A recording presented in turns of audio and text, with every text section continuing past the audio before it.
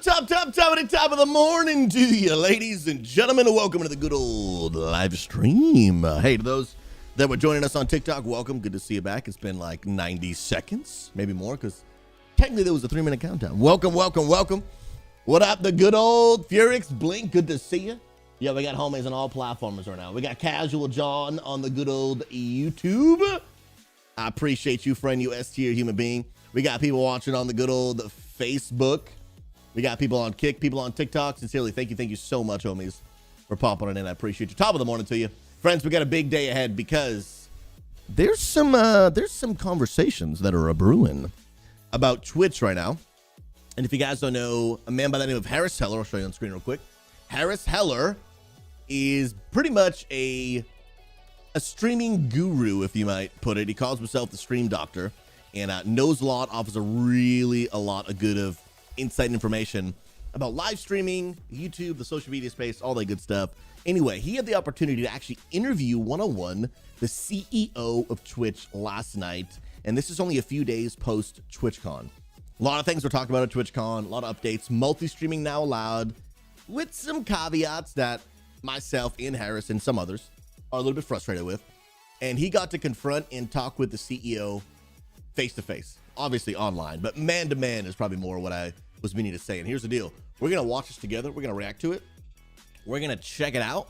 And we are going to see how do some of the changes happening to Twitch affect our community, affect this stream, and affect our experience. Stick around in a few minutes. We're going to dive on in. But I'm going to say some quick hellos. Welcome, the unseen. Good to see you. As well, what's up, buddy? How you doing, man? Does he stream in a hallway? That space looked huge. So he is very successful. And he built like $1 million, ultimate stream YouTube recording studio in the basement of his house. And so he has literally everything you could ever dream of to be able to make content in his basement. It's insane. I think his basement is like almost as big as his entire house. It's crazy. It's just absolutely insane. Herman, just so you know, I was looking at the tanks for next season, and Pallies, even with their annoying tier set, are still being selected for rating for their utility. Yeah, bro. And their tier set is continuously being tweaked, and so they actually just keep getting better and better. I do think that they're going to struggle in M+, because M+ has a lot of movement. Rating for takes has some movement, but not a ton. But everybody's moving a lot in Mythic+, especially with like Sanguine, Spiteful. So, but for the raid, dude, I think my Paladin's going to be solid. I'm still going to have the Warrior on backup, just in case, you know, maybe Spell Reflect is going to be really beneficial. You know, maybe I'll need a lot of movement for a certain fight. Maybe an additional rally could be a change for our team. So I'm still going to have that in my back pocket, but I'm glad to see that my Paladin can still kind of remain like the main person I focus on, because they're still going to be like super viable at high end. I'm still curious. I mean, anything can change between now and 10.2. The game is not finished, so everything could change. Sparkle Pony, top of the morning. Good to see you. Sparkle Pony, I just want to say you're a freaking legend, okay? Sparkle Pony makes a ton of really cool graphics for our events. And you know, I got the behind the scenes DMs, and I'll just say the current one you're working on now, girl, this girl is built different. Okay, Sparkle Pony. Oh, Luna, you scared the crap out of me. Did you just try to lick my coffee? You can't have caffeine, Luna. You can't have the caffeine. Mwah. Yes, I love you, guys. I don't know if I can have children, because I would be such a sucker. Like if I had a little girl, and she came up to me, she's like, "Daddy, will you give me all your money?" First, I'd tell her I don't have any, but then I would find a way to get some and give it to her. I'd find a way. Would absolutely find a stinking way. I would. My goodness gracious. Because I would, bro. She'd be daddy's little girl, dude. I'd be in trouble, bro. I'm just gonna keep it real. I'd be in some trouble, man. Friends, let me know how's your morning going. It's good to see you. Let's go. Yeah, Furix, if you get a chance, watch this guy's stream tour. Like his stream room tour. It'll blow your mind, dude. It'll blow your mind, dude. Keith, I like to put together a guild achievement run for mounts in new and old raids. Do me a favor, bro. Connect with Luna. Luna's not only our guild leader, but she also works very closely with our events team. And so if you got an idea on the mind, bro, connect with Luna. We'll see if we can make it happen, bro. See if we can make it happen, or even talk about you look at Luna. Oh, that's so good. Hey, you available tonight? We got an events team meeting. You want to be there? That's just absolutely amazing. Luna is, guys, I'm telling you, Luna's built different. Like, Luna's straight different. She don't mess around. You have an idea? We have a meeting tonight at 10. You want to be there? You say you want to have an event. Show me how badly you want to have an event. Bro, the level of respect that I have for this woman, through the roof. Through the roof. Respect it. Come on now. Susie, I need you to put in some work on your Wrath Lich King Pally. Come play some Gammas with us. Bro, I'm gonna keep it real, dude. I'm a once a week Wrath Lich King Andy, bro. I really am, my dude. I really am, my dude. It's just it's too much. There's too much to be done, bro. In retail, bro. It's too much, man. And we have events like 5 nights a week. You know, I honestly would love to, bro. I really would, but there's just too much. There's just too much WoW to be played, man. That's why I was very careful when we started the Wrath Lich King event, to be really intentional with our communication of what this new Wrath journey was and what it wasn't, right? Really just going to be a super casual, more so treated like an event. As of right now, I don't really have any plans to make Wrath like a game that I play frequently. Just doing the once a week raid, and then when we've kind of completed that, and I would like to complete it. I really would like to get to Lich King. I know that was the goal, and I really like to. I'm hoping we get a chance to do a raid this weekend. We've only got a few people signed up. We've got as of right now, we got 2 people signed up. So if you guys want to come raid Wrath Lich King, is that tomorrow? Yeah, tomorrow night. Please sign up. Asma, I know you're busy, right? And I'm hoping people will come out, man. I know a lot of people are really excited, and you know, we'll like I said, this whole Wrath journey is meant to literally be an experiment, and we're almost gonna let the community show us like really what like do they want Wrath or not, you know? And so we'll see how that plays out, man. But I would love it, and I would love to see Unity fully extend into Wrath. But I'll be honest, I'm only willing to start going into and like allocating the manpower and the time if there's like enough of a need, you know. If like a ton of people are like, dude, we want Wrath, we'll make it happen, I'll be an officer, I'll lead an event, you know, because it takes a lot of effort to do what we do in retail. And not that what we do in retail is perfect, we're always a work in progress, but I feel like we do things pretty decently well.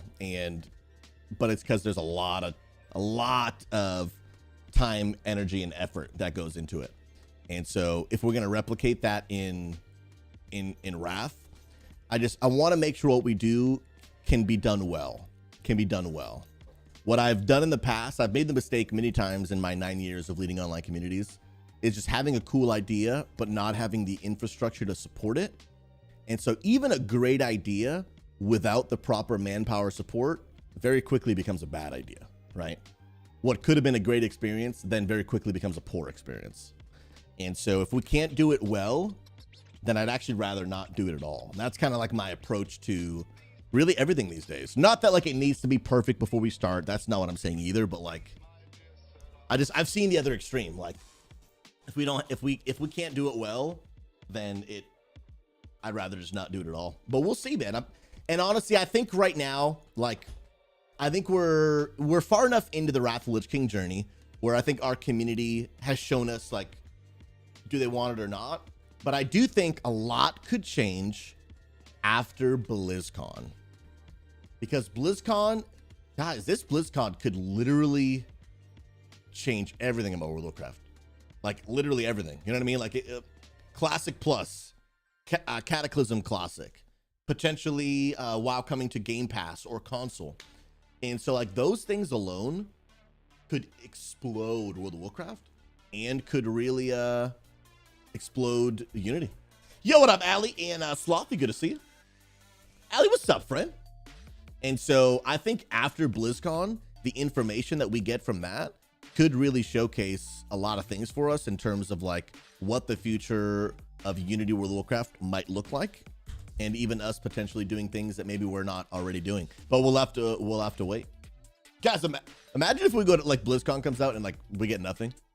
They're just like, yeah, we launched a new shirt. Slothy, we are on the server Illidan, but even if you're not on Illidan, you can still be a part of our Discord. Come connect, come play some games. We'd love to have you, man. Yo, Lit Slapping. Good to see you, man. How you doing, bro? Hope everyone's been doing well. Been MIA the past 2 weeks due to some medical issues. Man, time to ground some WoW. Get excited for BlizzCon watch party. We will be doing a BlizzCon watch party. We're just waiting for the information of like the exact times, which that is not public yet. So I can't schedule a watch party if I don't know when like the things that we want to watch are going to be happening. But as soon as that comes out, I will definitely let you guys know for sure. It's going to be happening on stream and in the Discord. And of course, we're going to be recording, doing some reaction videos, clips on TikTok. It's going to be a fun time. Absolutely. But let's stop, man. Hope you're feeling better, bro. You know, if it's a personal issue, you don't have to share too much detail, but are you feeling better? I hope you're feeling better, man. God bless you, bro. For real. Keith going to stream Tuesday on the 65-inch TV for the BlizzCon watch party. Let's go, dude. Let's get it. Paul Civil, wait, it's coming to console. So no guarantees, Paul, that it's coming to console, but Microsoft just bought Blizzard and Microsoft owns Xbox. So like there's just, right now it's all rumors and speculation. But a year ago, Blizzard hired, I forget the name of the job, but they hired someone that specialized in like controller configuration, like learning how to make a video game that currently isn't on controller. And so that was kind of like the first clue. And then Blizzard started getting conversations about being bought out by Microsoft. Then they actually got bought out by Microsoft. So there's a lot going on there. Oh, yo, Blackwood. Legend, my friend. Welcome home. I hope you know you loved and valued. Hey, my name is Susie. It is an honor and a privilege to be popping in. Let's go, man. Yo, Angry just got a Blackstone grill for 50% off from Lowe's outlet because the grease pan was dented. Bro, get a hammer, pop that thing back out, 50% off, baby. They just paid you a few $100 to take 5 seconds. Oh, I love it, dude. Love it. Asmo, this just in. I did Headless Horseman and got his mount on Wrath Lich King, bro. I think we need some GGs in the chat, dude. I think we need some GGs in the chat, bro. S tier. Hermit, I spent 3 hours yesterday going over logs with one of our raiders. We are getting experience down on Sunday. Bro, this Sunday, that boss will no longer exist. We're going to down that boss so hard, he's literally just going to disappear from the raid on all servers. Like for the rest of the tier, no one will be able to fight experiments because we literally deleted him from the game. Absolutely. Come on now. Let's go. Yo, Fluffy, good to see you, friend. Zenatonic, I'm debating on coming back to WoW. I've taken a break for the past few months due to work and surgery, but might be coming back. Also looking to get into New World. Dude, New World? Guys, I'm going to keep it real. New World is a phenomenal game. And now with the new expansion, I haven't actually tried the new expansion, but I already loved the game. But even the people that said New World was not a good game, now with the new expansion, even those people are like, okay, New World's sick now. So like, whether you liked the game before or not, like it's almost becoming a general consensus that New World is really good now. And I already thought it was really good. Now, we'll be honest, the launch of the game, trash. But they fixed so much over the past 2 years that the game it just became so good. And now it's just even better. There are mounts in the game. They are beginning to get into like raids in the game, new endgame dungeons, new weapon types. You can pretty much wear a weapon that basically makes you a paladin in New World. Bro, what I wouldn't do to be able to have a Unity New World, bro. I would love a Unity New World. Maybe one day. We'll see, man. But dude, I'm telling you, Zentaco, come back and play World of Warcraft, man. Absolutely. If you come back and play WoW, you'll have tons and tons of people to play with. I can't promise you'll have, solid community to play New World, There might be a few people in our community that play, but they don't not really, to be honest. As of right now, we are mostly focused on World of Warcraft. That is our goal. I would love to expand in the future, but it's just gonna take time. It's gonna take time. Absolutely gonna take time. Come on now. Let's go. Let's go. Let's go. Friends, I think it's time. I think it is time, man, that we jump on in to this video right here. Now, friends, if you don't know who this individual on screen is, this is a man by the name of Harris Heller. Harris Heller is basically a live streaming / YouTube guru. He calls himself the Stream Doctor, gives lots of insight, advice on live streaming. Now, he is doing an interview with the CEO of Twitch, post TwitchCon. A lot of things were announced at TwitchCon, especially about multi-streaming, and that obviously has a big effect on our community because we multi-stream. Now, if you look on his chat real quick, I know that my chat's kind of covering his, so I'll take mine off screen because I don't know if his is going to go off screen. But he is multi-streaming right now on Twitch and YouTube. I believe he was also on Kick. I have not seen this yet, but I believe he was interviewing the Twitch CEO also on Kick, which is kind of funny and ironic, and I respect it. But you can see DJ Clancy in the Twitch chat. That is the CEO of Twitch. And so we're going to watch this interview. We're going to react to it, see how it affects our community. And then after that, we're going to play some World of Warcraft, ladies and gentlemen. Let's dive right in. Come on now. Now, I'm not sure. All right. Dan the man is here. Okay. Seems like he's there. I'm going to turn off the music. All right. Since he's not going to take his chat off screen, or is he? For those of you wondering, that was Stream Beats, which is the number one copyright-free music for Oh, all of the music I play on stream, he made. Pretty legit. streamers. Streambeats.com. Go check it out. 15 different genres. All right. Oh, I hear you. I think he's there. Hold on. Ooh, but we don't. We have the same problem we had before. What? Oh, you put me live on I will say, I've been really enjoying the new Twitch CEO. I have really been enjoying it. screen yet? No. Ah, okay. Although, hold on. Let me pull it. I might go back to this scene so I can have. There we go. No, the chat's still We going to did it! overlap. All right, I'm going back to this one. Woohoo! Once you know how it works, it's pretty simple. Eh. It is. It's also much simpler All right, we're going now here. than it used to be. I will tell you, we were Harris and I were talking. I said when they first I'll built make it, myself a little they smaller. kind of built it as like a poor man. It's kind of quiet. Studio where they had backstage where you could check people before they came I hope he bumps on. them You up. could make sure their audio was good, as if you had a whole team doing it, which of course is what happens in professional broadcasting. Is you have a whole team Yeah, absolutely. like making sure everything's perfect before you hit the button. But of course, it's not what happened when you're live streaming, and so there was all this complexity because you just want to hit the button and bring people live.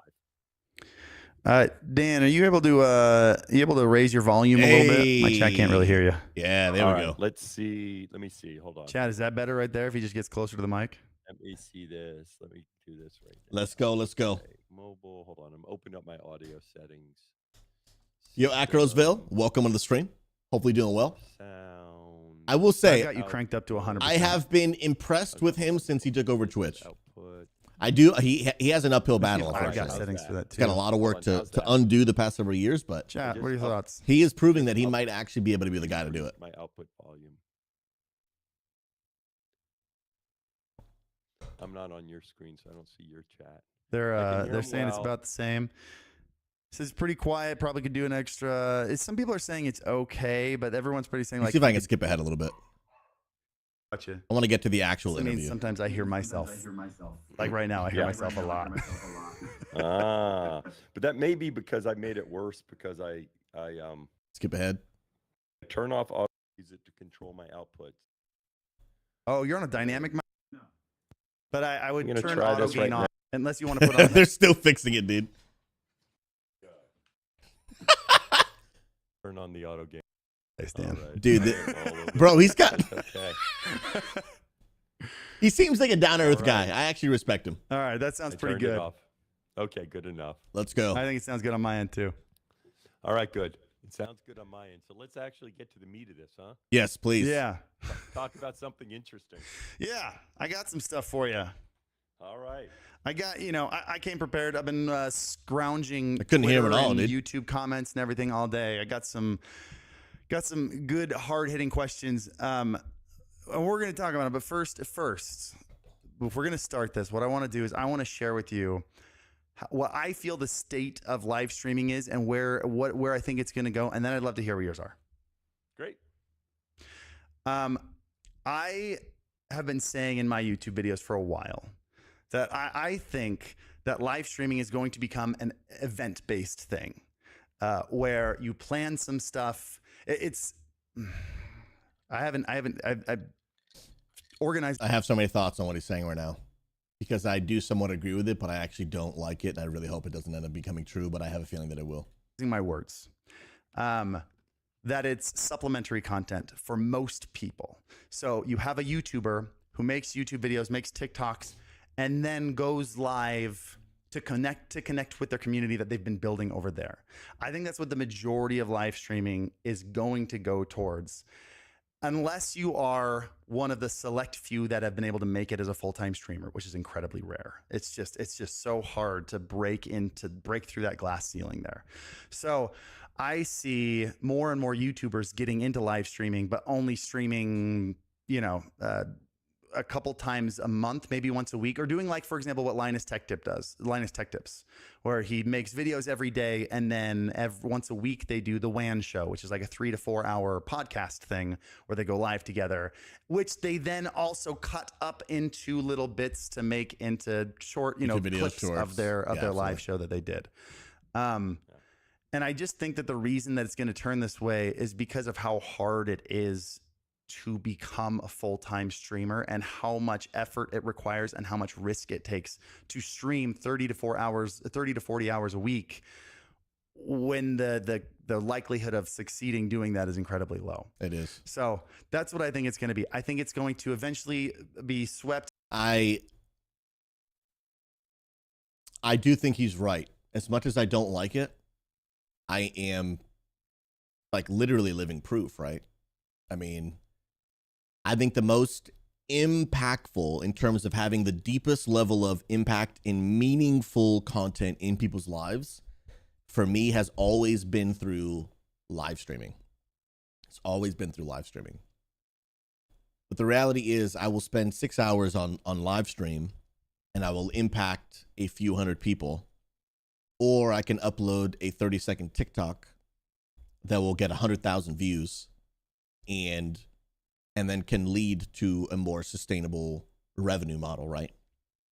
When I could put out that one TikTok, probably make more money than maybe I made an entire 6-hour live stream. The problem with that is there are a lot of people that I think like myself who they're not necessarily like, they don't want to be a content creator. They want to be a live streamer because they want to interact with live people in real time. Acros, appreciate that follow. You know what I mean? They want to interact with live people. And I have a feeling he's correct because I am living proof of how challenging it is to simply make it as a live streamer. But I just don't know if I like that. And I don't really know if I'm being honest, if I would even want that.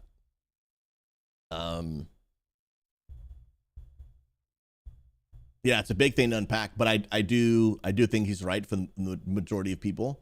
I do think that is the future of live streaming, where it's so difficult and rare to actually get into that most people can't actually pull it off, so that they will have to do something else, like being a YouTuber instead, or being a TikToker, and then just like live streaming like 2 hours one night a week or something as a way to connect with the people that follow them elsewhere. While I've done it the other way. I'm kind of a live streamer where you can also connect with me on my Twitter, on my TikTok, but like this is where I really focus my attention. And that's how it was for a long time. Like live streaming was the focus, but then now I do think it's beginning to shift, and I am still figuring out how I feel about it. Unless you're one of the top, the top echelon of streamers, it's going to become a supplementary form of content for standard content creators. All right. So I'm going to. Oh, he's so quiet. I think the answer we come up with it is going to be an agreement, but I'm going to say it differently. And the difference, I think, is very important, because the way you said going to become, it suggests that somehow what's already happening in live streaming, the people who are live streaming regularly will not do it as much because they're going to start doing more YouTube video. Do you want me to pause?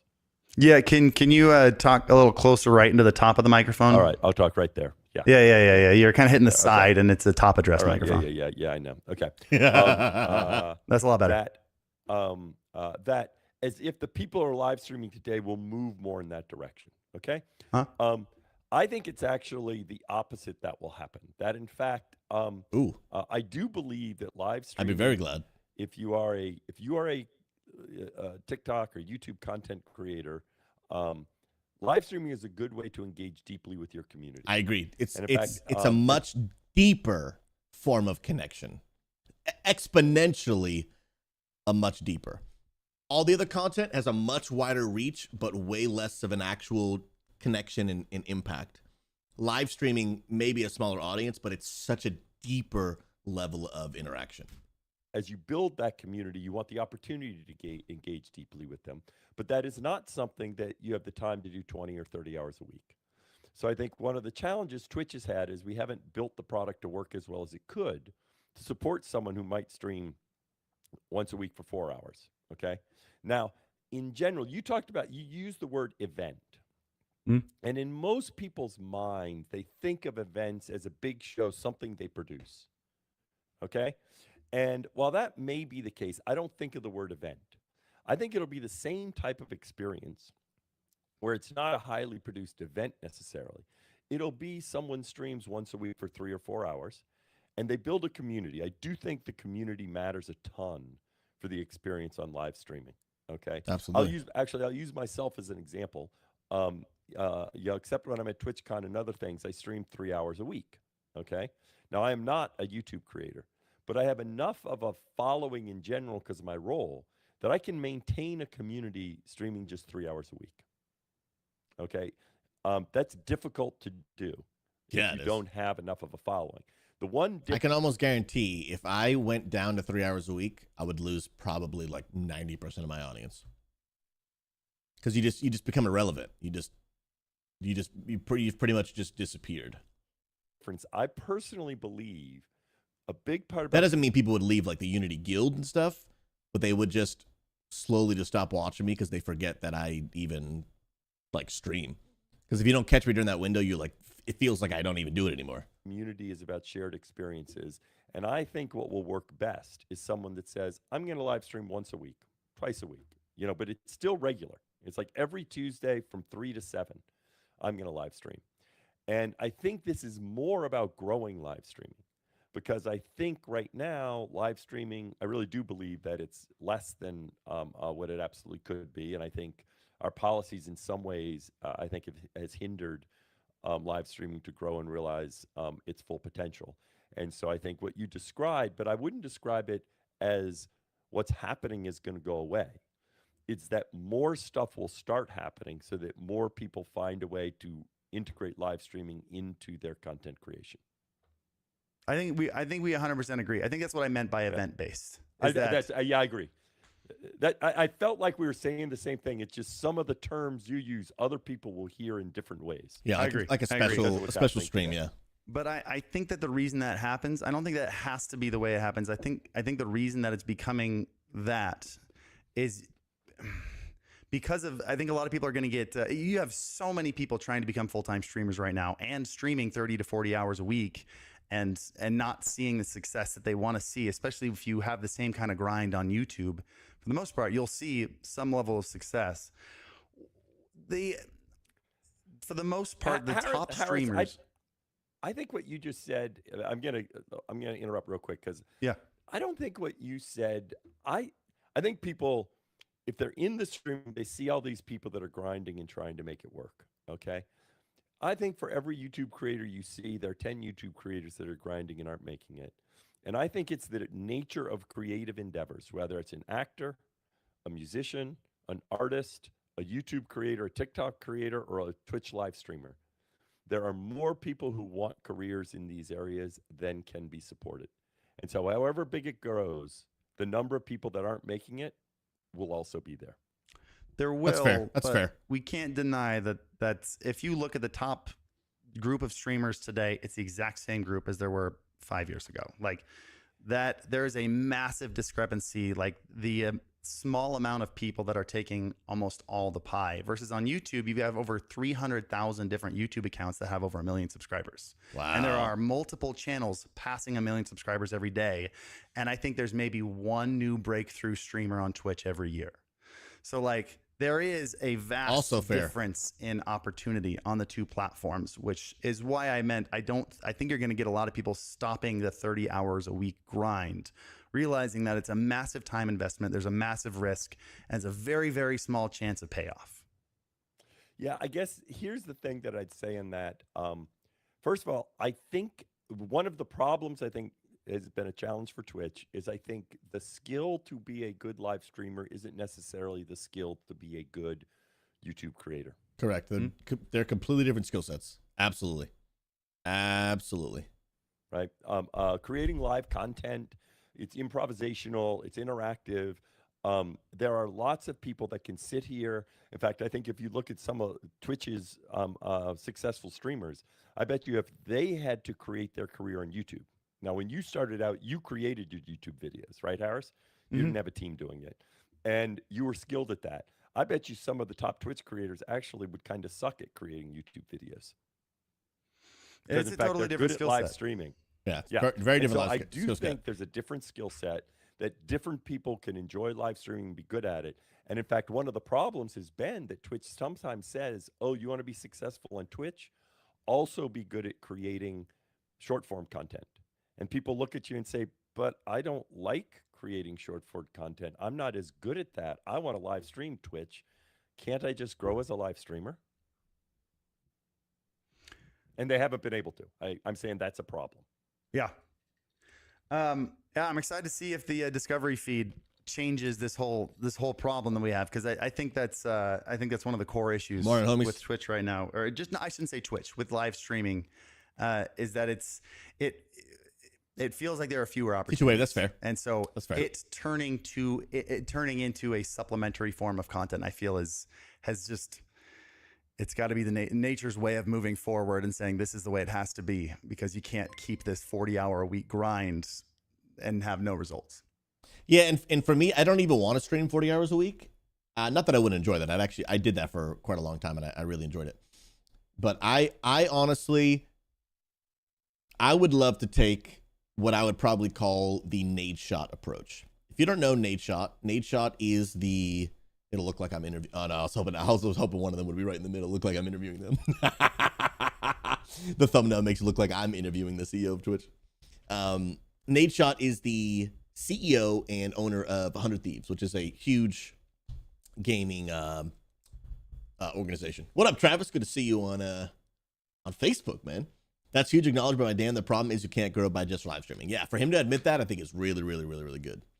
But Nade Shot is someone that I have admired because he started off as a content creator, grew a large following, and then he launched a full-blown organization.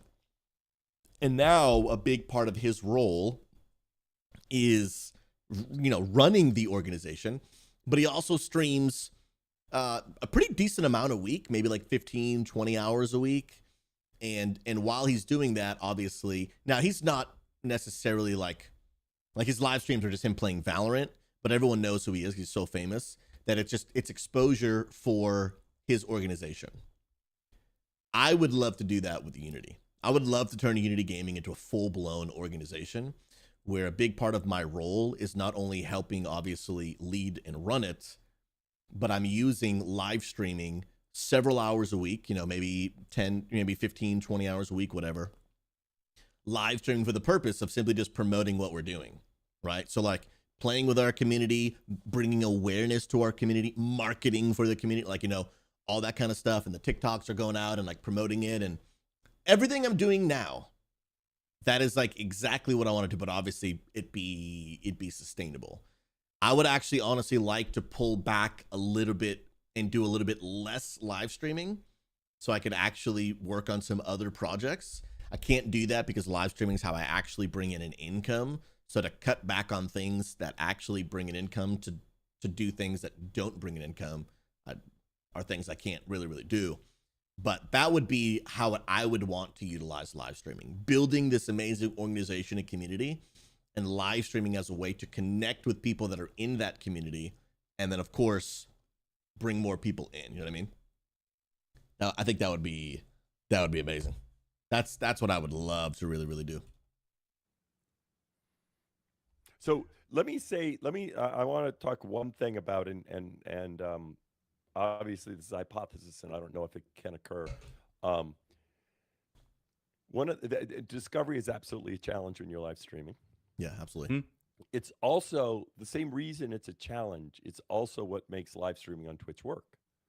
Because when you come to Twitch, anyone who uses Twitch a lot knows they spend all their time on the channel page. I had a room of streamers, and I said, how many of you spend a meaningful amount on our discovery pages? And 3 of the 300 people raised their hands. Okay? I don't, yeah. And the reason Twitch works for community is we drive people to your channel page and people stay. I think finding a streamer you like is kind of like finding a friend. It takes time. And I don't know if did I tell you this when we chatted over? Yeah, we talked about this a little bit at In and Out. Okay, well, I'll share it. It takes time. And suppose you have 2 friends and you say, hey, you two, you should get together. You two will really like each other. And you encourage them to call each other. Usually they won't call each other. It's true. Now, suppose you get together at a bar, but as soon as they show up, you take off. It's good, but that's called a raid. Okay. But I think for discovery to work more and more, it's going to be about collaborations. It's about greatly increasing streamer to streamer interaction on the channel page. I'm excited to see the stream together thing. That's fair. And that's one thing I'll admit that I've done poorly over the years is streamer collaboration. At one point, I'll be honest, I think I let discouragement get the best of me. There was one point where I wanted to interact with certain people, but there was a point where, because I'm a Christian, there was just a lot of people who just did not want to be associated with me. Because it's for them like, hey man, you're a follower of Jesus, and I'm not trying to like promote that, which totally respect.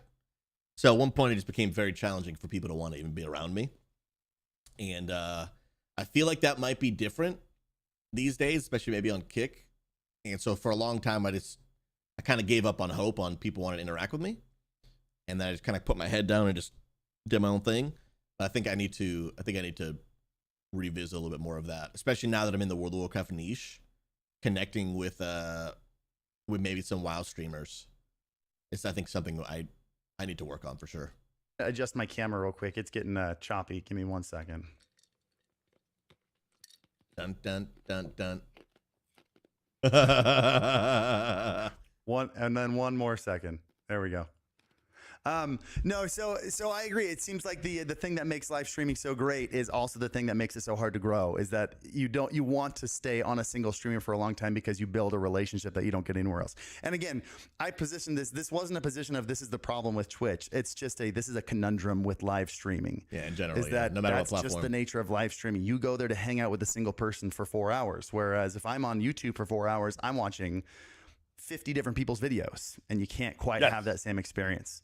So yeah, it will be interesting to see how streaming together as well as the discovery feed has an impact on that. But I think you're totally right. I think we're on the same page here. So we'll jump straight to the next question. There's something that we haven't gotten a straight answer for. And I just want to hear directly from Twitch's mouth why it is. What is the official reason why Twitch streamers can't get a 70-30 split? Oh, I'm not going to have you for whatever your answer is. I just want to know what the official answer is. I think I have. I think I have answered it, as you say, official answer. I'm very curious. Running live streaming as your sole and primary business. It's a challenging business, right? We make our money when you make money. Obviously, the cost of streaming is significant, especially not just for big streamers. We have, 7 million people that stream every month, and we have 1 million affiliates. So that means 6 million people are not even making money in streaming on Twitch. Dang. And so right now, in terms of making this a sustainable business, the numbers don't work to give everyone 70/30.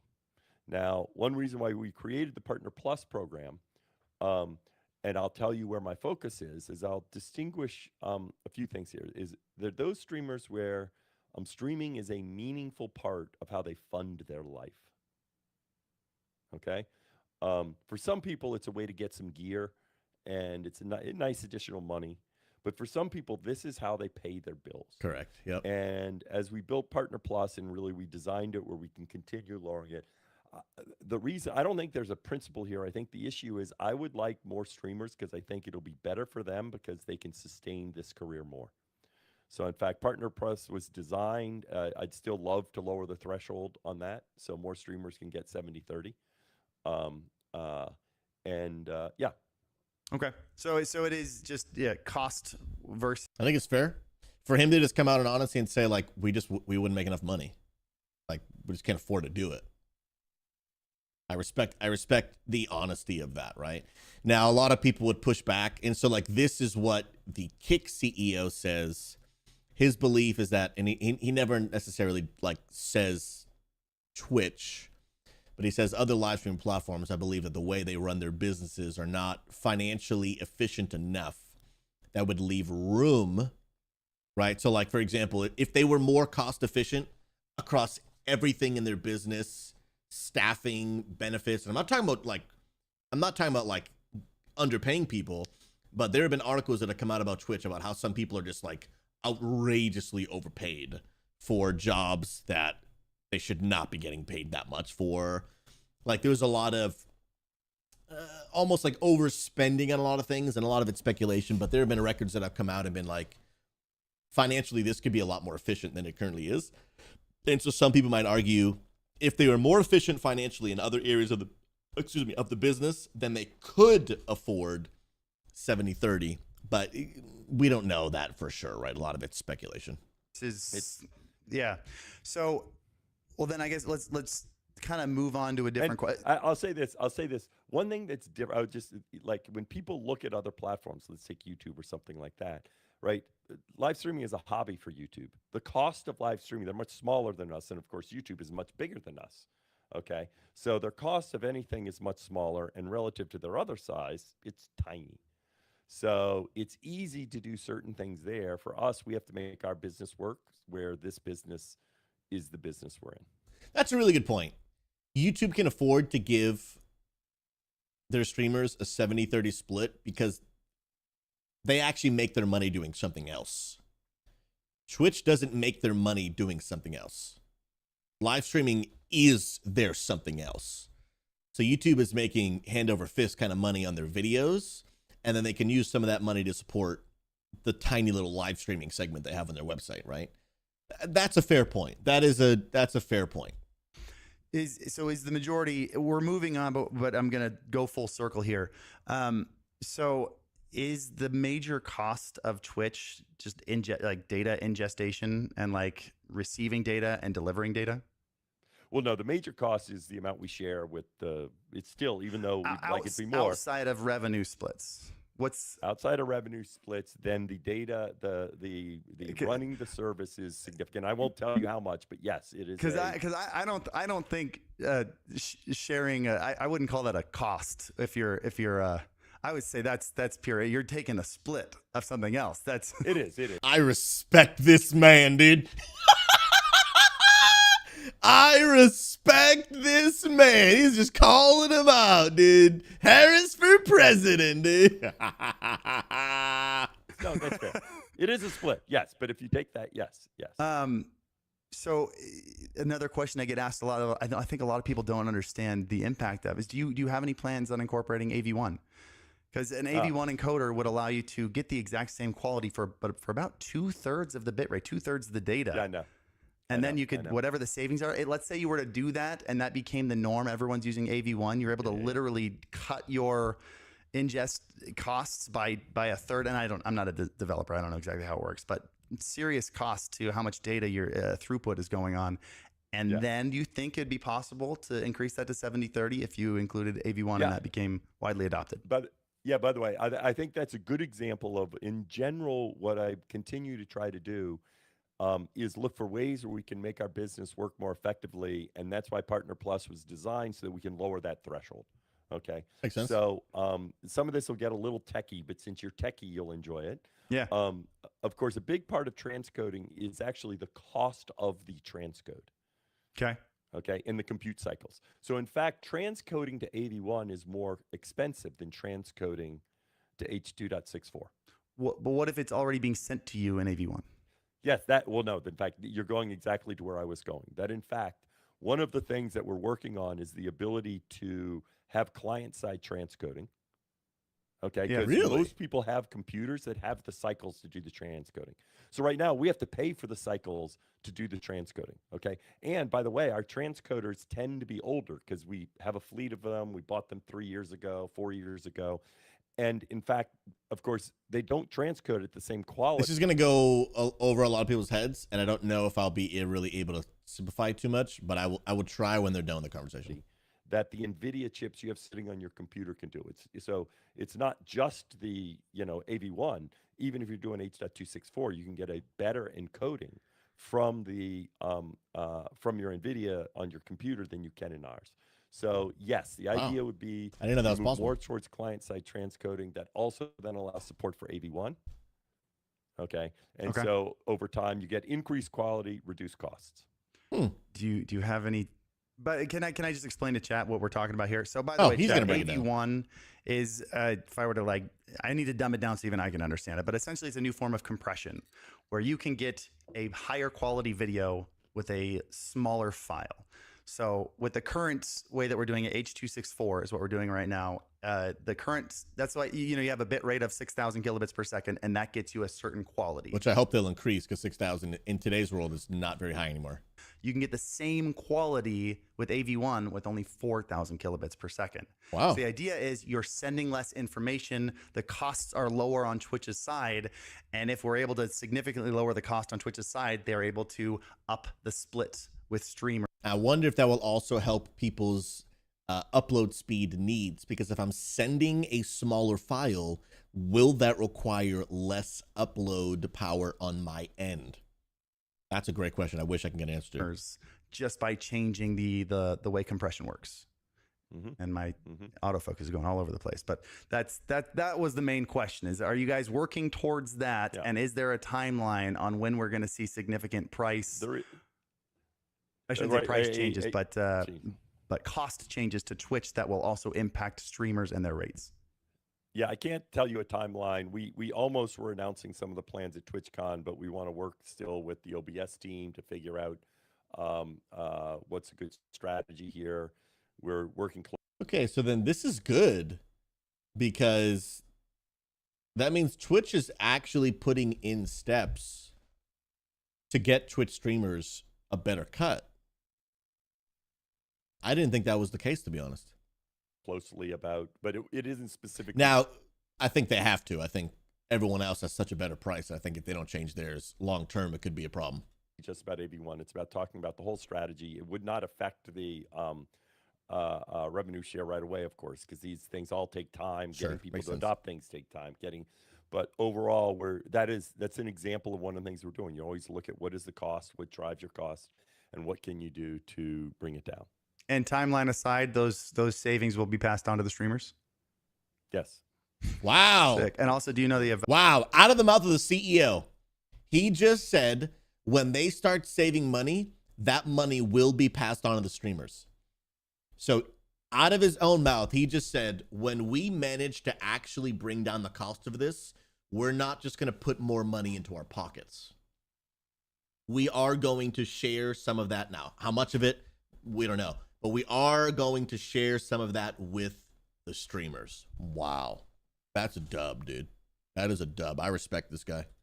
Velcro on your head? Is that? I want to hear it again. Yes. And timeline aside, those savings will be passed on to the streamers. Yes. Wow, we heard it here first. Sick. And also, do you know that you have Velcro? Twitch is now letting us know officially that when they cut down the cost of their live streaming services, Twitch streamers will be getting a bigger cut out of the mouth of the CEO himself. Let's go, baby. Crow on your head? Is that My goodness. Ah. okay? I wasn't sure if that was. I was intentional. wondering when he was going to notice that, dude. No. Yeah. Just being relatable, you know. Yeah. Kind of quirky. Yeah. It was. I thought it was great. I almost didn't want to tell you. All right. So next one. We're streaming on Kick right now. We are. Is this your first stream on Kick? Where I am live, I was told Aiden was simulcasting my stream last night.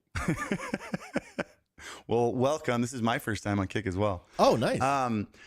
There are some new rules that people are unsure of, and I'm kind of calling myself out with this one. But there was an asterisk with this announcement that was announced later, and it's the lack of combined chat. I'm very, very curious. And there are two reasons that people are assuming you're doing it, and we don't know which one it is. But I have a feeling I know which one you're gonna say it is. Actually, I have two reasons why it is. Why don't you go ahead? Why don't I I'll describe the two reasons, and so maybe they're both of them. Okay, so one reason is very curious. one of the things that we think is really critical on Twitch is the community. We think that's the foundation of Twitch. I will tell you one reason why there's always apprehension about simulcasting was this idea that it fractures the Twitch community. And a big part of community is recognizing people, having identity, seeing the name, seeing them on other channels. Yep. And one of the things that's nice about Twitch is people stay on a channel. So in contrast, if you look at TikTok or YouTube, there are these massive funnels, but people just fly by, right? There's always something going on, but you don't see the same name. I talked with actually a bunch of the Twitch streamers that are now on YouTube, and they all agreed community is different on YouTube. That's because you don't see the same people. You don't have that sense of shared experience. And we think it would hurt the Twitch experience if you combine chat, because part of the whole point of Twitch is the Twitch community. Okay? So that's point one. I'll let him finish. And so in general, and that also goes to alerts and other things. The idea is the Twitch community is the Twitch community. We don't mind you simulcasting, but we want the Twitch community to be the Twitch community. Now, the other reason is if we did have you combine chat, you are now responsible for whatever is said on the chat on those other streams. Because if somebody comes in and says something against our community guidelines, we don't know if this person is suspended, if this person is banned, if something's happening to this person. We have no information about that at all. Okay? So we would have to treat it as if you said those words, because we say, oh, well, that's your responsibility. The reality is people would do it, and then people would go into their chat on other platforms, and they would say stuff to get them banned from Twitch. That's a cop-out, dude. Because they would think, isn't this cute? It's not a And then the person would look at us and say, well, wait, but I didn't do it. And we'll say, yeah, but blah, blah, blah. And we told you. And they said, yeah. And we would have let them do that. Okay. And I guarantee you it would happen. I guarantee you people would go around to get people suspended on Twitch. I absolutely agree that some people would try to do that. That's why you give us a caution. You will be held responsible for what other people say on your screen. We're just not allowing you to do it. Do it at your own risk. So it's understandable, but it is not. Wasn't that already against the rules? Of using combined chat? No, if you don't moderate like hateful speech and stuff in your own channel, isn't that already a bannable offense? No, but we know whether or not you're moderating in our chat. We don't know what you're doing in the chat on the other. Like the stuff may appear in our chat. In other words, it's not like just one time you're gone, because sometimes things slip through, right? In other words, you need to be but it's not like, oh, you missed one, sorry, you're banned. No, we take into account if you're actively moderating, if somebody says something and then you ban them, right? Then you're moderating your chat so they can't keep doing it. We know that you banned them. We know that you didn't keep letting them do it. Okay. So then we don't take action against you because you are moderating your chat. We have no idea what you're doing on other platforms. All right. I get it's a gray area there. It just feels like if someone were to come in from Kick or YouTube and were to say something that shows up on stream and you didn't take any action about, you didn't turn off the chat or make any changes to get rid of the overlay or whatever, it feels like that's already a bannable offense, and this isn't actually changing anything if that was the reason, and you didn't have to add a new rule. No, I'm saying no. It would be I'm saying it would be a bannable offense, and what would happen is people that put the combined chat would regularly be getting banned because it would happen all the time. Yeah, so just tell us, put it up there at your own caution. And then make sure that the reality is, the reason this is such a cop-out is there are so many moderation tools today. Like, guys, if I wanted to, I can make it impossible for you to say anything. I could, with the press of a few buttons, give you the worst chatting experience ever. I could make you feel like you are in a prison, and I can't say anything, and he knows that, you know what I mean? So I don't. People would go in just, and you don't, I don't buy it, dude. You don't want that Twitter that shows everyone getting banned. You don't want that to go crazy and have too many people yelling at you. Especially given that I could have predicted it, because if I could have said, "I'm telling you what's going to happen," okay, it's going to become a thing to do. Okay, and I won't say who's doing it, but people will do it to get people banned from Twitch because they know other platforms. It's 100% going to happen. Everybody knows that. Everybody knows you get banned if you get banned from a platform, you're going to go to another one and start dropping racial slurs, and because it's showing up on stream anyway. Of course, that's going to happen. But I can make it so that people can't type racial slurs on every platform. Like, the things that can get me banned, I can prevent you from saying them in the first place with the press of a few buttons. So I just don't. I don't get it. I really don't. I just don't understand it. I really don't. I don't understand it. I can stop you from saying things that I don't want you to say. I'm not tracking the logic.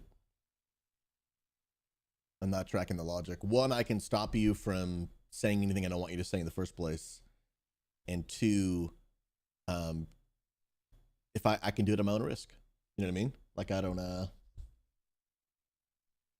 I get that they can't see the logs, but I don't fully grasp it. It seems like this new rule isn't to actually change to make it easier to ban people. It's just to stop so you don't have to ban 100 people a day for the same thing. That's all it is. No, yes, but banning 100 people a day would like a lot of work. In general, let me be clear. We don't like banning people. Now, people may not believe that. People might think that there are people sitting in a room going, "Oh, I got one. Okay, that's not what happens. I think this needed to be. Yeah, right now, Harris is breaking the rule while being interviewed by the CEO of Twitch. Shared more clearly. Yeah. Well, by the way, I don't know if you know this, but I talked about this last night. I also talked about it where people asked me during the conference.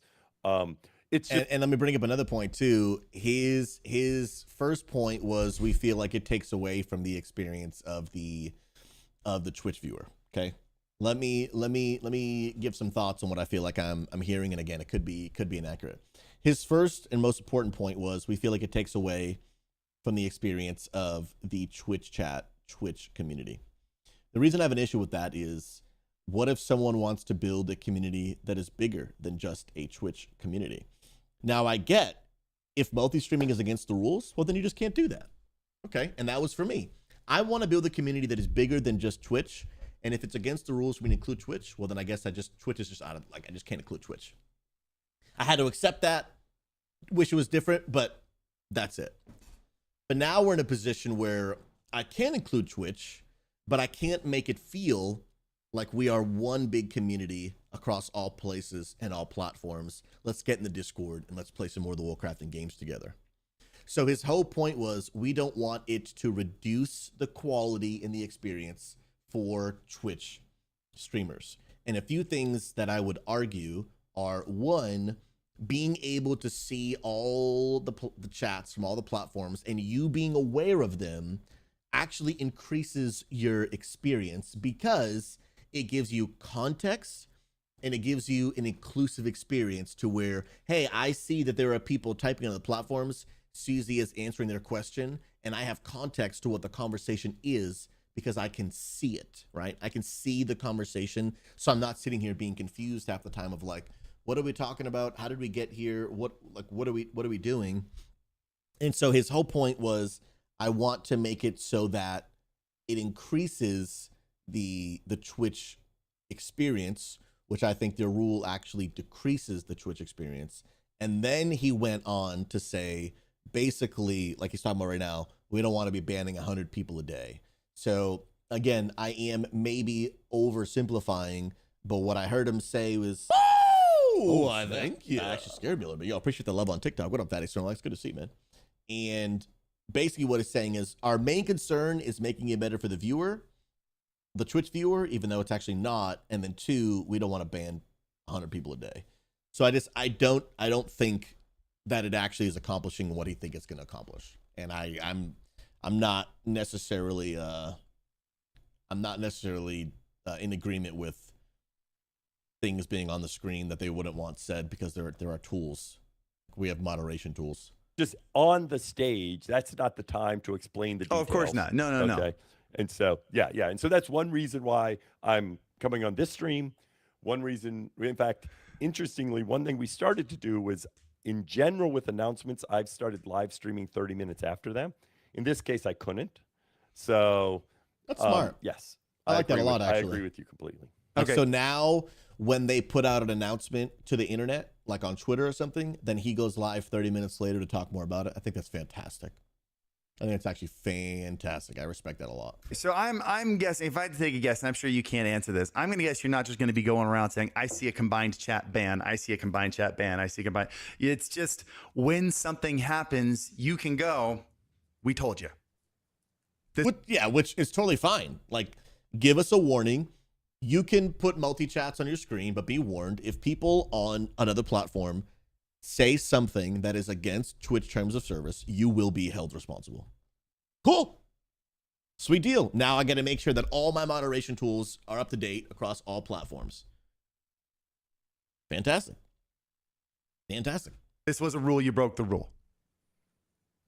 And that way they can't go, well, I tried to moderate my kick chat, but you couldn't see what I did to moderate. And there's no back and forth anymore. It's just, this is not only to stop a lot of bans from happening, but then to also make it easier and a legitimate reason to ban them when they blatantly ignore it. It's much clearer. It's much clearer, much easier. All right. I can get behind that. That makes more. It's much easier anymore. It's just, well, I tried to moderate. With you completely. Okay, so I'm guessing, if I had to take a guess, I'm sure you can't answer this. I'm going to guess you're not just going to be going around saying, I see a combined chat ban, I see a combined chat ban, I see a combined. It's just when something happens, you can go. So he's saying, so you're not going to go around, so your Twitch staff is not going to go around looking for people to ban them simply for putting the chat on screen. I mean, he has it up there right now, right? We told you. This was a rule, you broke the rule. And that way they can't go, well, I tried. Look at his face, because he knows why he's asking this question. He knows he's asking this question because, so you're saying that I can do this and you're not going to come around and try to find me and ban me, but as long as I don't do something that's actually bad, like, I'll be good. And he knows exactly why he's asking that question, and you can see his to moderate my kick. But I understand, like, he's putting him in a tough spot. Harris is putting him in a tough spot, and I would feel probably the same way that the CEO is feeling right now. I can't blame him. Chat, but you couldn't see what I did to moderate, and there's no back and forth anymore. It's just, this is not only to stop a lot of bans from happening, but then to also make it easier and a legitimate reason to ban them when they blatantly ignore it. It's much clearer. It's much clearer, much easier. All right, I can get behind that. That makes more sense than the first answer you gave. That was like the total PR answer, but I appreciate the second answer. I love this man, dude. Harris Heller is actually the GOAT, dude. He is the GOAT, bro. I need capital GOATs in the chat right now from every person across every platform. Put it in, dude, the bush comments, bro. I need to hear it one more time, dude. Sense. Then the first answer you gave, that was like the total PR answer, but I appreciate the second answer. Actually, the first one was not the total PR So answer. good, I dude. really do believe It was the nice answer. But I do believe, I will say this, in general, whenever What a somebody guy, gives me dude. 2 reasons, I say to them, well, bullshit. If one reason isn't enough, I always look for the one reason, because usually they give you 2 reasons because they don't think one is good enough. Dude. Okay. In this case, I used 2 because I actually believe in both. And, you know, with both of them was the thing that got me to say, yeah, we just need to do this. I mean, you know. Okay. So. Hey, I honestly think it's. But I disagree with their reasoning, but I respect them that like they have a stance, right? Like, here is why we've done this. This is why it's a rule. And then obviously it's up to us if I don't have to agree with it, but it's good to be able to hear like we have a reason behind this rule. It's not just some stupid, because you know what was horrible when you tell someone like, hey, why can't I do this? Because I said so, right? That, like, that's always horrible. But at least when they can say we have a reason, I can respect that. I can respect it. I don't have to agree with it, but I can respect that you have at least thought this through and there is actually a legitimate reason that you have decided why this is a rule. I'm interested to see how it goes. You'll enjoy this. You'll enjoy this. I was talking to Ludwig at the what's it called, the Dolce Gabbana, that thing. I was talking to Ludwig, and he asked me about this, and I explained this to him, and Ludwig looked at me and he says, "Huh, that makes sense. Maybe you guys actually know what you're doing." he at first thought he was like, "Oh, I don't know why you're doing this," and he's like, "Oh, okay, I guess that makes a little bit of sense there." Can I tell you? I'm interested. It's interesting that Ludwig actually agreed. I wouldn't think he would, but yeah, it was different. I know that conversation didn't happen. Why? Because I couldn't hear someone 2 inches from my ear at that party. That was my hell, by the way. Wait, did he just? Well, I need to go back and listen to that again. Did he just? Can I tell you why I know that conversation didn't happen? Why? Because I couldn't hear someone 2 inches from my ear at that party. That was my hell, by the way. Is he joking? Or is he straight up just calling him a liar? He's got to be joking. He's got to be joking. That was not. I was in there for 10 minutes and I peaced out. Well, were you? Yeah, were I think it's a joke. Were you in the upper area or not? There was an upper area. Oh, you probably could have gotten in. Wasn't cool enough to get in the upper area. Yeah, I will say I took a picture at the beginning and I posted it on my Instagram where I said, "Tell me this doesn't scream Dan Clancy," because I so did not fit in there, but I did have a lot of fun. But it's like the first time I've been at a place like that literally in 20 years.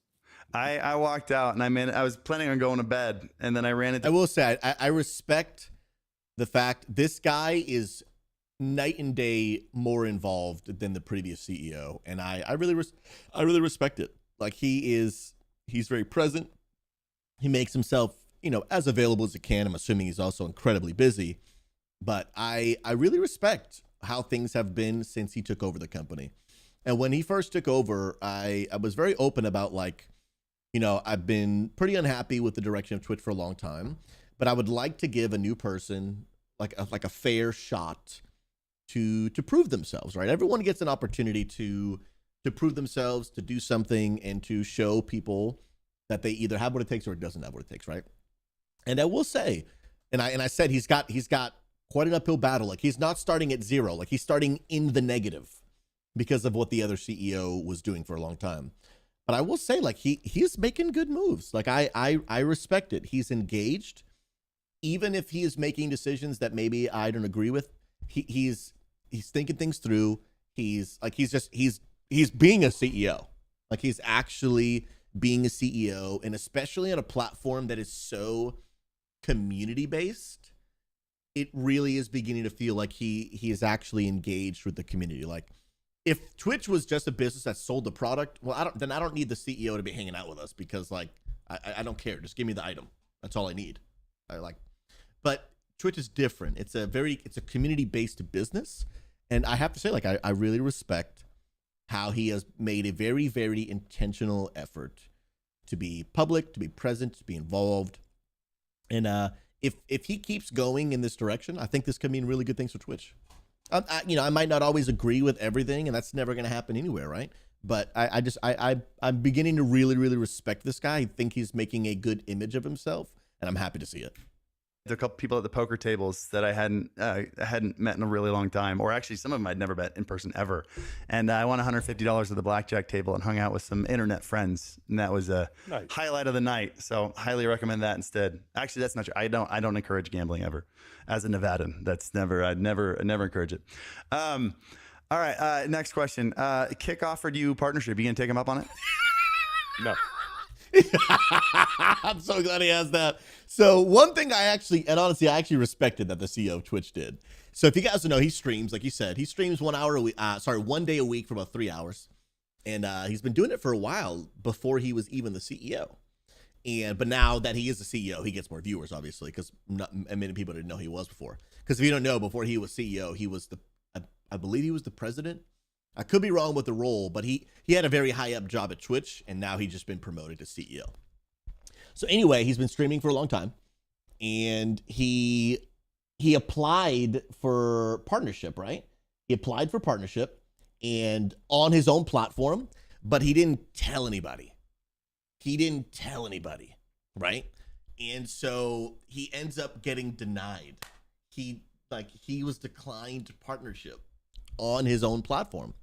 And so he puts out a tweet saying, like, guys, if you've been denied by partnership, don't be discouraged. Like, even I got denied, right? And and so then Kick retweets that message, be like, hey, if you come to Kick, we'll give you partnership. It's just so good, dude. It's just so good. You know, it's a little check mark next to your name. It's just so good. No, I don't need my check mark next to my name. So good. I think what you do is you get the check mark and then you break the rules and you get banned. And so Dexerto writes an article on how the CEO of Twitch got banned off of Kick. Oh, free exposure. The problem is I'd have to do a hell of a lot of bad shit for that to happen. So, Yeah, they don't ban anyone over there. That takes a lot of work. I don't have the time to do that, Harris. Okay, I have a day job. I believe in you. Job. You seem like someone who doesn't shirk from a challenge. All right. So I got one more question. Let me make sure I word this properly. Because this one, someone asked me this on Twitter, and if it's not worded properly, it could hurt some feelings. So what? My feelings don't get hurt easily. Not yours. Okay. So the question was, what do you think is the biggest missing skill among streamers? And that's not how I want to ask it.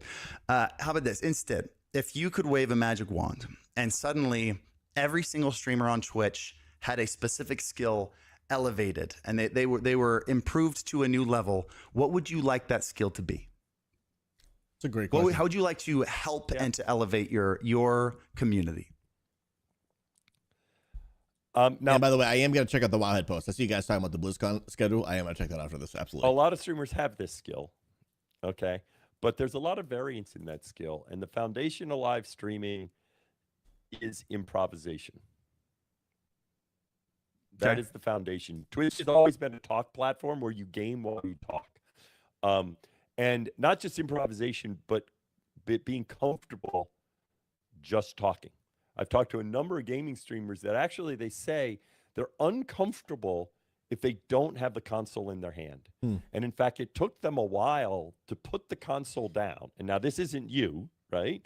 But it took them a while to put the console down and feel like they could engage with their community and handle the fact that they're just sitting there exposed, right? And so I think you still have a ton. The interesting thing, and the thing that is so incredible at Twitch is there are a lot of folks that they weren't like outgoing and outspoken and all that earlier in their life, but then they make their career talking on Twitch. Okay. And a lot of that comes because they start from gaming. And part of it is being comfortable just because the community is there. Of course, their skill gaming is important. It's valuable. The reason they take money out of their pockets is not because of how fast their thumbs move. The reason they take money out of their pockets is that they connect with them as individuals. They care about them. That's what builds community. And that's why people often make more money when they're just chatting, is because it gets that connection with the audience. So feeling comfortable looking at your community and talking to them. I think that's it's really cool to hear him. Now, let me rephrase, actually. I think a lot of people would have a different answer on what that one skill would be. But I really enjoyed his answer because as a live streamer myself, I relate a lot to that answer. I relate a lot to that. I don't know if maybe I would have the same answer, but I relate a lot to it. And what that conversation just showed to everyone is that even if maybe you had a different answer, because a lot of people would, that answer was so well put and so well thought out. He actually understands live streaming. And when you get to hear from the CEO, he actually understands what this business actually entails, inspires a lot of hope. Like, I'll be honest, for me, one of the reasons I believed so much in Kick is when listening to the CEO, I could very quickly tell this guy actually gets it.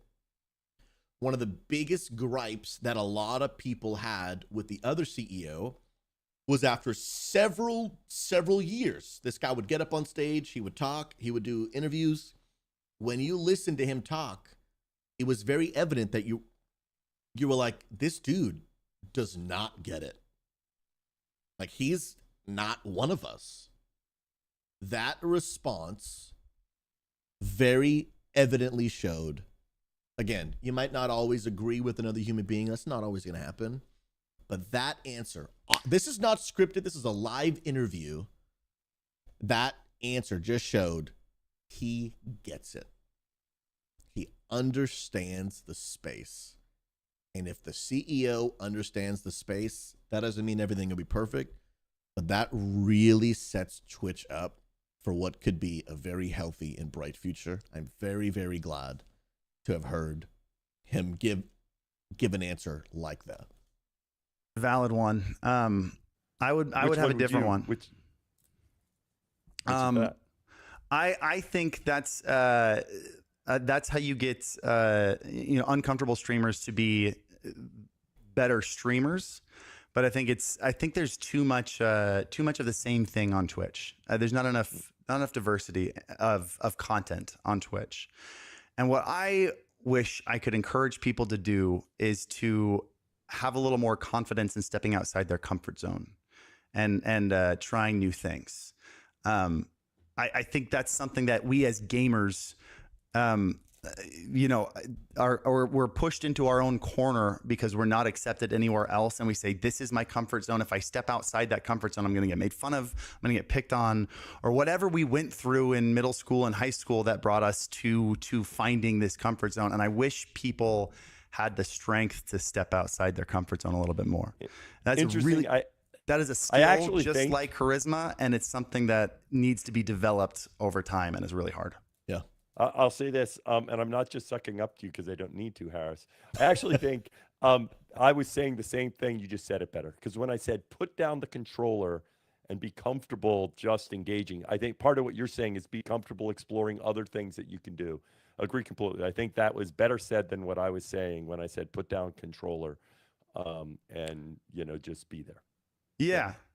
No, I think there's overlap between those two things for sure. Yeah. Well, then I got one more for you. I want to know what your stream setup is right now. Can you share with me your gear? What's the Dan Clancy stream setup? I've got an Elgato face cam.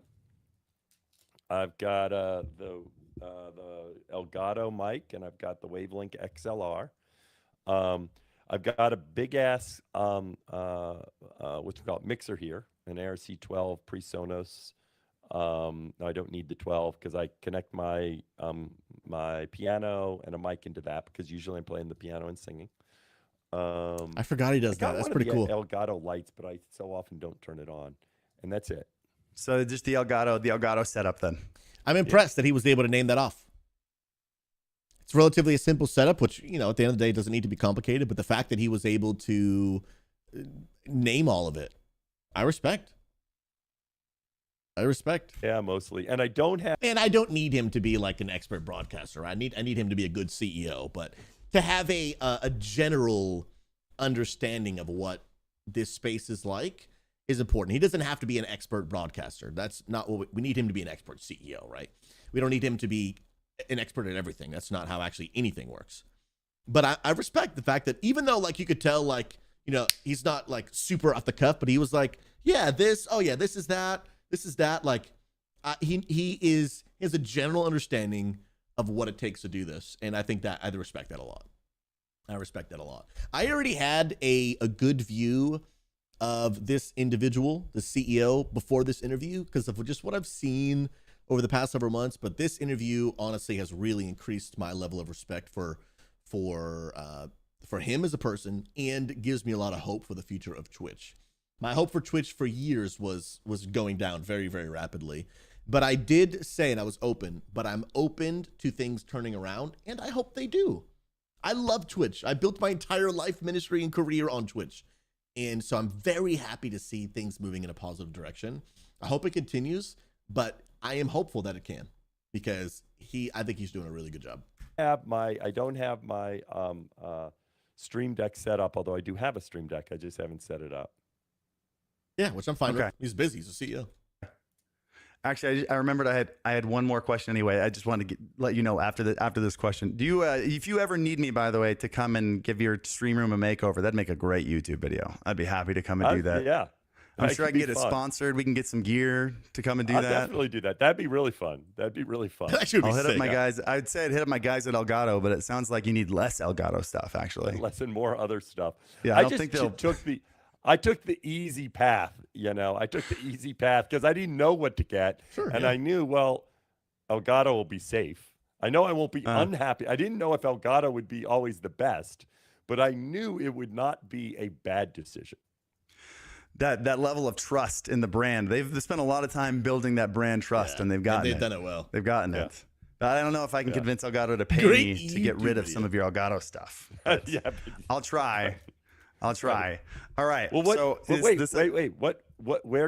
What should I have that I don't have?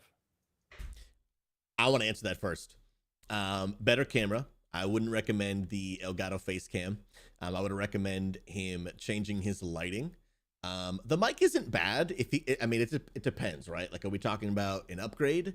I would definitely go. He already is using a dynamic microphone, and even though it's USB microphones have come a long way. I believe even Harris Heller right now is actually talking into a USB microphone. That microphone he's using is not the same microphone I'm using. He has a much more budget-friendly USB version, and honestly, they sound almost identical. It's a fantastic mic. I forget the name of it. But yeah, I definitely would upgrade his camera. I would work on his lighting. You can tell his face is very washed out, not using proper lighting. But I'm very curious to see what he'll say. Elgato is a company, pal, that makes a bunch of streamer equipment. I feel like as a CEO, I feel like you could probably afford like a real camera. Yeah, okay. I actually do have a. You look like a ghost. To set it up. Yeah, that's what I meant. His face is very over. He's very over, like he's whitewashed. Lot of light on him. Yeah, I know, but that's part of the lighting in this room. I think it's a part of your exposure settings. Yeah. He's way overexposed. The lighting is any better. But yes, I actually, from my recent, when I was in the van, I got not the Sony Alpha, but I got a Sony one that I've been thinking of setting up. But I had a better setup when, I don't know if you know this, but I traveled around the Southeast in a van, and I think I had a better setup on that than I did here. Because I was using, I forget which Sony cam it was. It's like 1200 or 1300. It's not one of the alphas, but yeah, it's not an A. Well, is it? I mean, what, the ZV-E10 or something? One of the ZV ones? That sounds right. Yeah. Okay. Yeah. Those are good cameras. We brought a ZV-E10 to the space. Yeah, and I just haven't set it up here since I've been home because all that takes time. All right. This last question actually starts with a story that I'm allowed to tell because he's not a politician anymore. But my dad was a politician, and when he was elected to U.S. Congress, he was super excited. There are 435 members of U.S. I did not know his dad was on Congress. Dang. Congress, And I remember him telling me maybe around the time of his second election that he thought he was going in there to be around 434 of the brightest minds in our country, and how much of a wake-up call it was of how hard this job was going to be. I'm not asking you to tell me which Twitch employees make your job really hard, but to sidestep that, what I'd like to know is, when you stepped into the role of CEO, was it harder than you expected it to be? Was there a wake-up call of like, oh, I have to fix way more than I thought I'd have to fix? That's a really tough answer for him to. That's a tough question for him to answer without coming off disrespectful in any way, shape, or form, because this is why this put him in a really tough spot. He wants to share a level of honesty to earn the trust of the audience, but he has to refrain from a certain level of honesty to maintain the trust of his staff. That's a really tough question. That is a really tough question. And I will be honest, if he gives a completely PR answer, I would not blame him. That is a tough question to navigate. It's probably fair to say that there were, because I was already here, right? But there were aspects of the problem that as I went to, fixing, I realized it was deeper than I thought. Right. And one thing Can you tell me one? is, yeah, I'll pick that. Wow, I'm very curious. I'll use one example. Because culture in an organization stays with the organization. You And it is literally everything. Culture is everything. often think that, you just say this and things change, but it actually takes time to change, right? Absolutely. So one is, I think about, 5 years ago, we adjusted our approach to how we did communications and comms, and took what I call is a fairly standard communications approach that pretty much any big company uses. And in that model, you're very risk averse in terms of when you say things, because you might always say something wrong and someone's going to twist it and someone is going to, so you want to control what you say. You write everything out, you review it 3 times, then you put it out there, right? You control who's speaking for you. And that makes a lot of sense for an Amazon, because if people like or dislike Jeff Bezos, there's no upside for people liking Jeff Bezos. Yeah, kind of what I talked about earlier about how, like, the CEO of a normal business that just sells a product, we don't need the CEO to be involved in community. Like, I don't need to like you to like your coffee. You know what I mean? Very different for him, though, because it's a community-based business. He shops at Amazon because they think Bezos is a good guy. Yeah. Okay. That's never one crossed my mind ever. They do it because it's cheaper and you get your shit in the next day. We're about to have a new CEO of Twitch pretty soon here. Oh, I realized. Yeah, I didn't realize he's talking about his boss. That's funny, actually. Fun. I want to see where this is going. Well, Bezos isn't the CEO of Amazon anymore. No. But with Twitch, I think it's very different. That, in fact, the customer of Twitch are the streamers in the community. And so I think we've gotten way too removed from the community, way too controlled. We would launch something, we would hone our blog post, and then we wouldn't say shit for 2 months. And everyone else would come on and talk about stuff. So when I became CEO, I said, I'm gonna live stream. And like, oh, really? You mean we're going to talk to the community? I respect that a lot. Are you sure about that, Dan? I said, yeah, no, it'll be okay. I'll play the piano and sing. And then I said, I'm going to start going on people streams. Okay. And initially they said, okay, that sounds good, but why don't you just let us coordinate it? So if you want to go on anyone's streams, put them in touch with us. We'll schedule it. We'll see what they want to talk about, and then we'll do it. I was like, no. I said, I'm just going to go on their streams. I said, if they're a news commentator, like if that's their job as in the stream is really to talk about streaming, I said, I'll let you, but otherwise I'm just going on their streams. I will tell you when I do it. Okay.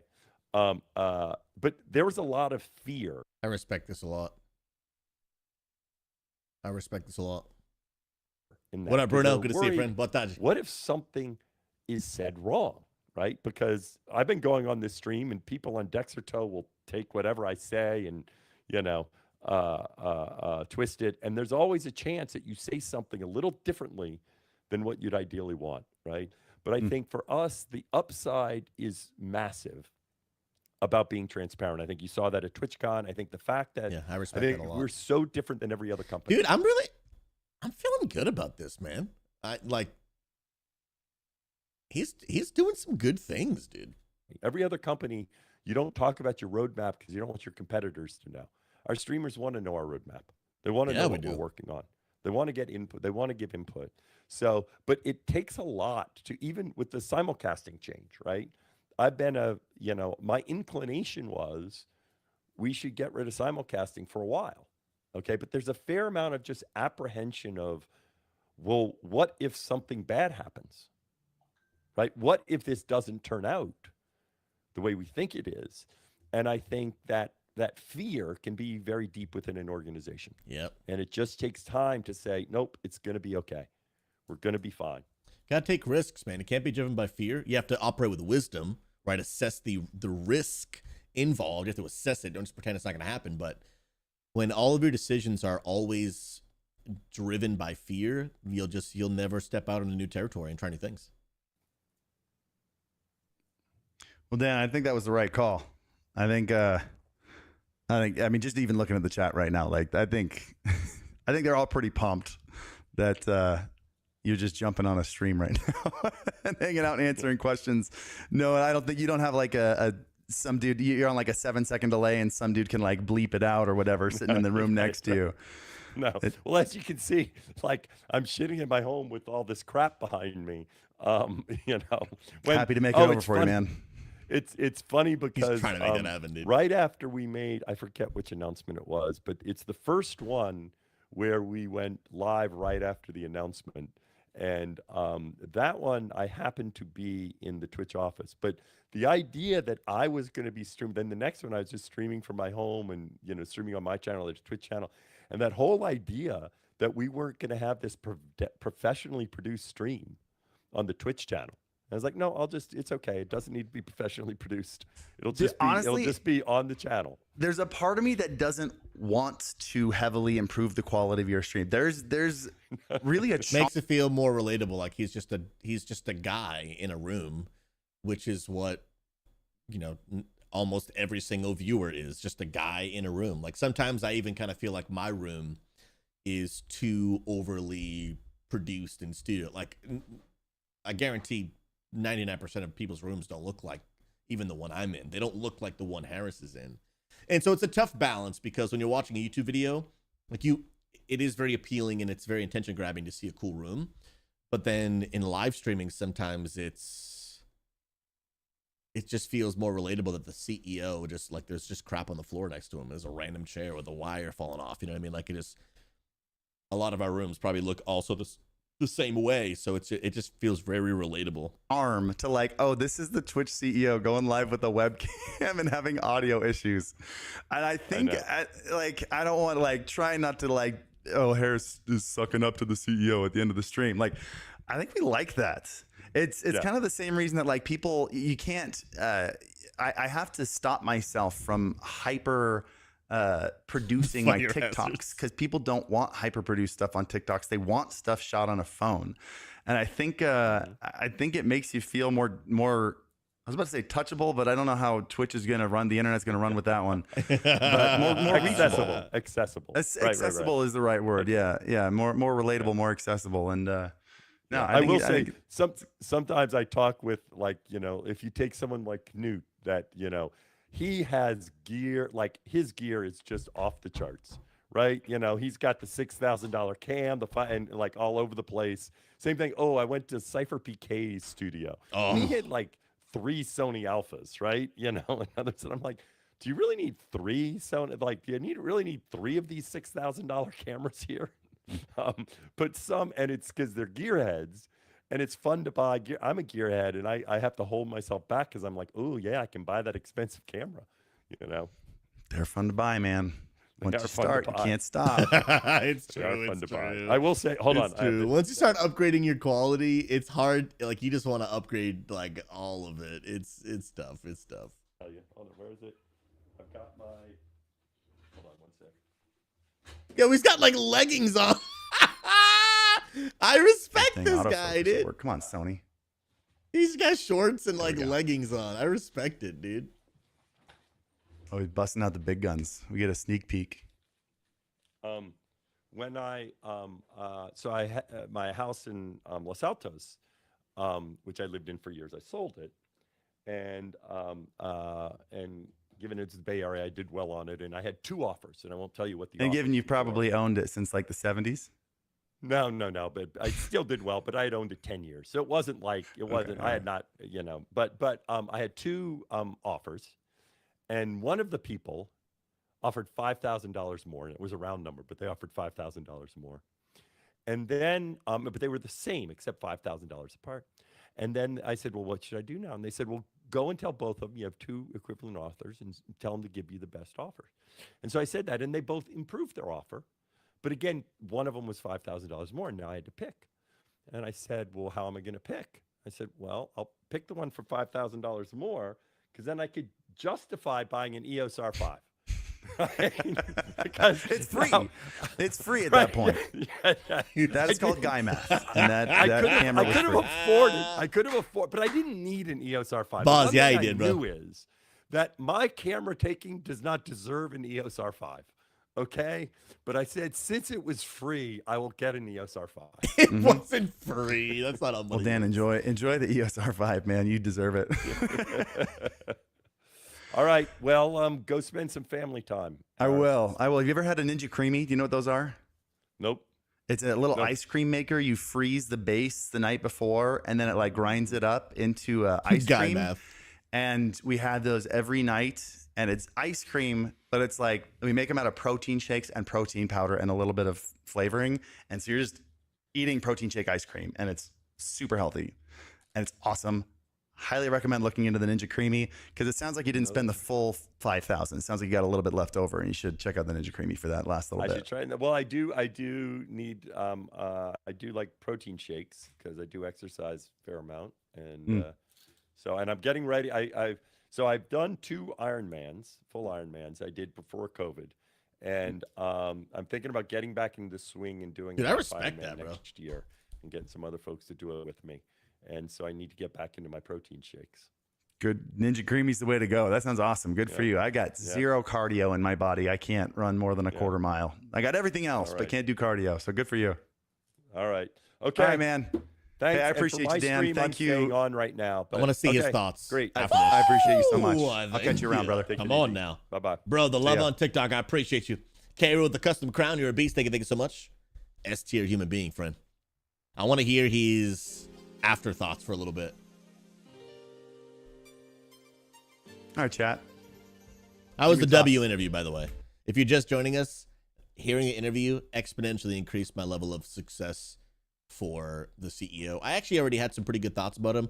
He's been doing well since he took over, but getting to hear all that really just it really infused a lot of hope for me in Twitch that honestly was being lost for a long time.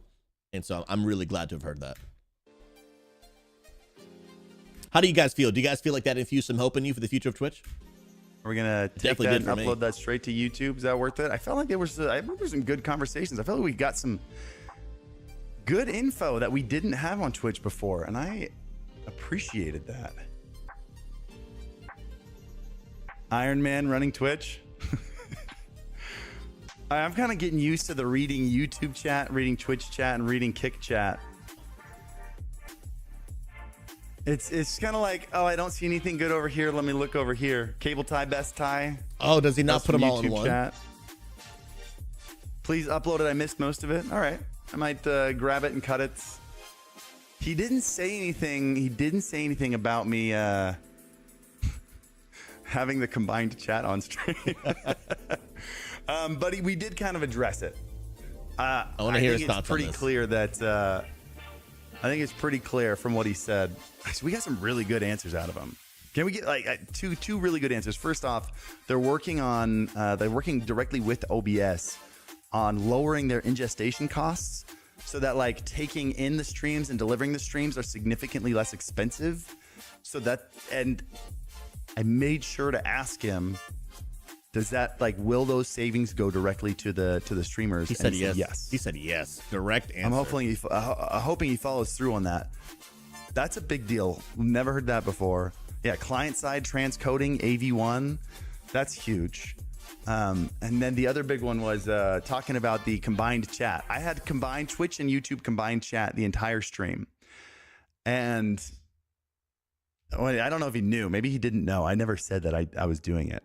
But basically, we got to the point of they're not going to just go around and ban people for having combined chat. The idea is if it goes haywire and TOS is broken, and so you ban someone from Twitch and they go on Kick or YouTube and they start spamming racial slurs in your chat, no, it's on you.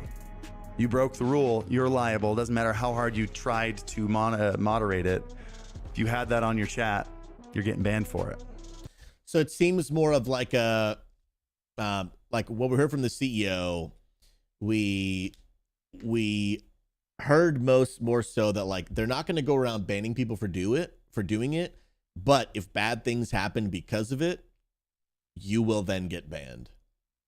And I think it'll be now up to every streamer to do everything they can to protect themselves, right? Put the proper moderation tools in place and just understand like you're doing this at your own risk.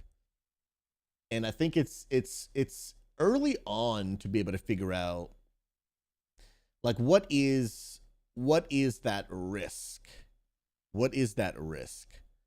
And I think a lot of this is still too early to be able to know like how high is the risk.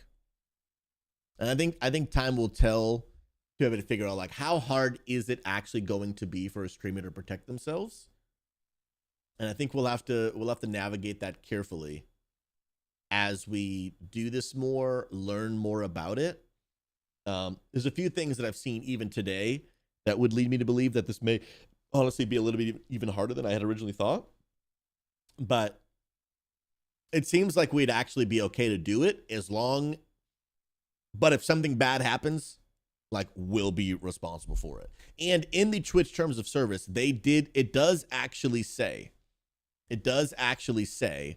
that you will first be reached out to with a warning, right? Let me show you guys real quick. Twitch simulcasting guidelines, right? So I looked this up very closely the other day.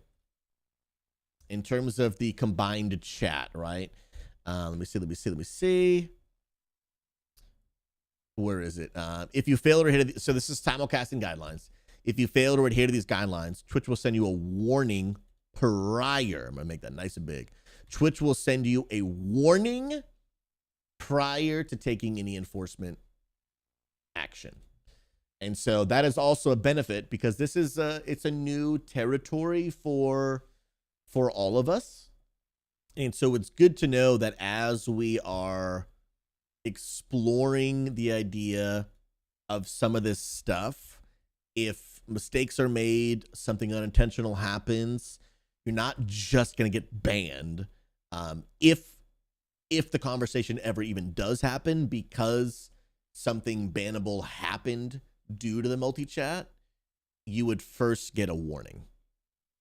So that's also very, very encouraging because it's tough to make these super hard rules like, hey, if you do anything even close to this, you're just automatically banned, when all of this is such a learning experience for all of us. Like the reality is there are problems that could happen due to all of this that all of us haven't even thought of yet. Because multi-streaming is so new, we haven't experienced enough to even know what we need to be careful of.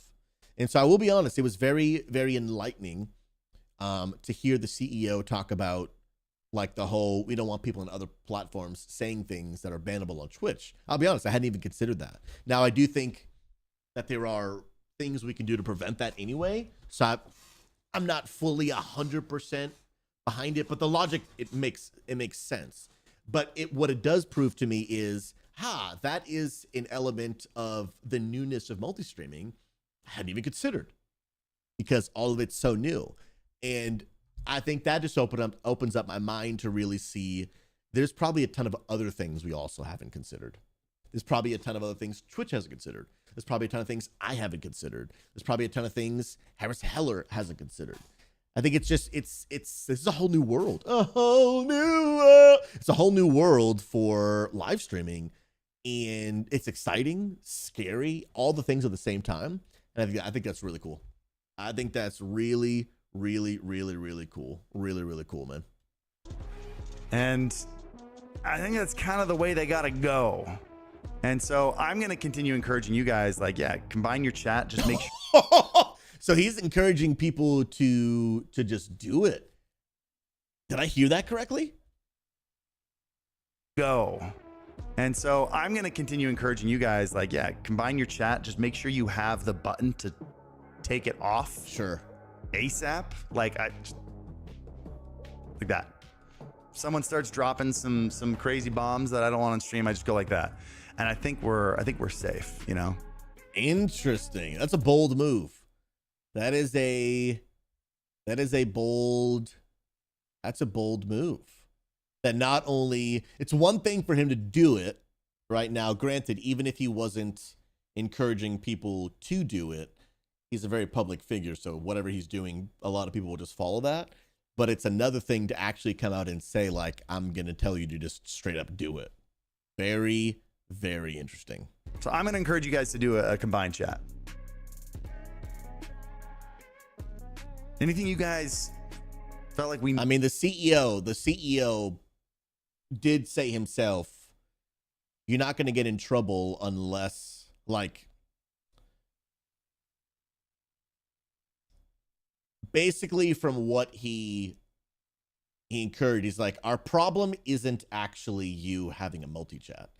Our problem is when people on other platforms are saying bannable things. And so he alluded to, like, it's not a big deal unless, like, if you can prevent, these weren't the words he said, but he alluded to, if you can prevent other people on other platforms from saying things that are bannable, then we don't care. That was basically what he alluded to. He did not use those words. But that was the position that Harris Heller put him in by asking him the question that he did.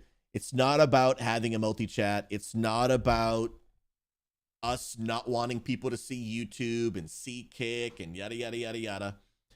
It's we don't want people saying things that pop up on the Twitch screen that we can't ban people for because they're not on our platform. And I think it's fair. I think there are tools that at a small glance could maybe prevent that, but the logic makes sense. And it's up to the streamers to moderate well. But I would just argue that I don't necessarily think that it should be a rule. It should be more of a caution. Like, just know, if things are popping up on your screen on other platforms that people are saying and that you don't do anything about, you will be banned for it.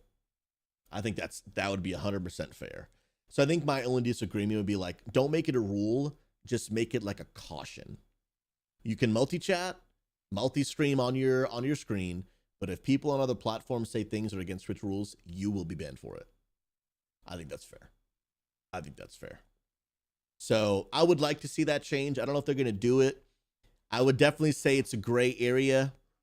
I've got to put some thought to it in terms of, am I going to do it? It technically is against the rules.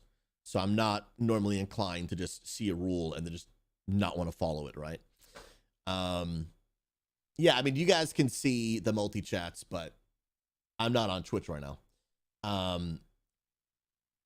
because did the Kick CEO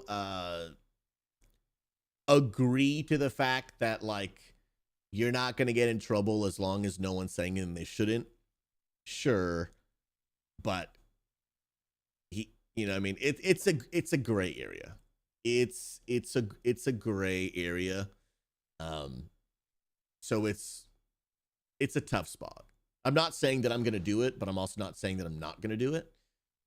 If the CEO came out and said, like, this is bad, don't do it, it's a bannable offense, then I wouldn't even be considerate. But it does kind of step into the idea of like integrity and ethics. And so I'm more inclined, honestly, to not do it, even though I'm unhappy about it, because I really think I completely disagree with the whole it'll take away from the Twitch experience. I fundamentally disagree with that, but I also want to. I don't want to just break rules just because I'm unhappy about them, right? That's not how life works. So interesting conversation, but I want to see what else he has to say. Missed, or maybe I can kind of condense for you guys, or am I? Are you guys cool if I go and get some cuddles with my wife for the first time in like a week and a half? I think I'm gonna do that. I respect that, bro. I think I'm gonna cut this and upload it to YouTube so you guys can watch whenever. It's about an hour. Which is what we're doing now. Don't give her con crud. She's actually sick and I'm not, so we're good there. If you don't know what con crud is when you go to conventions, a lot of people get sick because there's obviously so many people, meaning so many germs, and so they call it con crud. Normally, it's common for people to get sick after coming back from a convention. It's happened to me. Yeah, Matty Fagor. Yeah, the CEO did very much give like a wash my hands of this kind of thing. He did very much give like a he couldn't say the words, but he did very much give off the vibe of like, we don't care if you've got a multi-chat, but if someone says something on YouTube that is bannable on Twitch, you're gonna get banned for it, which I think is very fair.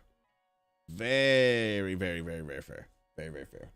But that doesn't necessarily mean that you're allowed to multi-chat either. Very, very gray area. Very, very gray. Obviously, he's made his stance. He's going to do it, and he's flat out telling other people to do it, which, yeah, it's a little it's questionable, right? But it definitely is a bummer. It definitely is a bummer. Like I said, I would like them to see it be a caution and it not be a rule. Like, do this at your own risk. You will get banned for it. But I also do understand, like he said, he's like, there's so much investigation that would need to happen that, like, we'd be banning 100 people off Twitch a day.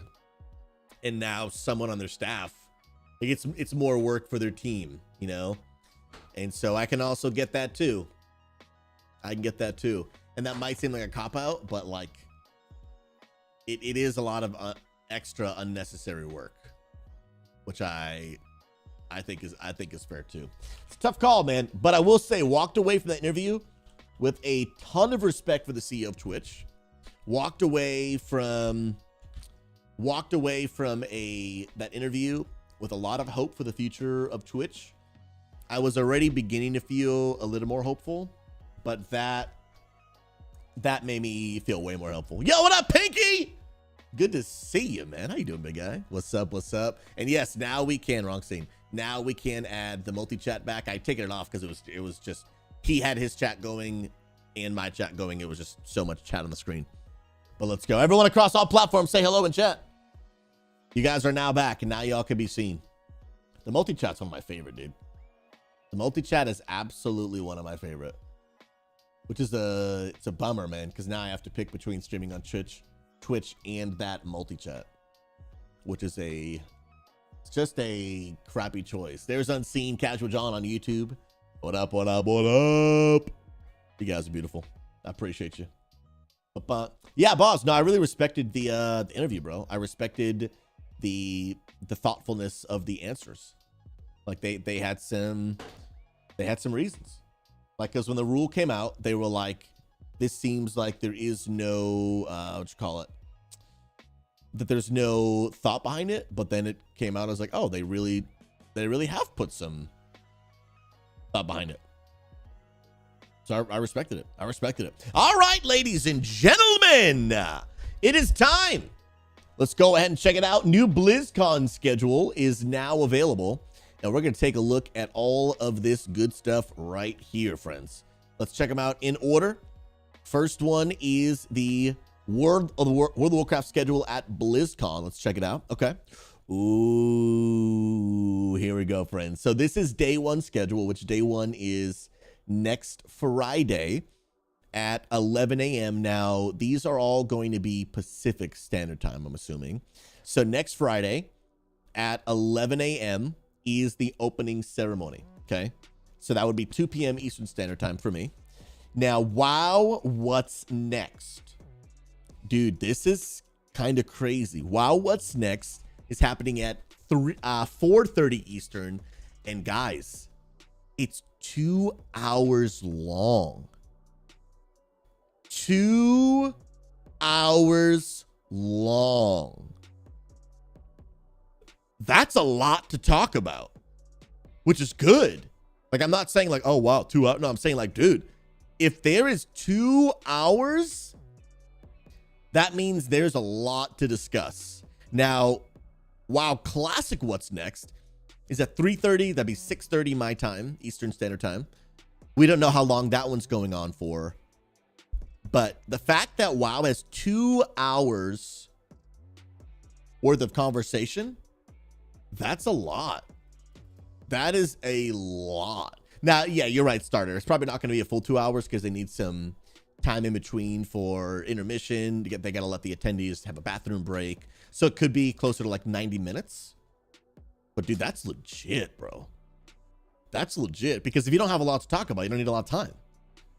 So that's really, really cool. So we don't know how long this is going to go to.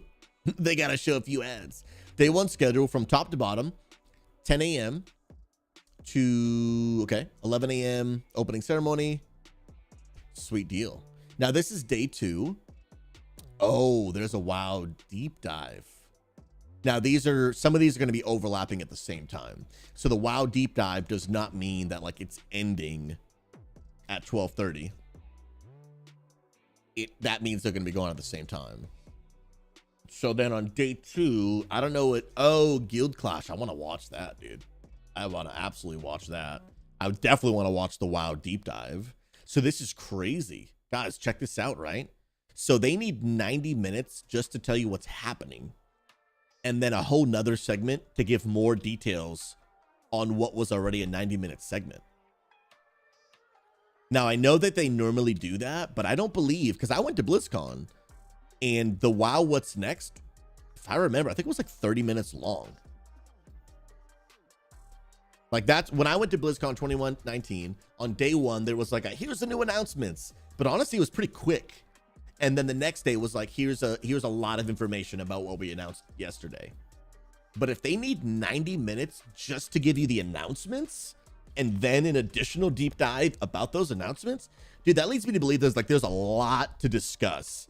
This means we could be getting a lot of insane information about World of Warcraft at BlizzCon 2023. Bro, this is actually crazy. That's sweet, dude. We got the Mythic Plus Showcase, Mythic Dungeon Final, Community Night, and oh, there's a Raid Showcase. Oh, shoot, bro. Dude, that is sweet. Day two schedule, and that's it. There's only 2 days. Dude, that is actually sick. So let's look into this a little bit. What's a little bit of this information? Let's see this real quick, because I want to see some of this stuff at the bottom. So that just shows that right there. So this is all being streamed on Twitch. I believe some of it's also going to be on YouTube, but we'll probably just watch it on Twitch. So what's next? Members of the World of Warcraft development team discussed the latest content coming to Azeroth. Then obviously same thing for Classic. The deep dive, delve deeper into the World of Warcraft development team. Watch the opening ceremony live for free online, beginning at 11 a.m. Keep an eye out for the complete schedule of BlizzCon. Okay, now this says watch the opening ceremony live for free. Does that mean the rest of it is not viewable? Okay, ways to watch for free. If you missed the live show, you'll be able to watch the VOD. Please note the watch show, you'll need to be logged into YouTube. Wait.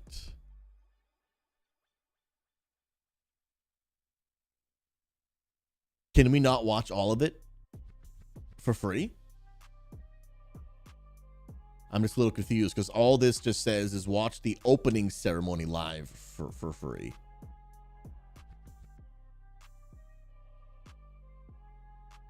Can we not watch the rest of it?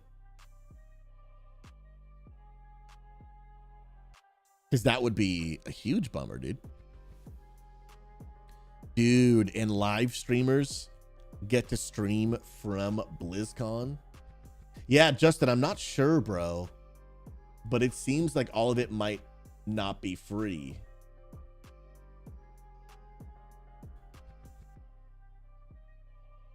It might be virtual pass for everyone else. Hold on, let me... BlizzCon virtual ticket. What does the virtual ticket get you? Ways to watch. Catch BlizzCon 23 live. Interesting.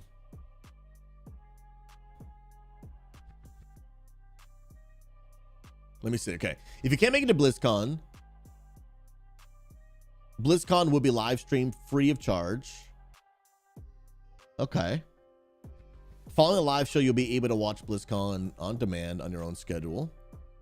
In addition to the streaming experience, we're pleased to introduce as an additional purchase. Celebrate the return of BlizzCon with a bountiful collection of digital goodies. So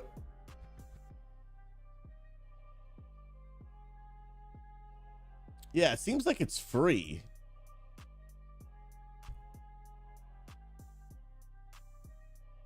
And it seems like it's free, and then what you're paying for is you get all this additional stuff if you buy. Yeah, so if you buy, you get all of this stuff. And this is the virtual ticket right here. But I mean, it does say right here, if you can't make it to BlizzCon, it'll be live streamed free of charge. So it seems like we can watch it. Yeah, it definitely seems like we can watch it. It looks like those prices are $29.99 and then $49.99. And the differences that you get, this has less stuff. So it looks like this is the $29.99. And it looks like this is the $49.99. Because you can see some of the stuff that's on here, like this horse, that thing right there, also on here. But this has everything this has and more. Oh, nice. Yeah, if you scroll down. Okay, I was right. Yeah, I was right. It shows you the difference. And there is a flying World of Warcraft mount included in it as well. There's some Diablo 4 stuff, some Overwatch 2 stuff. Yeah, it's got stuff just across all their titles and games. That's pretty cool. I'm not really interested, but I just want to watch it. Sweet deal, dude. This is actually legit. Okay, so then it looks like it's confirmed. We will be able to watch this and do a watch party together. So let me just put that on my to-do list to announce to the community what we're doing and when we're doing it. Let me see. Bum, bum. Announce BlizzCon watch party schedule. Sick, dude. That's legit. And so we're not going to watch everything, guys. We are just going to watch. I will watch opening ceremony. We'll watch the WoW What's Next. We'll watch the WoW Classic What's Next. And then we will all... Oh, no, guys. We're wrong about everything we said. This post on... that we first saw made it seem like the WoW thing was going to go on for 2 hours. Now I no longer think that's the case. I think WoW's going on for an hour and then Overwatch. Well, that might not be true though, because when I went to BlizzCon, there was multiple different stages. And they talked about the WoW stuff on the WoW stage. They talked about Overwatch on the Overwatch stage. Like, there was different rooms. Yeah, the WoW head post only included the WoW stuff, not a full broadcast schedule. So I guess we'll just have to wait and see. The WoW What's Next might not be a full 2 hours. But that depends if they're sharing a stage with Overwatch. And when I went in 2019, 2018, whenever I went, I don't remember if they shared a stage. So I guess we'll have to just see. An hour for Overwatch. How long can you talk about loot boxes for? But I'll be honest, I would be interested in the Overwatch stuff. I don't know if I would live stream it. It doesn't really fit within my niche anymore. Definitely not going to watch Hearthstone. Looks like there's not too much being talked about Diablo 4. But we will definitely watch the WoW stuff for sure. That guaranteed. I'd also just like to watch opening ceremony because it's just kind of sick, right?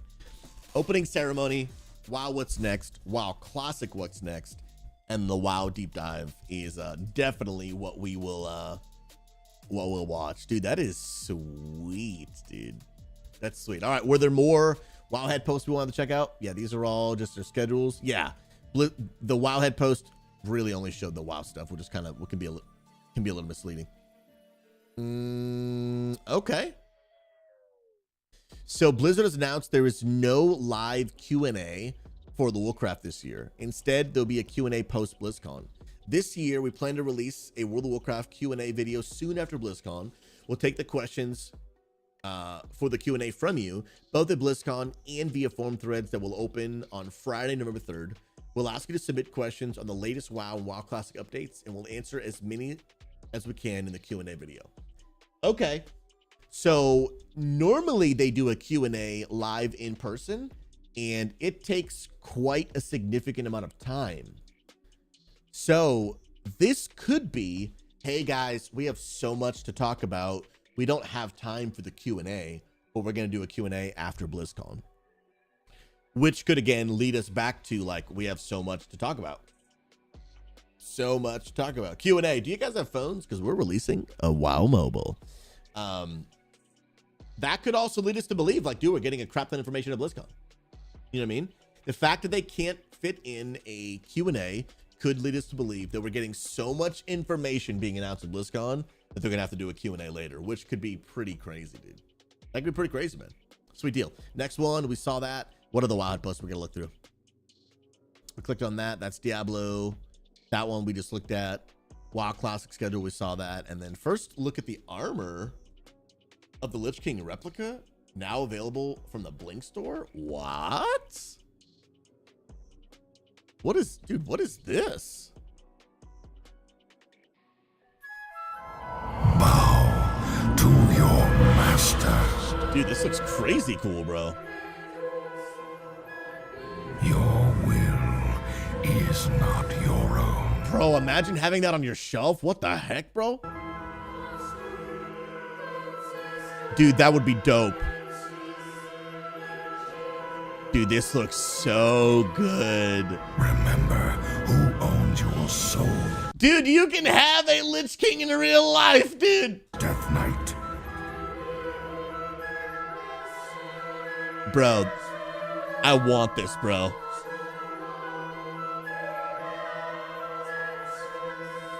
Dude, I would love one of these. Oh my goodness, bro. Your will is not your own. The detail on it is so good too, bro. Sheesh, man. Dude, what an epic background piece, dude. Yeah, can you wear it? You know what to do. Bro, that is absolutely insane.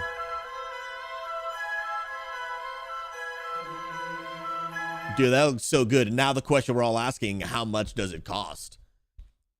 I saw something about $100, but I feel like that's probably not it. Blizzard store, and it costs $100. Bro, that's not bad. $100? Honestly, that's actually not bad. That is absolutely legit. You can check that out on Wowhead and on the Blink Blizzard store. I thought it would have been way more, but 100? That's actually not bad, bro.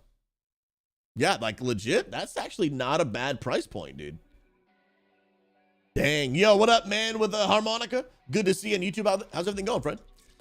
Yeah, that's legit, bro. I thought this would be way more than $100. Yeah, $100, but $1,400 in shipping and handling. $1,500 total. Bro, and it comes in that sick box? Bro, I'm not gonna lie, guys. This is legit. Now, how big is it? So it's 6 inches by 3.3 inches by 7.5 inches. Okay, so I do think that it is smaller than they're making it out to be. I do think this is probably smaller than we're thinking. So it's like this big. It's tiny. Yeah, okay. So this is actually much smaller than we thought it would look like. It's only 6 by 3.3 by 7.5 inches. So I think we're getting a little bit debated because this thing, $100 seemed really good until we realized it was tiny. Blizzard, you can't get us, bro. Oh my goodness, bro. Yeah, that's really small. I thought this thing was going to be big, and that's why I was like, only $100? Yeah, no, bro. Not even close. Dude, these hoodies are nice, bro. These hoodies are actually, I love the colors on them, bro. These are legit. Yeah, guys, if you get the chance one time in your life to go to BlizzCon, I know it can be expensive, but it is so epic. It is actually so epic. It's so good. It really, really, really is. Really, really, really is. Let's go. Let's go. All right, friends. It is time to actually log into World of Warcraft. Come on now. Let's go. Let's go, baby. Are we out here? We got time for a few keys, and then we got Wild Chapel at 2:45, followed by a 3 p.m. workout strummage. Let's go. Let's go. Let's go. Let's go. Let's go. Come on now. Pivot! Wait, Casual John on YouTube says, I lived at the convention, but just never able to go. It is expensive, bro. It's like several $100s in order to just attend, bro. Yeah, it really is. It could be quite the pricey, man. And I think this year was, maybe I'm wrong, but I think this year was the most expensive year ever. Dude, you live 10 minutes away, Casual John? That's crazy, bro. Wow, dude. Bro, yeah, and it's the West Coast, bro. That's where all the gaming stuff is. Like, dude, California is full of gaming stuff. Man with a harmonica, going to transfer to Illidan. Can't wait to join Unity. Guys, like, this is Unity right now. Look at the left side of your screen, dude. We got people typing on Kick, YouTube, and TikTok, all talking about playing World of Warcraft together. Man with a harmonica, that is incredible. If you want to join us in Illidan, you're more than welcome. But even if you're not on Illidan, you are more than welcome to be part of our raid teams, with the exception of the Mythic raid team, because people need to be on the server for that. Be part of our transmog events, community nights, Mythic Plus. Like, we just really want to add value to World of Warcraft players. The only exception is you do have to be on NA servers. But if you want to come, be on Illidan and rep Unity above your head, absolutely, we'd love to have you. Super, super great to have you, friend. If you need any help, you let us know. Love it, love it, love it. Justin, absolutely, we're on Illidan, man. I think I've run into one of your people in a dungeon before. We have actually had that happen a lot, guys. People send me screenshots on Discord of them just like going into a random dungeon, and then maybe they pug 1 or 2 people, and then people will see the Unity above their heads. And again, I'm not even talking about me. I'm talking about other people. They'll see the Unity tag and they'll be like, dang, well, like, Unity, like, we know your guild, like, keep up the great work, or You know, we've seen Susie stream, or, you know, every time we run with Unity, it's always been like a really cool experience. And it's called brand trust. People are noticing the brand. Let's go. They need the multi-stream chat on all pages. I do wish, and I am working on, like, I would love to be able to give you guys the chance to go to like my website and watch the video player, and then you actually to be able to see the multi-chat, and then you type in the chat right there. I think that would be sick, dude. I think that would absolutely just be insane. All right, friends, who wants to run some keys, man? Let's fill up our vaults. I'm down to do some carries and all the good stuff, man. Let me go and change my my title real quick. Bum bum bum bum bum. Dun dun. Positive wow community. Let's go. Dun dun dun dun.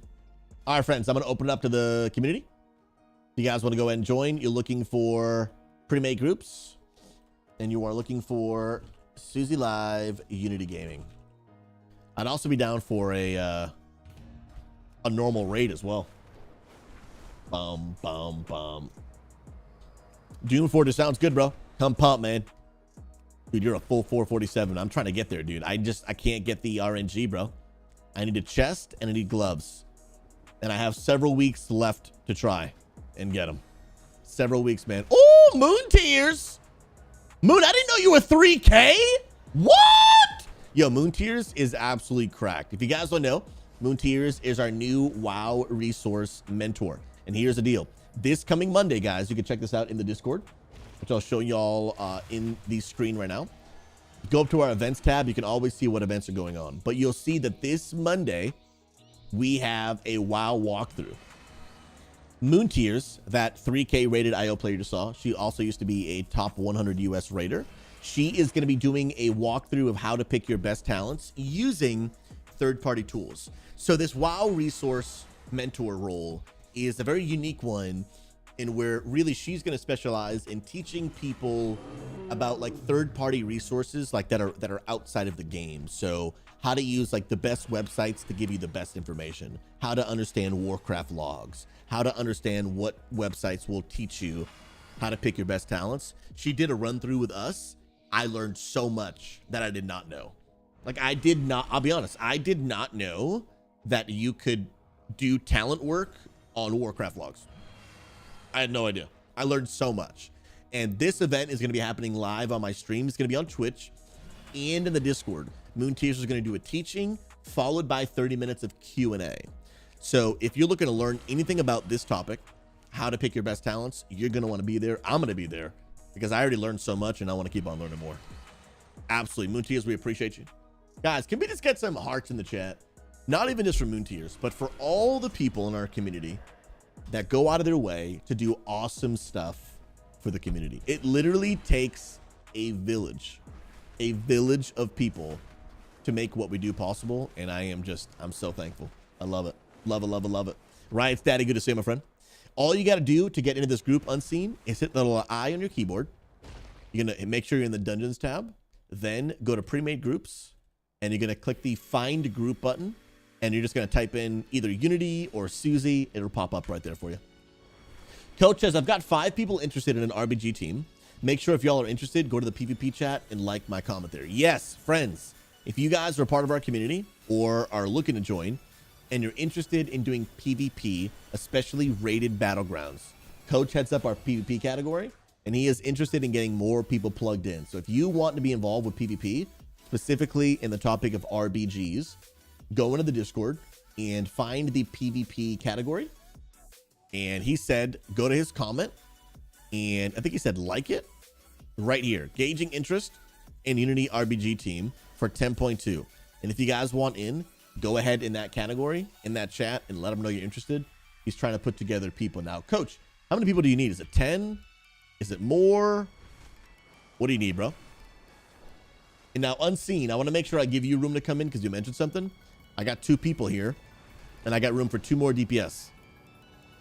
Let me know if you want in, my friend. Is one of these you? I'm actually just I'm not sure.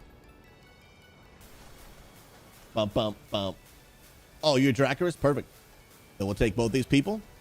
And we are good to go. Now, what keys do we have? I have a 16 Brackenite Hollow. Perfect. Perfect, perfect, perfect.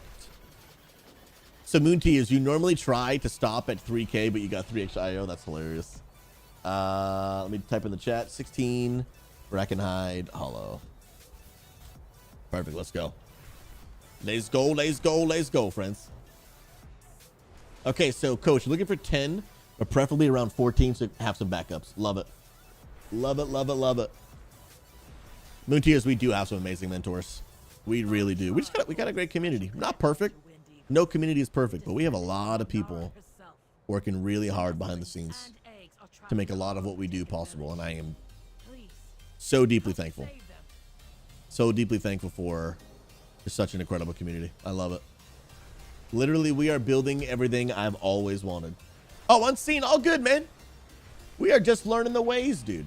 And guys, what we can do right now is actually, if you guys want to come in a Discord, go ahead and join the Discord. And you're looking for, at the very, very top of the Unity Gaming Discord, you're looking what's called the Stream Waiting Room. Go ahead and join that, and then I will drag you guys in once we get into the dungeon. No apologies needed, unseen. We're here to help. Bro, I just realized I don't have my water. If I don't get my water, Kissy's going to give me a talking to. Where did I put my water, bro? I have not had a sip of water all day today yet, and it's 1:30 in the afternoon. I need to fix that. And I realized I need to turn that light on. Let me grab that water, shall we?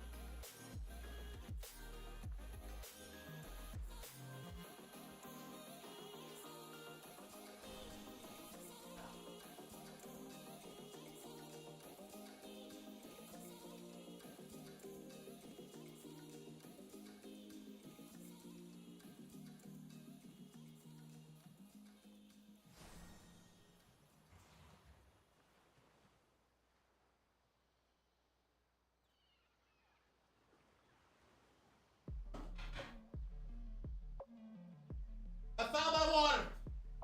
All right, that's a lie. My wife found my water. Guys, drink water. I'm really bad at drinking water. I need to drink more of it. I must drink more. I must drink more of said water. Bum, ba, da, da, da. You know, I think they say you need to have whatever amount of ounces of coffee you have.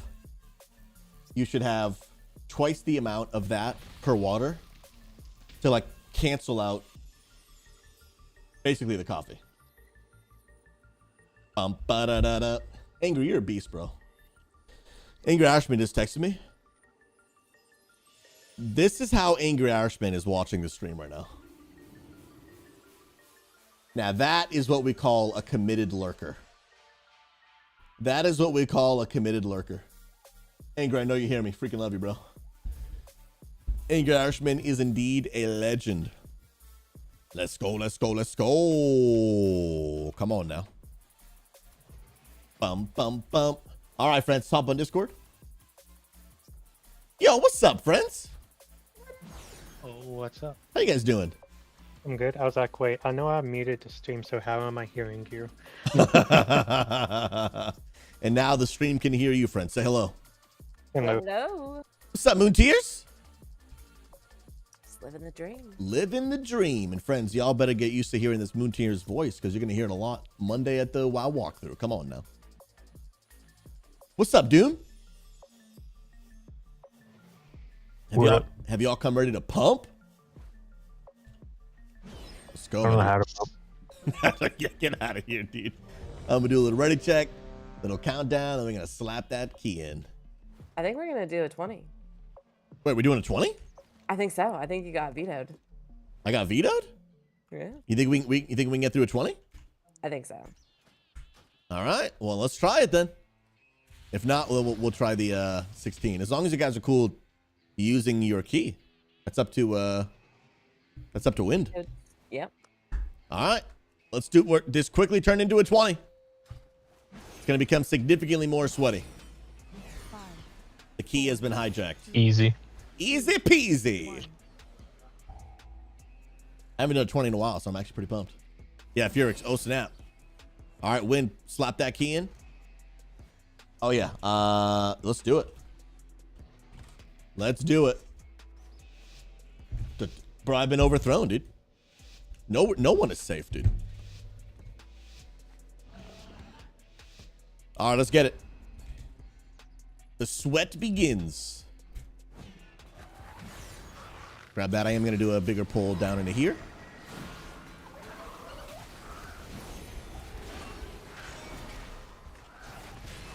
And I'm going to bring, yes, okay, get them all grouped.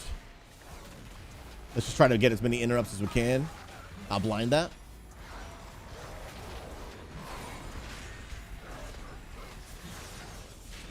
Oh, we're pumping. We are pumping today, baby. Make sure we're standing out of the circle. All right, we're about to start getting some sanguine, so I'm going to move them out.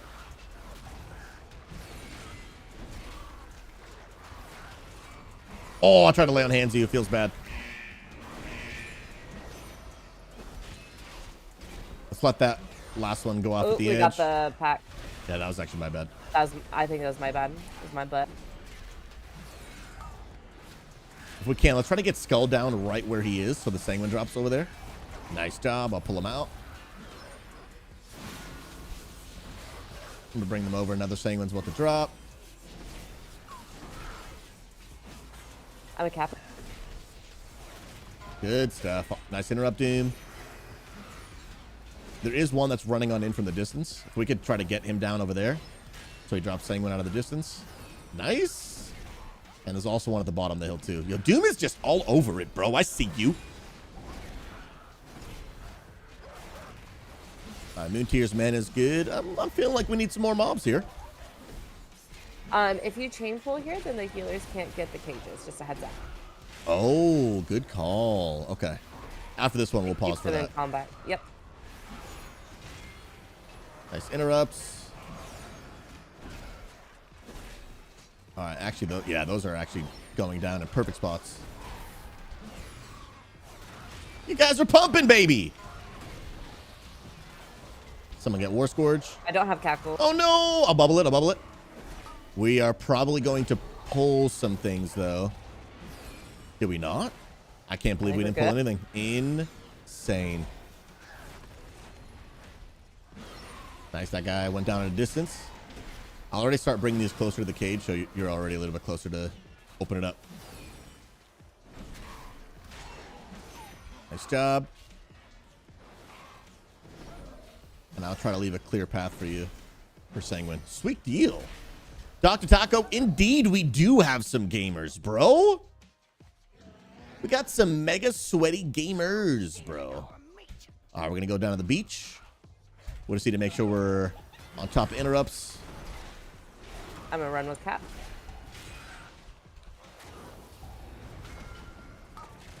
Cap totem for the win. Grab that totem, everyone. Totem needs to go down first.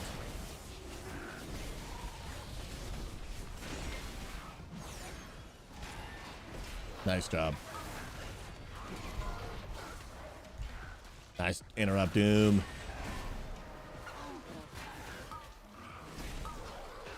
Trying to pull out a Sanguine. I can get that cleanse. Ooh, we're pumping. What's y'all up to right now, homies? What's everybody doing? How's your day going?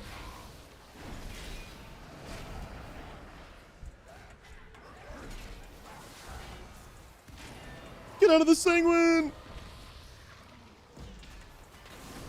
Oh, he is just casting over there. I'm not sure where you came from, but You are now my friend.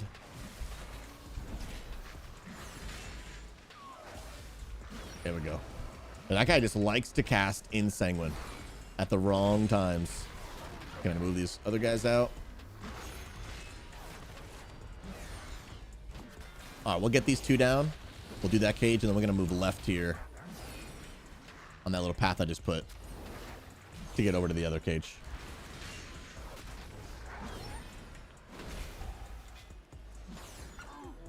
Sweet. All right, we're out of combat. And then we're going to grab this War Scourge and that other pull right there.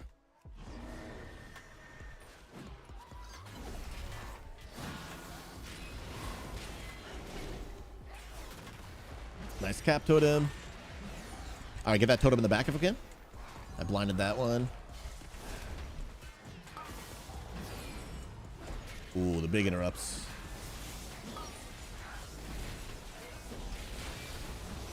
Watch out for the spin to win. Good stuff. Nice job, Dune. Dune was ready for that interrupt. Dude, you're doing so well for this being your first key ever, dude.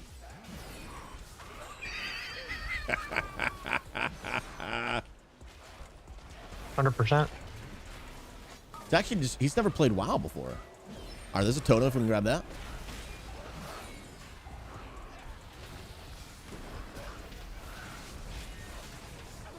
It's getting spicy up in here.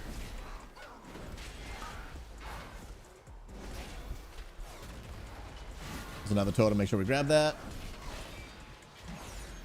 right, I'm going to try to place these Sanguines out of there. Why are you running that way? No, he got stunned in Sanguine. Feels bad.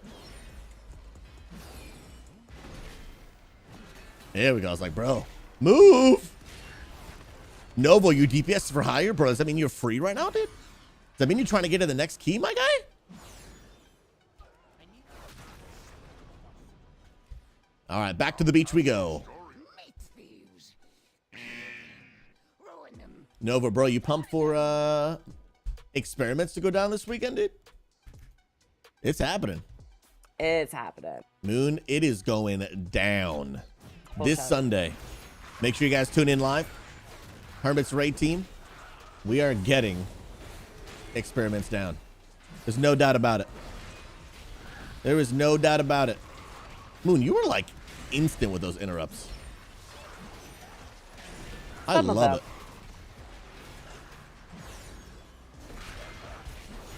All right, I'll give you 1 second to click on the cage thing.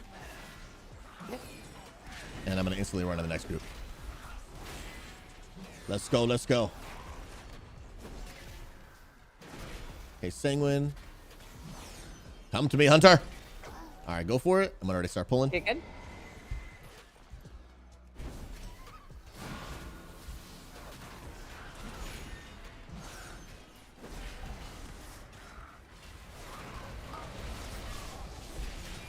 This team is cracked, chat.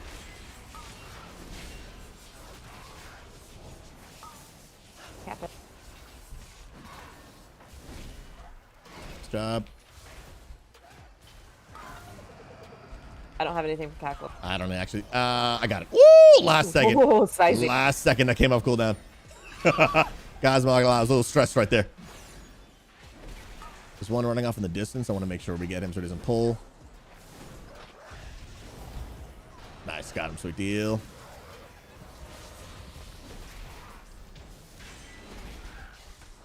Get that guy over there. Nice job. And that Sanguine is nowhere to be found. I'm kiting these guys. I'll give 1 second between the pull. You're 80% mana. By the way, Moon, I like to ask this of every healer I play with. What is the number percentage that if you are at, I know not to keep pulling? 0. I like that answer. I like that answer. So as long as you're not 0%, I just keep pulling. I'll holler at you if I need a break. Hey, let's go. Especially in Discord, you know, it makes it a lot easier. But with the rest of shamans right now, and I'm also running Molten Heart, like, it's really hard for me to go to them right now. That's amazing. I love it. Every healer Next has season's their gonna different look answer. different. But I think 0 is my favorite one so far. Nova Moon is built different, dude. She absolutely is built different.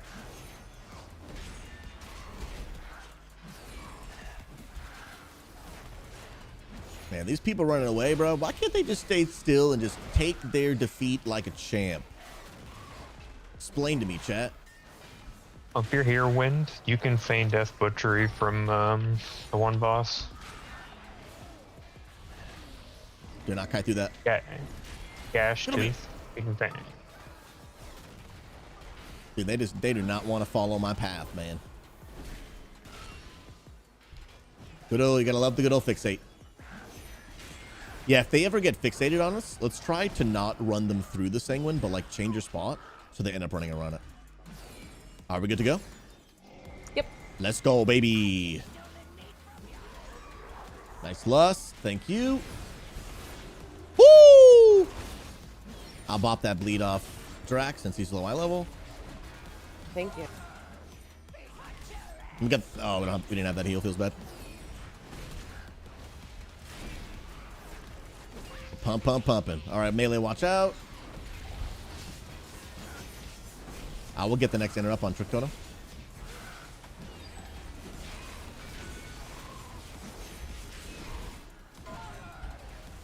I got that one.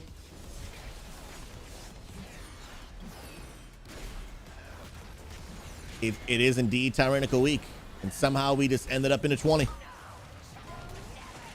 All right, make sure we grab that totem. DPS it down, and the healer will cleanse me. Oh, did you feign unalive that arrow thing?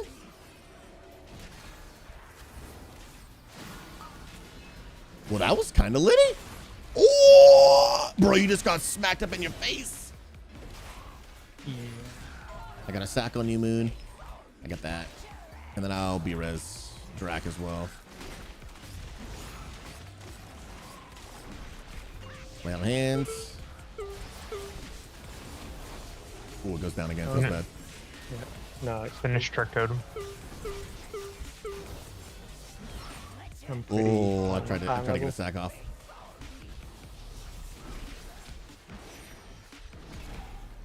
Yeah, let's finish Trick.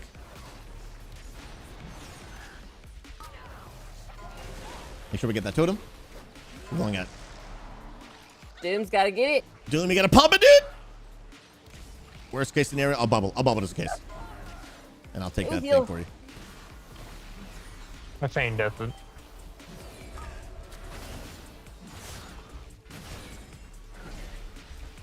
Ooh, these off heals right now. Got nothing on. I got a kite. I got that interrupt. No! Oh, Feels bad. I got an ass. Good try. Yeah, we I had. don't know why it didn't take me in. I was trying to pump them sacrifices and off heals. I believe we got this, friends. Dun, dun, dun, dun, dun, dun. This is the spiciest boss for healing, so. Good old 20s. Feels good to do one I haven't done in a while. Let's get a little warm up action. Let's go. The What y'all highest doing? I'm I've switching back to done Rogue. Has been a 5. We are doing a That 20 was Brackenite Hollow. Man. around when It's good to see you, bro. How you doing? this first came out. This boss is a spicy. Just at the start of this pull, you want to pop your personal damage mitigation cooldowns because he goes around and like backstabs everybody, and that's really hard damage. All right, is everybody here? Yep. Let's go for it again. Is there one that we want to focus target? Tick. Trick. Yeah. During Tyrannical, it's Trick. Fortified, it's Gash. All right, so let's focus skull down. Oh. Yeah, that bleed hurts. I Don't You can feign Death at Butcher. I wonder if maybe we just wipe this real quick. You can reset. Yeah, I'll run out.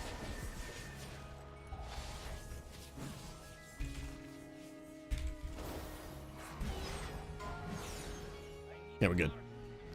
I can res. Let's go, man. We're gonna try it again. I believe. There's still hope, friends. I believe in us. But yeah, doing a 20 would be nice. Get a nice little 447 in the vault.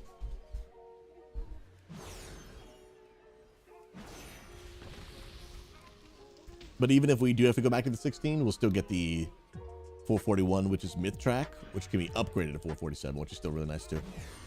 Yep. All right, let's go, homies. We're Get missing those- one. Oh, we are? Yeah, res. My bad. I saw that misdirection go out, No, you're fine. and for some reason it just told me to pull. I got that interrupt.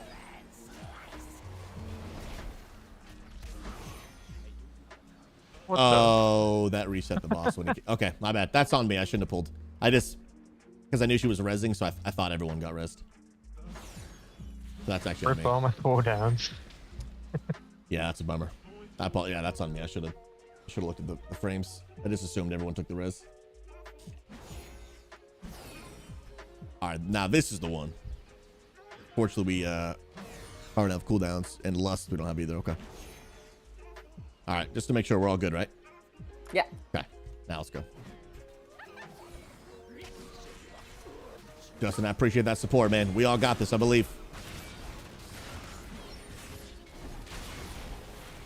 Okay, I'm gonna bop it off track.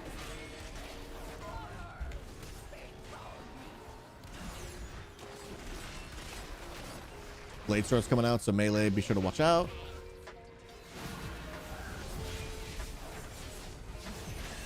And we're a focusing trick.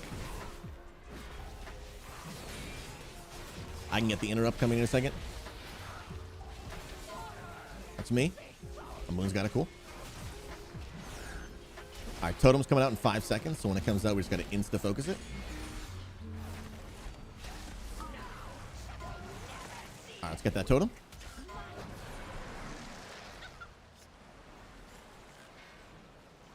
Keep pumping it. Now cleanse me. Nice job. I'm good. Oh, Drac went down for his bed. I think that's Maybe gonna be some- your new saying. I don't have anything for that. What is it?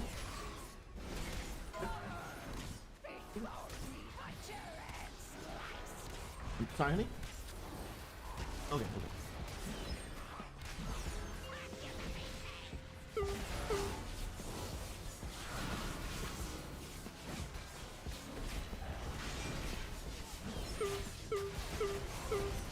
All right, sorry, I was a little distracted right there.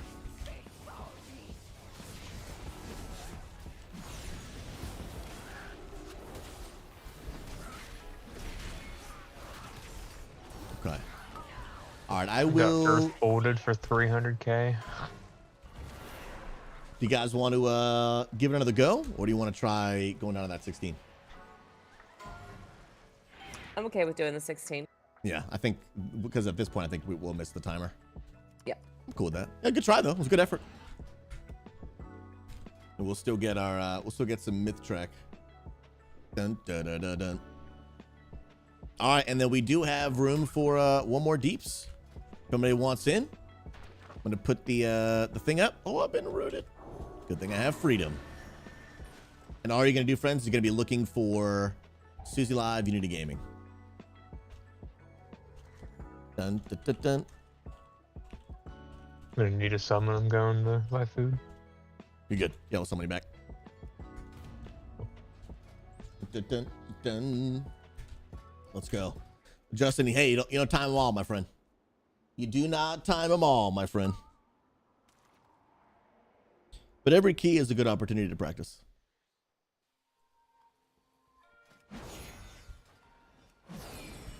Good opportunity to learn, practice, and honestly, for me, feels good getting back into 20s, man, because they're intense, and I enjoy the challenge, man. I enjoy the challenge.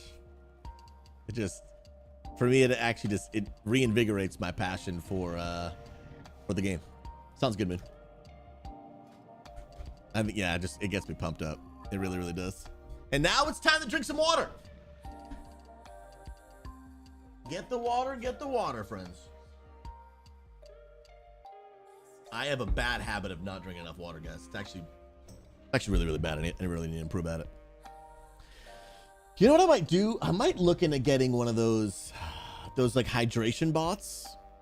Manifigor, if you're listening, bro, would you mind looking into setting up one of those for us, because I need to drink more water, bro. Like I do not drink nearly enough water, like at all. And I need to. And honestly, guys, like a super easy way to lose weight is honestly just to drink more water.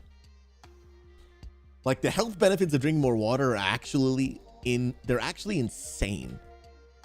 And I know them. I don't do it. It can improve your energy, your health, your weight loss, the quality of your skin. There's so much. I don't do it. And it's crazy because my wife is like a water fiend. She drinks, like, she's really intentional to drink a good amount of water. And so you'd think, like, being in the same house and being married, that I would do it, but I gotta have a better habit. Bump bump. Let's go. No, Mag, you can, I've seen hydration bots that you can do, or honestly, bro, we could even just make it one of our bot commands where it just says, like, chat, this is your friendly reminder to drink more water. And then every time I see it, it would just be a reminder. Like that would probably be a very easy to set up for sure. All right, friends, if anyone who wants in on a 16 Bracket Night Hollow, if you guys need a carry or want to come fill up your vault, you're looking for Susie Live, Unity Gaming. Start to get on in here, bro. Absolutely. Absolutely come join us, bro. Come pump. Get that key done. Now, because you said something, Starter, I'll wait for you. Someone just joined the queue, but I'll wait for you instead. Bum, bum, bum, bum. Bum, bum, bum, bum. Music be chilling, bro. Dun.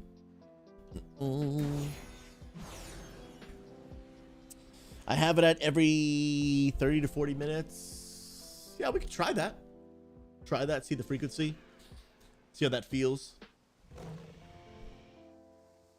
Yeah, we'll see how that feels, man. Yeah, we're still messing around a little bit with the bot timing and everything. We'll see how that goes. But I think 30 to 40 is good. And then Starter, let me know once you're actually online. And we'll go from there, bro. Get you invited. We're already here. We can throw a quick summon. About to bring someone else in. Thanks for being willing. Let me just actually spell being right. Have a great day. Perfect. That way I at least say something before I just do this group. And I know that we are on. Perfect. Ooh, oh yeah, because you're thinking about going Paladin, right? Dude, look at this. 447, bro. The 450 bracers.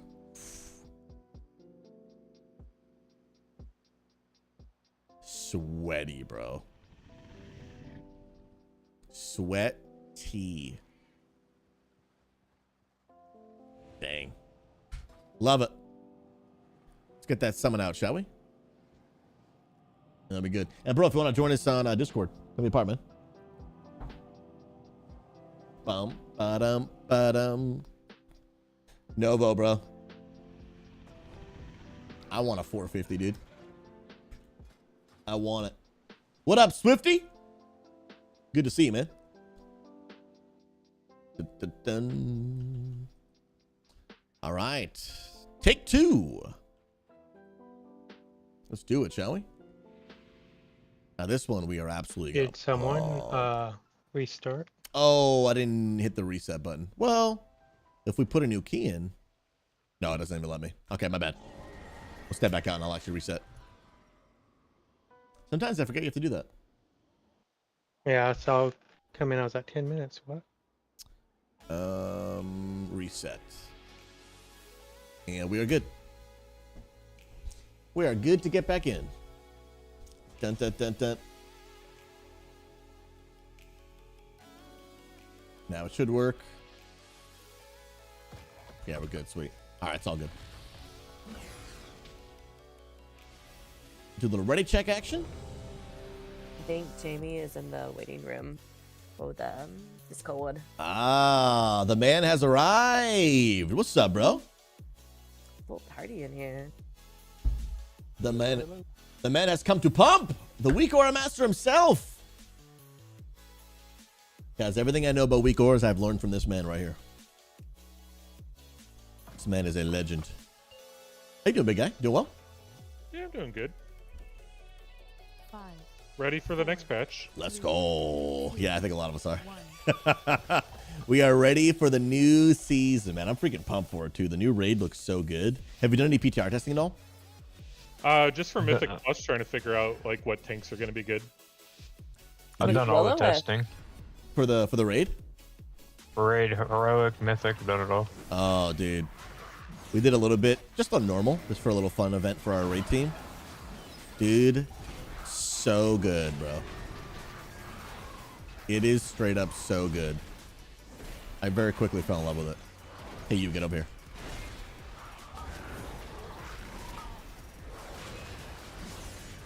Dang, these things are getting melted. We killed all the mythic bosses we were able to test. At least my guild. So how many was that? I think it was 5 or 6, I can't remember.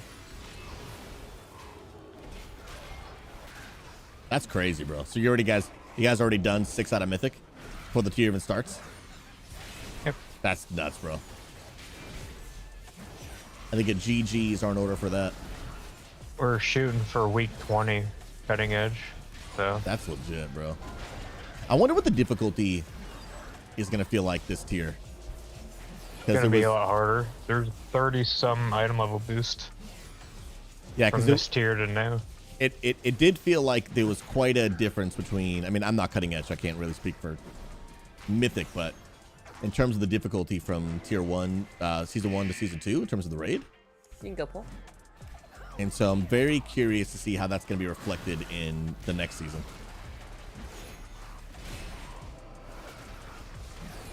Because even Team Liquid said, like, we geared up in, like, the first... Like, it felt like we geared up in no time. And I know they're addressing that with the new system, too, which is going to be really good.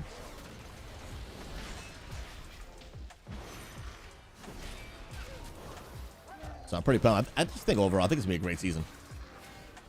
They're gonna have to do a lot more splits this tier coming up. Nice job. I can't wait to watch the Race to World first. That's gonna be it's gonna be so good. I have an alt ready to help them. Oh, for the splits, you're gonna join them? Yep. Totems up? Nice, dude. That's so cool. Yeah, I think I actually might try to take either my Evoker or my Warrior in to help them. Well, they probably want my Warrior because he's a tank, so maybe my Evoker. Do they have like a certain like eye level requirement for you to get in on that? It depends. They'll announce that at the beginning of the tier. For heroic, it's typically just bodies because since it's roll on loot, they can just have you pass on everything and take it. It depends on the difficulty, though. If heroic is a lot harder than it is previous tiers, they're going to want you to have some item level. But typically, what he said, they just want the body to have the extra loot drop. I think I might try to get in on that. Majority of the time, they'll ask you to just die. But oh, really? It depends on how hard the fight is, if they're going to need you or not. That's what they did last tier. I'm in Vault. They had people just die.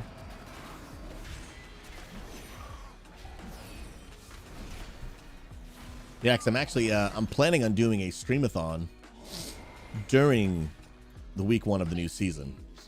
So that'd be oh, sorry. That'd be plenty of time for me to try to get into one of those runs. Yeah, I'm gonna be streaming a lot at the start of the tier. Dude, brand new tier is a great time to create content, man. There's just so much to put out there. Drac, it might be good if you just release. And you can run back over here. I'm sorry, my father had me to do something right quick. Oh, you're good, man. You're good. No, that's a late tap.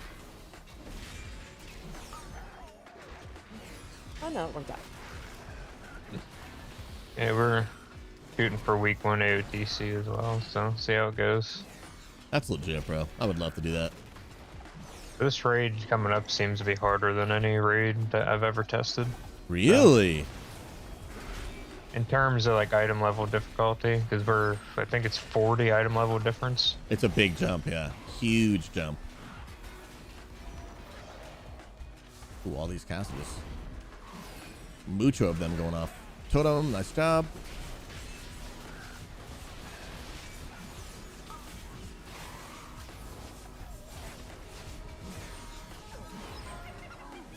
Nice job, dude.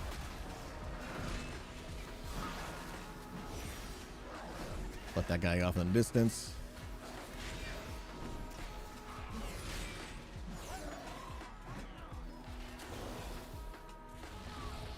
Oh, guys, doing keys, you know, keys do eventually get old, but it's just so much fun, dude.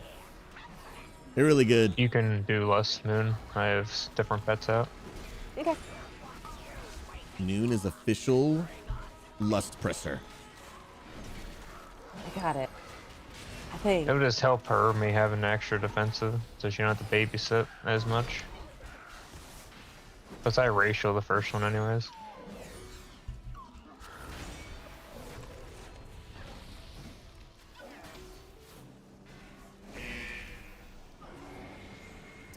Let's go. This one, I think, may feel very different.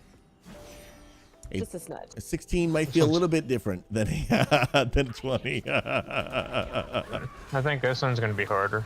Maybe just potentially. All right, I can grab the interrupt coming out in a second. It's mine. What the heck? Why did that button not work? That was yours, Susie. It was supposed to. My interrupt was off cooldown and I was spamming it. I'm throwing, guys. Guys, officially like, oh man, throwing. he's biting his clothes. Officially The heal throwing. isn't that important. It's the Earth Bolt we really want to worry about. The That heal one I can soothe.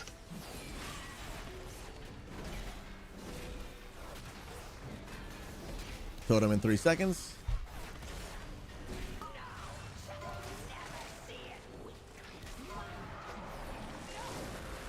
Melt it. How about I just not step in front of the arrow? I'm a red paladin. I'll live. I will bubble. Magnificent Pro, thank you so much, man. Don't even need bubble, man. Red paladins don't die.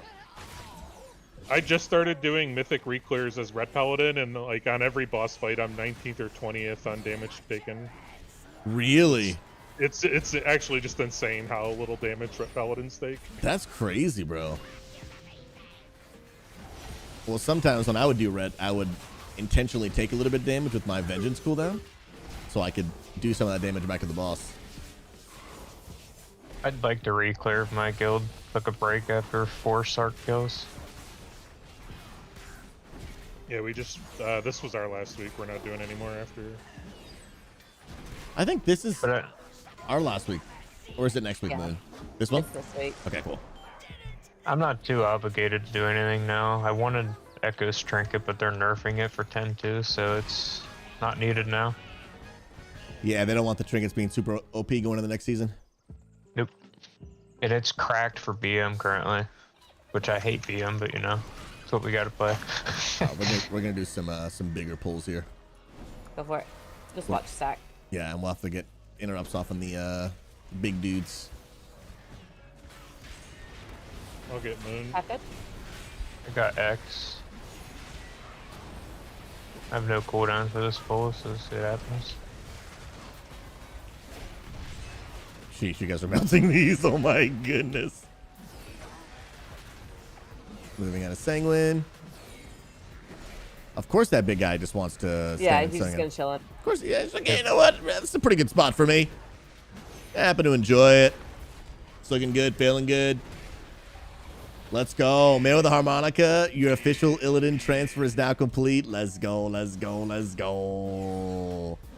You Welcome, can keep friend. chaining if you want. And what tune did you bring over?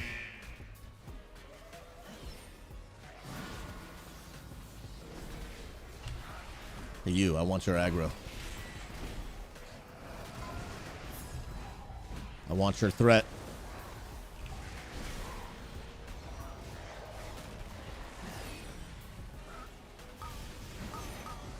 I say totem's not that important with us here. We kill a rot stinger. Hey, you big guy. I'll take you too. I'll help with cleanses too. Circle's almost dead, and the totem will disappear.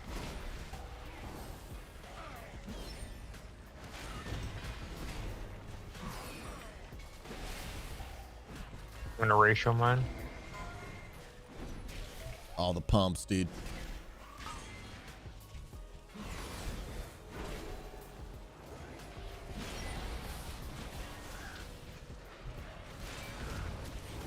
Oh, I love Lay on Hands so much.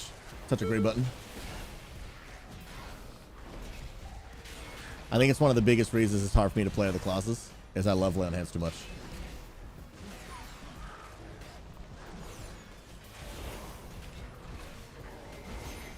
It's just too fun of a button. Try to finish this old white oak. Withered oak, sorry. Yeah, diamond. I'm gonna actually back him up a little bit so his sanguine falls further back in the pack. Alright, then I move them all. Breath is about to go off.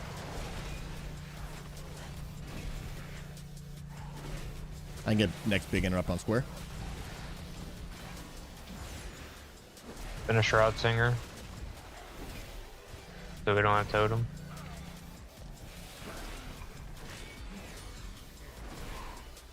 Circle's almost down. That's mine. Nice job. And we keep on going. Oh, he's chilling in Sanguine again.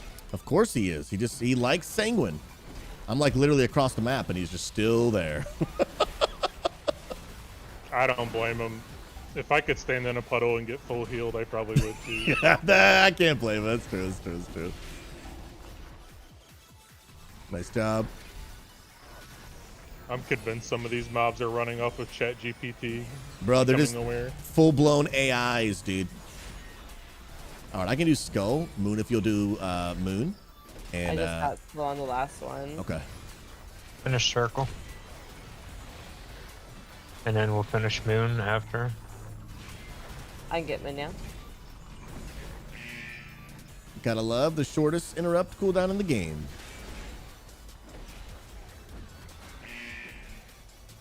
Blizzard can make mobs smart, but my pets are stupid. They run circles around a wall until they figure out where they want to go.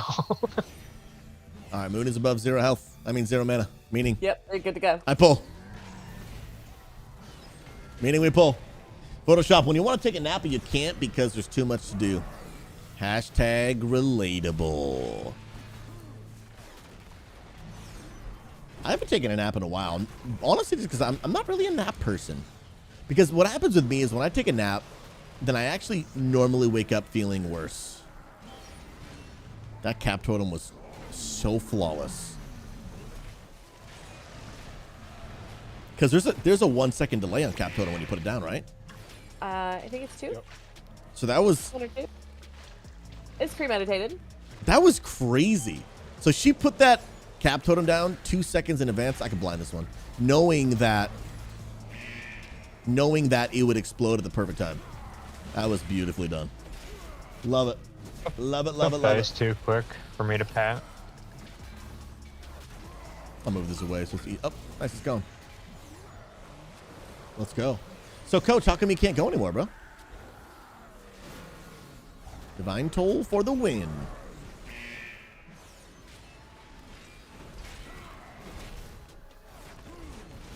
Mag, thank you for getting that bot set up, bro. I appreciate you, man. Now it would remind me to drink a Zawata. Which I definitely need to do more of.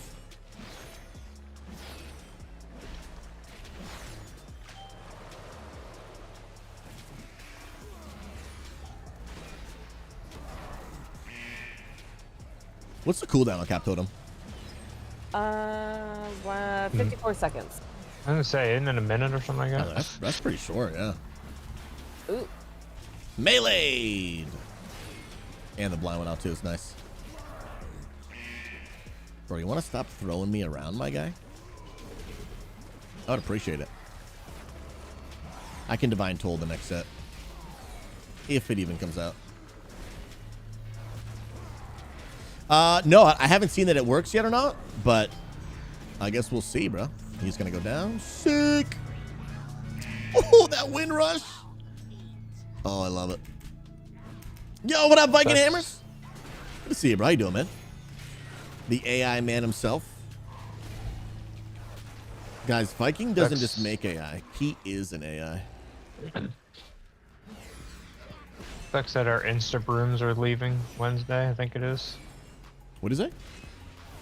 Their Hollow's End is ending, and our brooms won't be Instacast. Oh, Oof. I thought it was max range.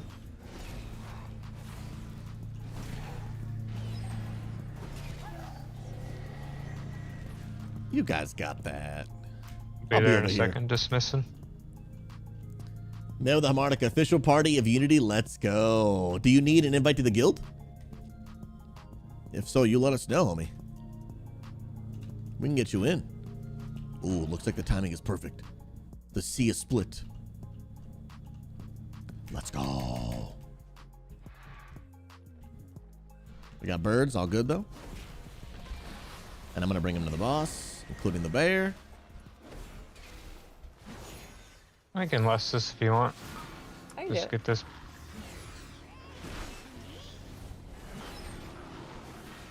We'll drag him through the traps without getting gut shotted off the map.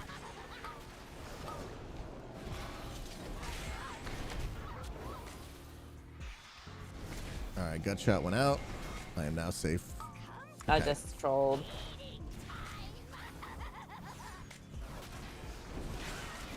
The bear and Singwin.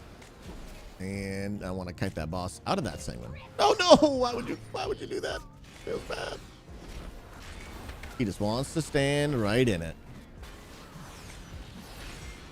Dang it, he healed him for 5% off that one little tick. That was crazy.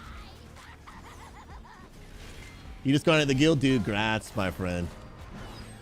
Well, if you need any help, feel free to reach out in the Discord chat. You got our Mythic Plus channels to connect in. You've got the events at the top of the Discord tab you can always check out. Please let us know if we can help, man.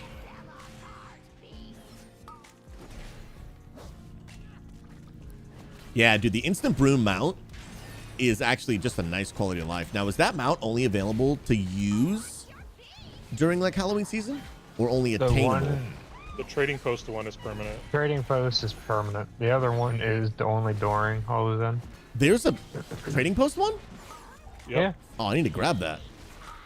You don't buy it, you it's earn for it. finishing the 1,000 points or whatever. It's not like you buy it with points. It's for finishing the monthly points. Oh, okay, gotcha.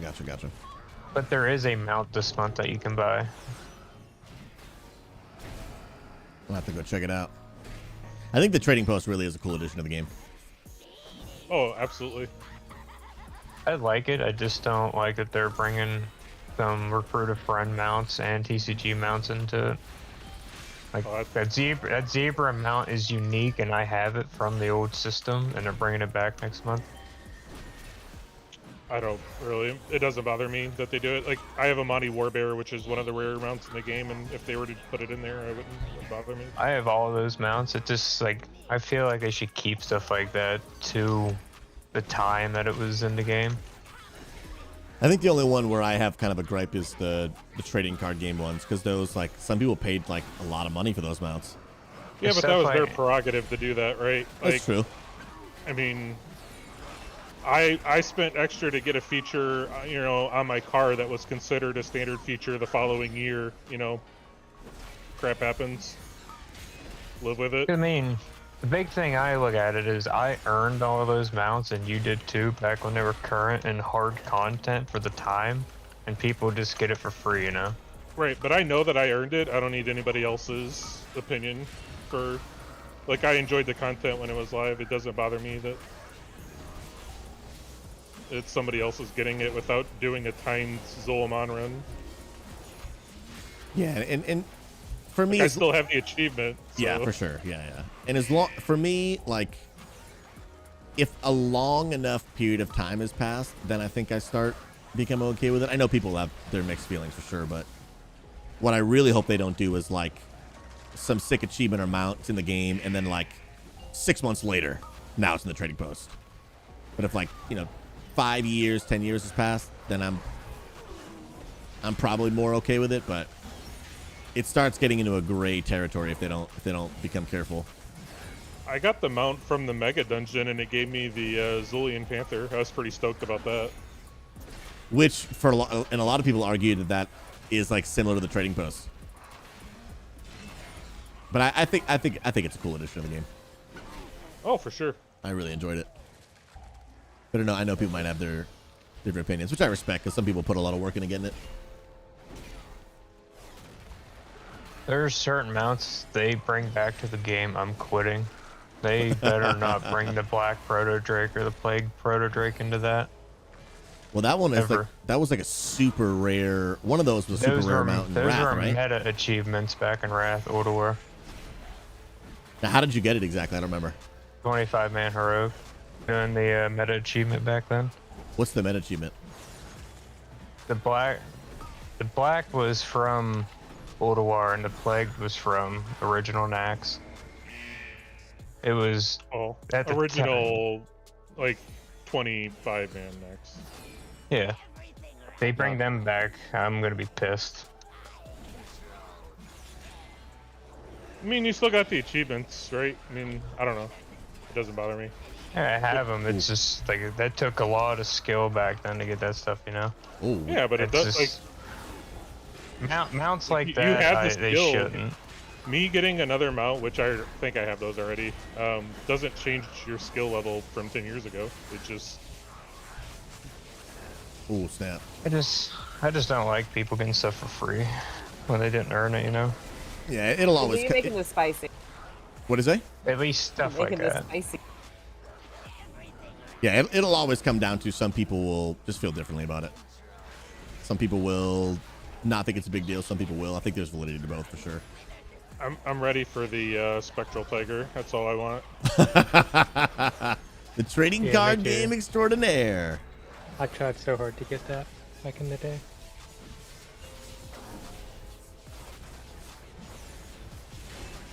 So, just I don't mean, know. I think that should actually be one of the less controversial ones because there's so many people that have it today that got from a dupe glitch and bought it for 500k during MOP or whatever when people were duping them. So, People glitch that? oh yeah, I had no idea That's how I that was got even see, a thing. Are we all here, by the way? No, we're waiting on You're Drac, missing right? one. Yeah. I'm Oh. dead again. I'll be honest, that's how I got mine. I cannot condone this behavior, Blizzard. Do not ban me. He condoned it. He just, Susie told me to do it. I didn't know him back then, but I got the idea from this streamer guy. Blizzard, please ban. Susie Please, was man. the one that duped it. What okay, do I'm you mean?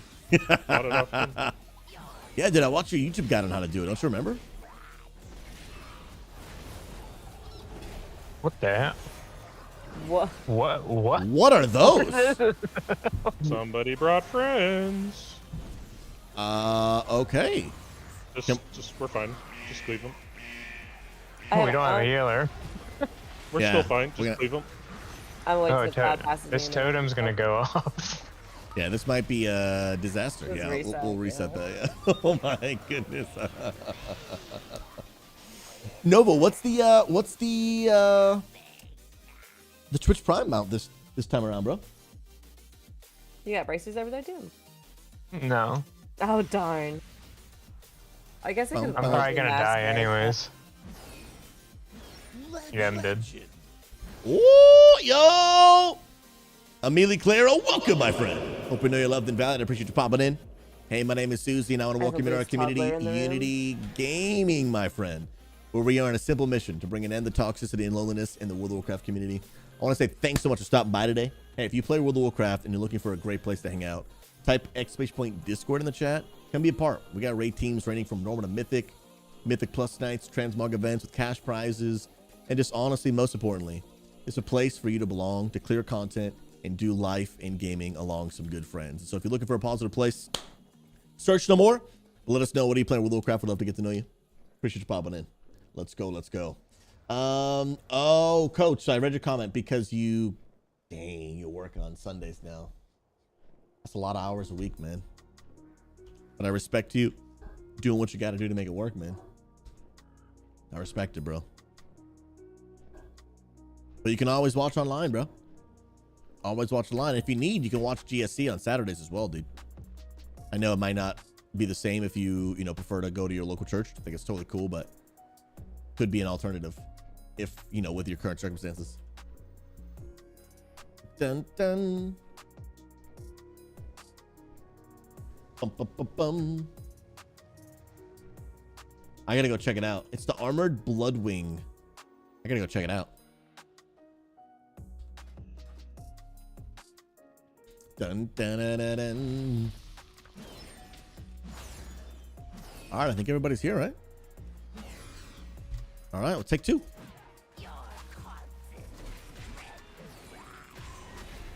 Right about now, our friends teleport. Last pom homies. Ooh, I screwed that up. That's not bad. Done. Y'all deleted that bad boy. I have hero in 7.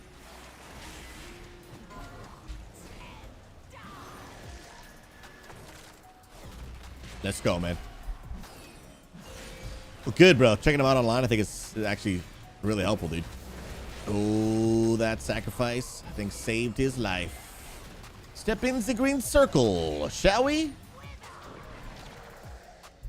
Dun, dun, dun, dun. K-Strike. There's the totem. Let's go. Yo, we just be pumping right now, dude. K-Strike, I got a defensive for it. That should... I thought that was going to disappear before he jumped on top of that. That's my bad. And I should be able to B-res. There we go.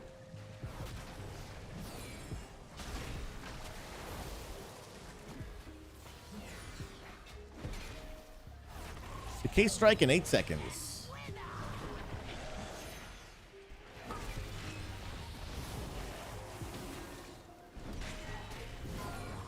Let's go. Bum, bum, bum, bum, bum, bum. We're pumping, my dude. Let's go. Keep pumping, guys. Pretty close. Why not time it? I don't know. I think we need to go do the 15 so we can time it. Yeah, let's get on a reset. Make sure we time it. What a 2-chested, but made a few mistakes. As long as the timer hits, we're good. GG's, friends. The mega GG's. GG, thanks for having me. Of course, man. Thanks for coming along, guys, and let's see if we can get Drax some gear. Dun dun. I got a trinket. It's a strength trinket. Thank you. I've never even seen this trinket. He got a neck I just gave him. Nice, congrats, man. Oh, that's actually a pretty decent tank trinket. That's one of the better ones defensively this season. Interesting. I haven't seen this one yet. Oh yeah, it's 50% absorb. That's kind of nice, actually. Yep, I actually use one of those on my Brewmaster bunk for hierarchies because of how good it is and on a short cooldown. Dang. GG's. Sweet deal. Well, I do not have time for another full mythic, so I'm gonna head out of the Discord. But guys, thanks for running. I appreciate it. Thanks for Thanks, having man. me. You guys have a great day, all right? You too. Yep. Peace out, homies. Take it easy. Let's go, let's go. All right, friends, we do not have enough time for another full mythic, but we do have time for a time walking dungeon. So if you guys want to be able to get on in, I'll queue us up in a second. I might jump on What character, man? We got so many to pick from, dude. We got so many to pick from. Honestly, I want to pick my monk, but feels bad, man. Dun, dun, dun, dun, dun, dun, dun. So many to pick from. Dun, dun, dun, dun, dun. Let's go, let's go.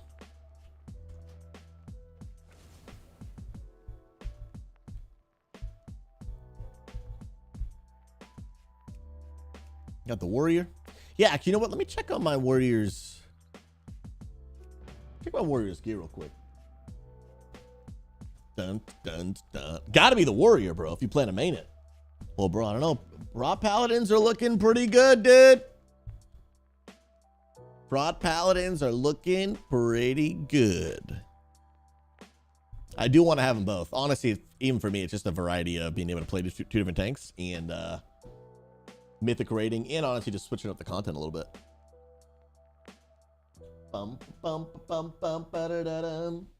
Bro, Hermie was in my he was in my channel today, bro. Telling me about how prop paladins are looking really strong, dude. Looking really strong. Didn't delete's message, dude. Get wrecked, bro. And I never said I was gonna main the warrior. Paladin for life, baby. I would only switch off the warrior, off the paladin, if paladins were like looking to be like straight trash, you know? All right, what do I have any champion pieces left? I probably do. Okay, champion chest piece. Champion weapon. I would love an upgrade of this, but I gotta do the dungeon. Champion trinket. That's myth. That's crafted. That's champion. Champion waste as well. Yeah, I got a lot of farming I actually got to do on this guy. But we'll do that another time. Yeah, let's get a time walking in. Bum, ba-da-dum, bum, bum. Let's go. Let's do priest, bro. I like playing this priest.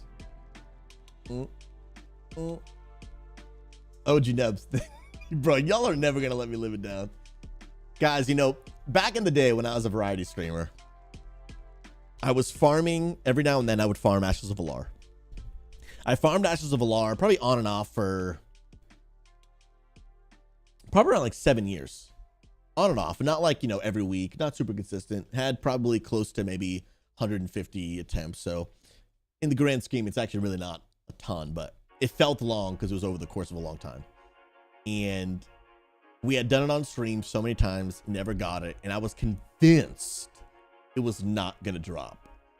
And so I made this joke before one of the polls that, guys, if this drops, I will become a full-time WoW streamer. This was years ago. Years and years and years and years ago. And it dropped. But at that point, I really had no intentions of actually being a full-time WoW streamer. And so people, I didn't keep my word because it was a joke, obviously, right? But people still to this day never let me live it down. And the funny thing is now that I actually am that, people find it hilarious, which I think is actually really funny. Love it, man. All right, friends, we got time for probably one time walking dungeon. This is an alliance character. So if somebody wants in, I'm going to make a pre-made group under custom and just look for Susie Live. And again, you do have to be alliance in order for us to auto queue. And let me see, do I have the time walking dungeon? I do. A little bit on that good old dispree, shall we? Monster Can, it's good to see you, man. On the druid, dude, Boomy looks really interesting. Boomy looks really interesting for, what you call it, 10.2, man. They're getting so many cool things. They really are just getting so many cool features. And the appearances Looked like so much fun. And so I might try it out. I'll give this a minute if you guys join. Otherwise, I'm gonna jump into one. And then, friends, you can, if you want, come join us for Wild Chapel, which is happening probably right after this dungeon's over. So we got about 15 minutes till then. And then we got a good old workout happening later today, man. We're doing legs today, guys. Feels bad. Leg workout happening today. We just got to do it. Real friends, don't let friends skip leg day. Doom 4 draft, the 17 years of doing Headless Horseman, you finally got them out. Bro, let's freaking go, dude. Let's absolutely freaking go. Guys, can we get GGs across all platforms for Doom Forger, bro? Dude, people love that mount, man. I'm not really interested in it, to be honest. All right, I'm going to queue up. I'm not too interested, but I respect the grind, dude. People want it. Y'all go for it, dude. Let's go. Yo, Amelie Clara. And if I am mispronouncing your name, feel free to let me know. Day's going well. Day's going well. Had a good TikTok stream before before we went live on Kick. Kick stream's been going well. People are hanging out. Had a great discussion earlier about the interview from the Twitch CEO, which that was really, really cool. And so, been a great stream. Appreciate you popping in. Now, Melly, I asked you earlier, but do you play World of Warcraft? And if you're looking for a great place to hang out, we'd love to get you connected. Absolutely. Bro, I love this dungeon. I've not done this dungeon in quite a while, but I am here for it. Let's do it. Do you have to prime sub to a WoW streamer for them out? So you don't have to prime sub to anyone. As long as you are someone who has Twitch Prime, then you're good. Am I a pro? No, definitely not a professional. I'd like to think I'm pretty decent at World of Warcraft, but professional, no. No, I'm not, unfortunately. Coach, all you got to do, bro, is on the top right side of Twitch. Let me see if I can show you. Click this crown button, and then right here, click the claim button.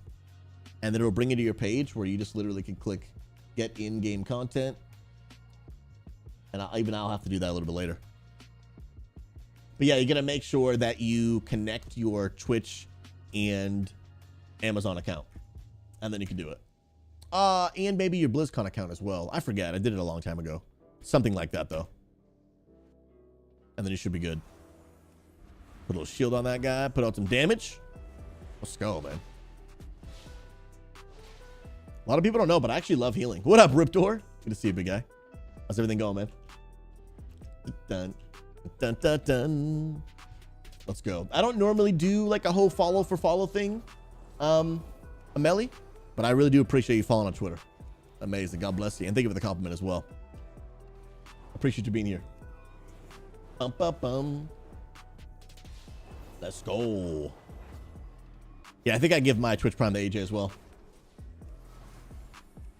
So, Keith, since I've been back playing WoW, I've gotten Ashes of Alar, Brewfest mount, and Mimiron's head, bro. So, tell me you have insane RNG without telling me you have insane RNG. My goodness. Man with a harmonica. Nice. Just brought your Resto Shaman, and you love healing. Love it, dude. Love it, love it, love it. Resto Shaman is one of the healers that I think I'd be most interested in. I'm really interested in trying Disc or Holy Priest. But Shamans I love because one, I just really enjoy just the Shaman class as a whole. But I really love utility.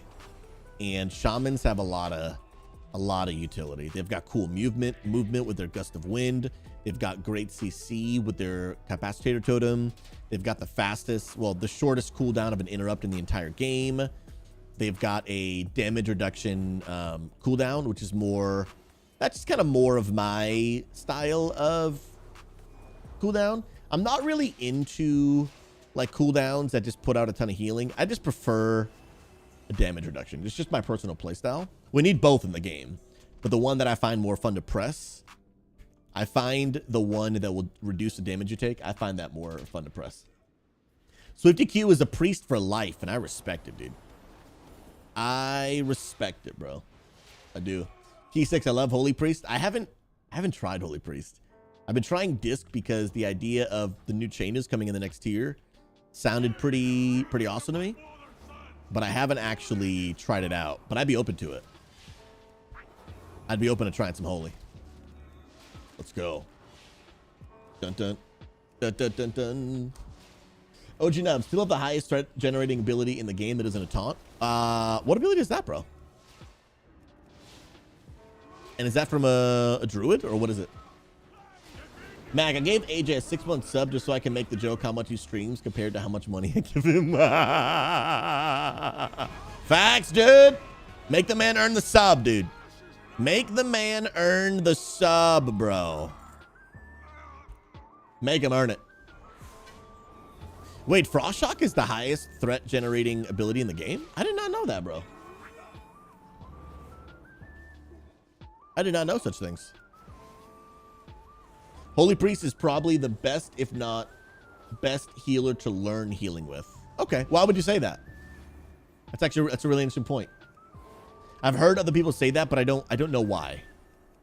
Like if you're looking to learn healing, playing a priest is like the best one to start learning with. I don't know why though. Bum bum. Unseen. I'll be a meat dragon. Meat shield. A dragon meat shield. A dragon meat shield. What do you mean, bro? I'm thinking about when I think dragon, I think evoker. When I think meat shield, I think tank. Bro, Holy Nova is dope. Ah, okay. So switch the cube just because it's easy to understand. Love it. Sometimes simple is just best, dude. And I know that's one of the current things that they're addressing with the Disc Priest. Is I heard, again, I don't really play too much, but I heard a lot of people say that it's kind of like overly complicated, and they're looking to simplify it in the next patch, which I think is pretty cool. Oh snap! No, thank you, kind sir. Bum bum bum bum. Keith, I make Amazon pesos. Yeah, I appreciate that, bro. Yeah, the Twitch Prime means a lot, dude. The Twitch Prime really, really does mean a lot. Absolutely. You guys are built different. Guys, I just want to say a massive thank you, man. Just a real massive thank you for all you guys have done to support me over the years. I know a lot of you guys are new, so it hasn't really been over the years, but just the amount of support and just belief in what we're building. Been a lot of ups and downs this year, for sure. And I'm just so thankful for those that have just been a part of what we're building, helping out. And I'm just feeling really grateful. What up, Asmo? Good to see you, homie. You guys are the bomb diggity. Dun dun. Moon Tears, I legit can't think about anything when I'm playing Disc. Is it really just that complex? That's crazy. Yeah, I prefer to play classes that are relatively simple because I like analyzing.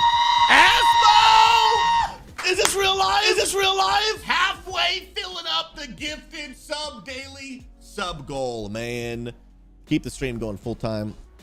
Thank you so much, Asmo. You are an absolute beast, bro. Thank you, man. That really does. It really does mean the world, bro. It really does mean the world, dude. Thank you so much. That is super helpful, man, especially for this week. And I'm really thankful, dude. Really thankful. You guys are S tier, baby. S tier human beings. Yeah, guys, I've been putting some thought to it, but I might have to incorporate some penguin dances with the gifted subs, man. I might have to do it, bro.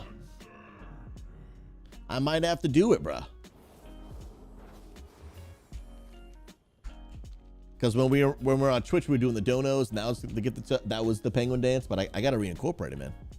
Because now the penguin dance doesn't exist, and we can't have that, dude. We can't have that. Asma, you got it, bro. I apologize, man. I've been getting flooded with them recently, and it's been a challenge to keep up, but I will do my best, bro. Absolutely. Absolutely. So Moon Tears, you have to know a whole DPS rotation and manage your atonement and predict all damage that could possibly come out. Oof. That's a lot of brain power. That's a lot of brain power. That's a lot of brain power. Boss, that Final Fantasy fanfare add-on when bosses go down. How did WoW get away with that? What do you mean, bro? Final Fantasy fanfare add-on when bosses go down. How did... I'm not sure what you mean. Let me know, bro. Bro, even I miss the penguin dances, man. I like when they're a little bit rare and they're not happening all the time. Because when they happen all the time, they get old, right? But when they're once in a while, then they remain special.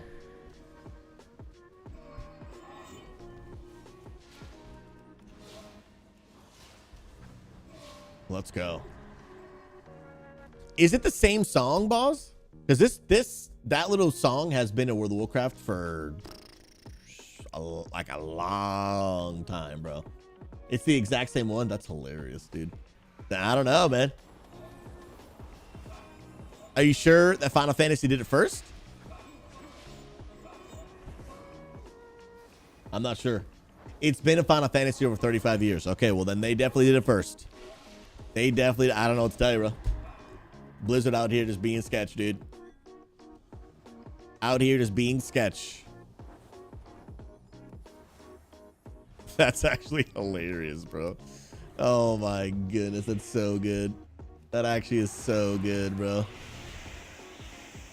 And I got nothing for you, boss. I got nothing for you, dude. It's a conspiracy, dude. Big facts. Don't let me get the cyclone off. Nice interrupt. One thing I do wish that Priest had. I wish we had a straight up interrupt. I really enjoy interrupting in dungeons. But you can't give every class every button. Just can't do it. Otherwise, you'd literally become OP. Oh, I'm not sure. Can you spec into like a silence? I'm not sure. Swifty probably would know. Well, Swifty or Moon. But I literally actually have no idea. I am a very novice Disc Priest.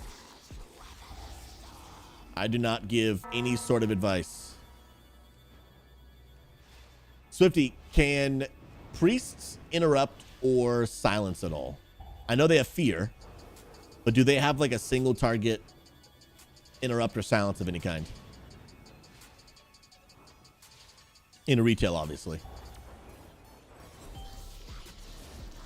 Okay, gotta keep up that atonement. And then we run. Give all of you guys movement increases.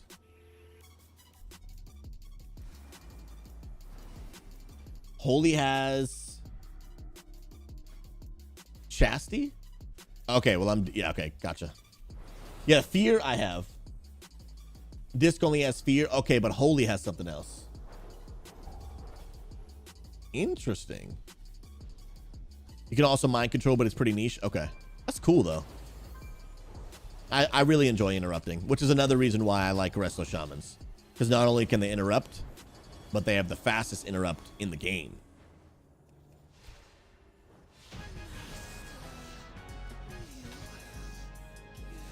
But yeah, I'm open to, because I do want to have one healer, and it just depends if that's going to be Disc or Resto Shaman. Not really interested in Resto Druid. Holy Paladins I used to love back in the day, but I'm not a fan of the melee style anymore, which means I'm not really interested in playing Mistweaver.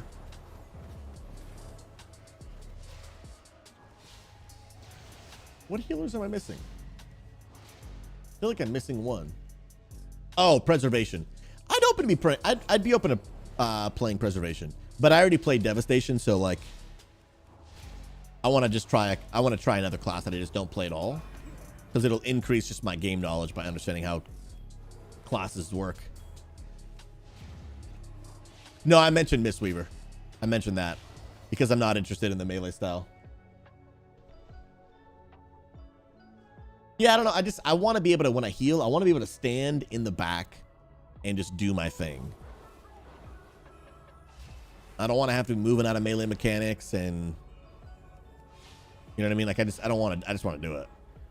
And plus, what I really don't like is having to do damage in order to build up some sort of resource so that I can heal people.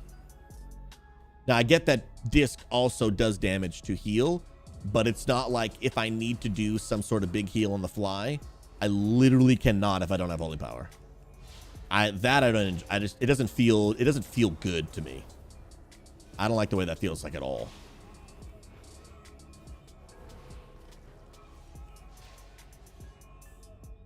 Bump, bump. Yeah, for me, it's going to come down to either priest, and obviously, if it is priest, is it going to be disc or is it holy? I haven't tried holy yet, and Resto Shaman. Bum, ba-na-na-na. Oh snap! And we are most likely going to get those ads, which I'm cool with.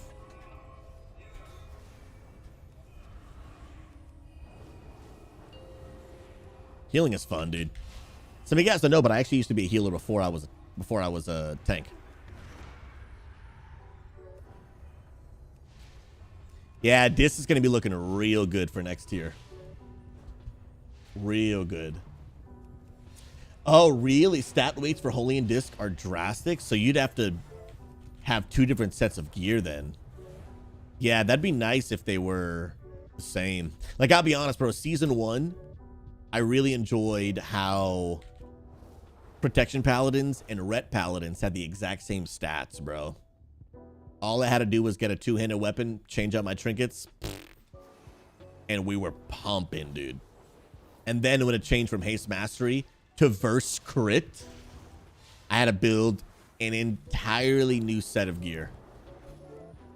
But in one sense, it also gave me something to do. And like I farmed out gear, I was farming out the bis.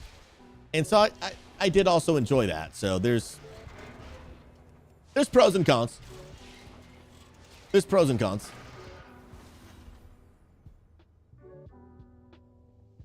So you can still use the same stats as disc for holy and mythic plus. Interesting. Okay. Bro, I would love to just be able to do more keys throughout the day. It's just like I like doing, you know, like other pieces of content. They're all like they're still WoW related. I mean, today the TwitchCon thing was not very WoW related, but like, you know, going over posts, reacting to the videos, all, you know, WoW related stuff, which I think is great, but I also really love just kind of doing keys with the community.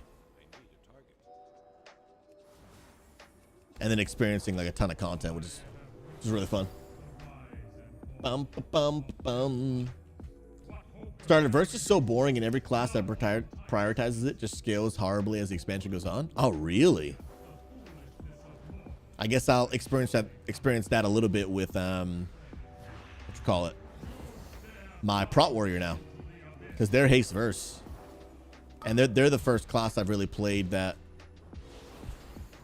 like really heavily requires any sort of versatility.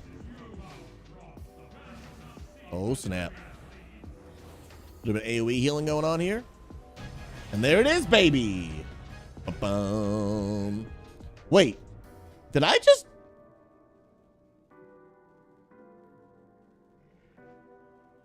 What did I just get?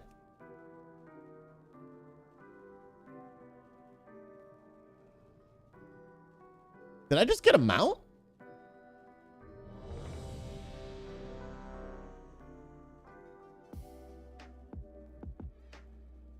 I got a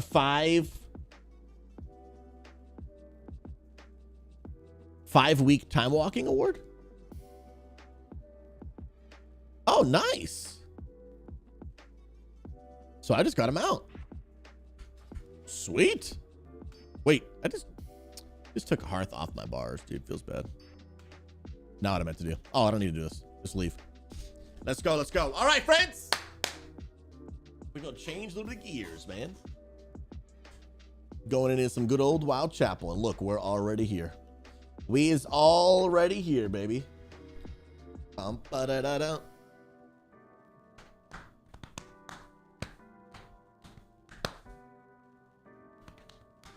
Let's go, let's go, let's go.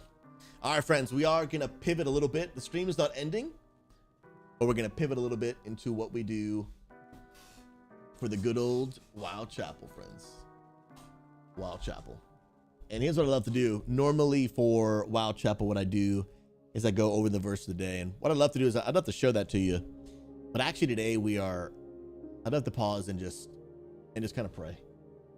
That's cool. I know that not everyone that watches my stream, especially if we've got new people that are watching, not everyone shares my faith in God the way that I do, and I respect your decision 100%.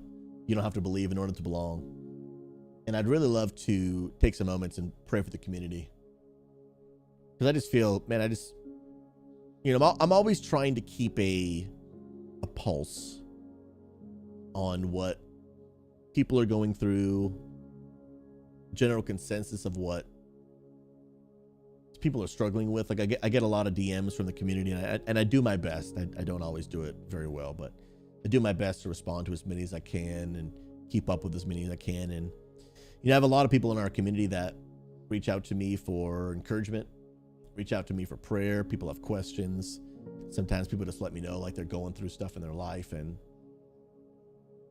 people are they're hurting, man. People are just going through real life. And the reality is, whether you are here and you believe in God or not, the reality is I really believe that we need help. And it's okay. Like, it's okay for us to acknowledge that, like, we got a lot going on and it's not always easy. It's okay for us to acknowledge that you might not be able to do it on your own. And here's the deal. I can in no way, shape, or form force you to believe that if you're struggling that you need God's help. I believe that God offers every single one of us help, encouragement, strength. I'll be honest, I would not be able to get through my day-to-day if it was not for the help of God. I believe Jesus gave me a new life. I believe he gave me forgiveness of my sin. I believe he's given me eternity in heaven. I believe that he has given me so much more than I could ever have tried to deserve or earn. But the reality is, it is up to people if they want to go to God for help. But here's what I would really encourage people, that even if you don't want to put your trust in God, because it has to be your choice, at least what I would encourage people to do is at least go to each other. Go to each other. I believe the Bible teaches that we need both each other and God. But here's the deal. I can't force you to believe in God. But I would encourage you, so many people are struggling in silence by themselves. I would encourage you to talk to somebody. Get some help, get some encouragement. And what I would love to do is I'd love to pray for you. And I just want you to know that whatever it is that you might struggle with, whatever it is that you might be going through, I believe that God sees you, cares for you, loves you, and wants to meet you right where you are, in the midst of your hurt, in the midst of your pain. And he does want to meet your needs. And I just wanted to pause for a second and just pray for you. Again, I know that not everyone that watches my stream sticks around for these moments or believes in God, but I just want you to know, I believe Jesus sees you right where you are. He's currently not angry with you. He currently wants to invite you into relationship with him so that he can offer you his love, his grace, his forgiveness, his kindness. And when I accepted the forgiveness of Jesus, that's what that verse said, right? Talk about like having a new birth, being reborn, starting a new life by following Jesus. It changed me. I don't know where I would be today without it. But I'd love to take a moment and just kind of pray for the community, those that are interested. So know we got a lot going on. Even if we don't talk about it, we got a lot going on. I'd love to pray that God would help you. God, we just come before you, and I know there are a lot of people here that are, the reality is we're all going through real life situations every day. And I know there's so much that people need, including myself. And that really, God, can be a variety of things. It can be the need for guidance, which direction to go, what decisions to make. It can be needing hope and strength to keep pushing forward through the difficult and challenging season. God, people here sometimes are facing depression and anxiety and just struggling to keep going day to day. For some people, maybe there's financial difficulty, needing some supernatural provision, wondering how things are going to get taken care of. For some people, maybe it's insecurity, believing so little of themselves and believing such negative things about who they are. Maybe it's been what they've been told by people they've loved. Maybe it's people dealing with a physical sickness in their body. Maybe it's people, God, just feeling immense loneliness, wondering, does anyone see me? And if they do, does anyone even care? I ask in the mighty name of Jesus, God, for every person that's here. Every person that's here. I pray that you would meet them right where they are. Even in this moment as we're here, God, I pray, Lord, that you would help them to sense even just the presence of the Holy Spirit right there with them. God, I really want these moments to be more than just a guy standing in a chapel and wow, talking. I really, Lord, want this to be really an opportunity for people to experience and encounter that God is real, that he does offer new life, and that he is able to meet me right in the middle of my pain. He's able to pick me up, strengthen me, encourage me, guide me, rescue me. And I just pray, God, that right now, in your own way with every person, wherever it is that they're watching. Some people right now may be listening on audio while they're doing chores around the house. Some people may be on a second monitor while they're working. Some people maybe while they're running errands. Some people may be just sitting on their couch, no one around them. And maybe this is just the only sense of community that they have.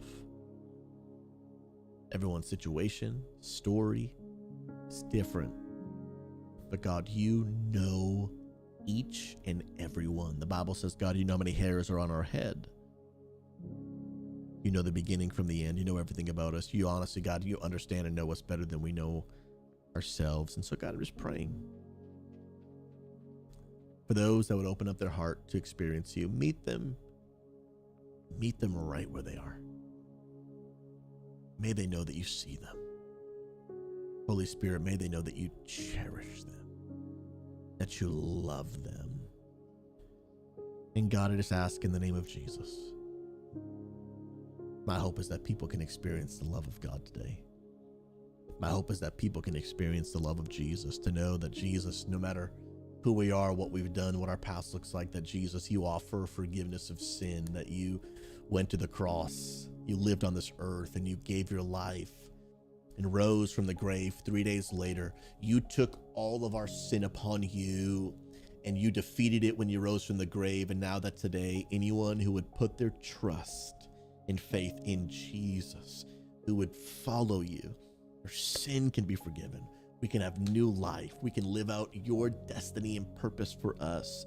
We can be filled with hope and joy. It does not mean that life will be perfect, but it means that it will be worth it, following, knowing Jesus, and attaining what I believe is the only way to be in heaven for all of eternity. And Jesus, your invitation is just going out to many, going out. And I pray that, God, people would know that, God, you are available to them. I know for me, God, I wouldn't be able to get through life without you. And I just pray that maybe for those that are struggling, maybe the weight of the world that just seems too heavy, may they know that there is a God who's strong enough to carry the weight. A God who is bigger, who is greater. A God whose ways are higher than our ways. a God whose supernatural ability to provide is bigger than ours, that when the bank says there's nothing I can do, God says, but there's something I can do. I pray that they would know that Jesus Christ is a healer, that even in the darkest of situations, when the doctor says, I'm sorry, there's nothing we can do, but Jesus says there's something I can do. I pray that people would encounter supernatural, wonder-working, miraculous power of God in their lives, that there's no relationship too broken that you can't restore, that there's no situation too hopeless that you can't heal.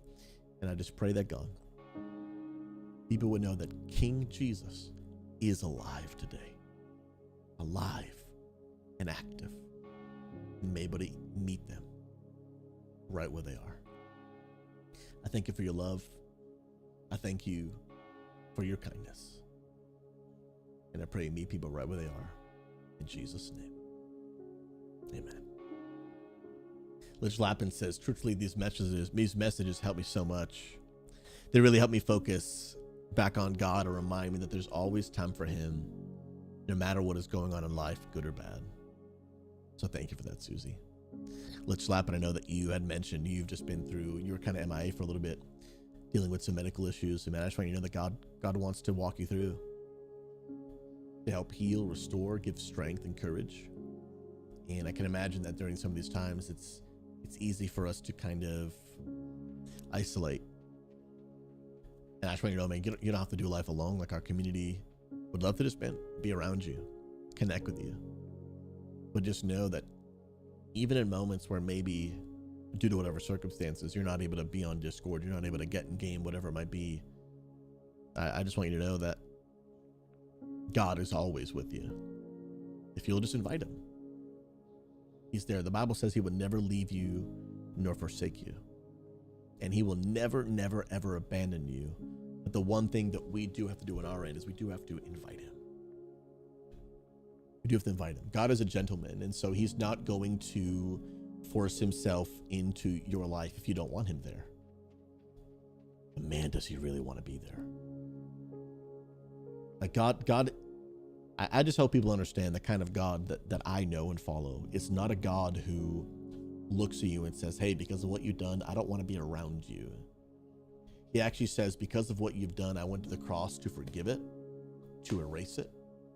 Doesn't mean it never happened, but it means that Jesus has already taken care of, one, the consequence of sin, but two, he's already taken care of the fact that, hey, I'm not going to look at you and be like, hey, I remember what you did. Although, of course, he does, but he doesn't think about those things when he looks at you. He thinks about how badly he wants to have a relationship with you. He thinks about how badly he wants to invite you into a relationship with him. He thinks about how badly he loves you and how he wants you to spend eternity in heaven with him. That's what Jesus thinks about when he looks at you. How can I help change and transform your life in ways you never thought possible? He wants to add value to you because the Bible says he's a good father. And he desires that you would experience all that he has for you. And so that invitation, it's there for anyone and everyone at any moment. Jesus will take us on a journey of growth and change and transformation, but he is not waiting for you to do anything in order for him to love you. He loves you just the way you are right now. Moon Tears, he gently nudged me back, himself back into my life over years, even after I did terrible things and ran away as far as I could from him. But he made it clear to me that he still wanted me to come back home. Absolutely. You know, Moon Tears, when I think about my life, I've probably given God maybe 10 million reasons to want absolutely nothing to do with me. And if God was a human, he probably would want nothing to do with me. Because humans, like, we have limits, you know what I mean? Like, you can be a patient person, but even the most patient person you've ever met, like, they're gonna run out eventually. You know what I mean? Like, we don't have unlimited amount of patience. Even the kindest person in the world, like, you can break them, you know? Like, you can do enough things that they snap and then they become unkind in that moment, right? Like, we're humans. Like, we don't have unconditional or unlimited amounts of anything. But the thing is, God does. And I really think that sometimes people will, when they have maybe a negative view of who God is, I think sometimes the reason that can be is because we think that God is like us, where, you know, if I had someone in my life that did enough bad things to me, I'm gonna be honest, like, bye. You know, like, as much as a human, I want to be like forgiving over and over and over again. Like, there reaches a point like, dude, no, I'm not just gonna let you keep on disrespecting me. Like, I'll pray for you from a distance, right? Like, no, we're not friends anymore. Like, no, you're not coming over for dinner. Like, there are certain times where you got to cut it off, you know?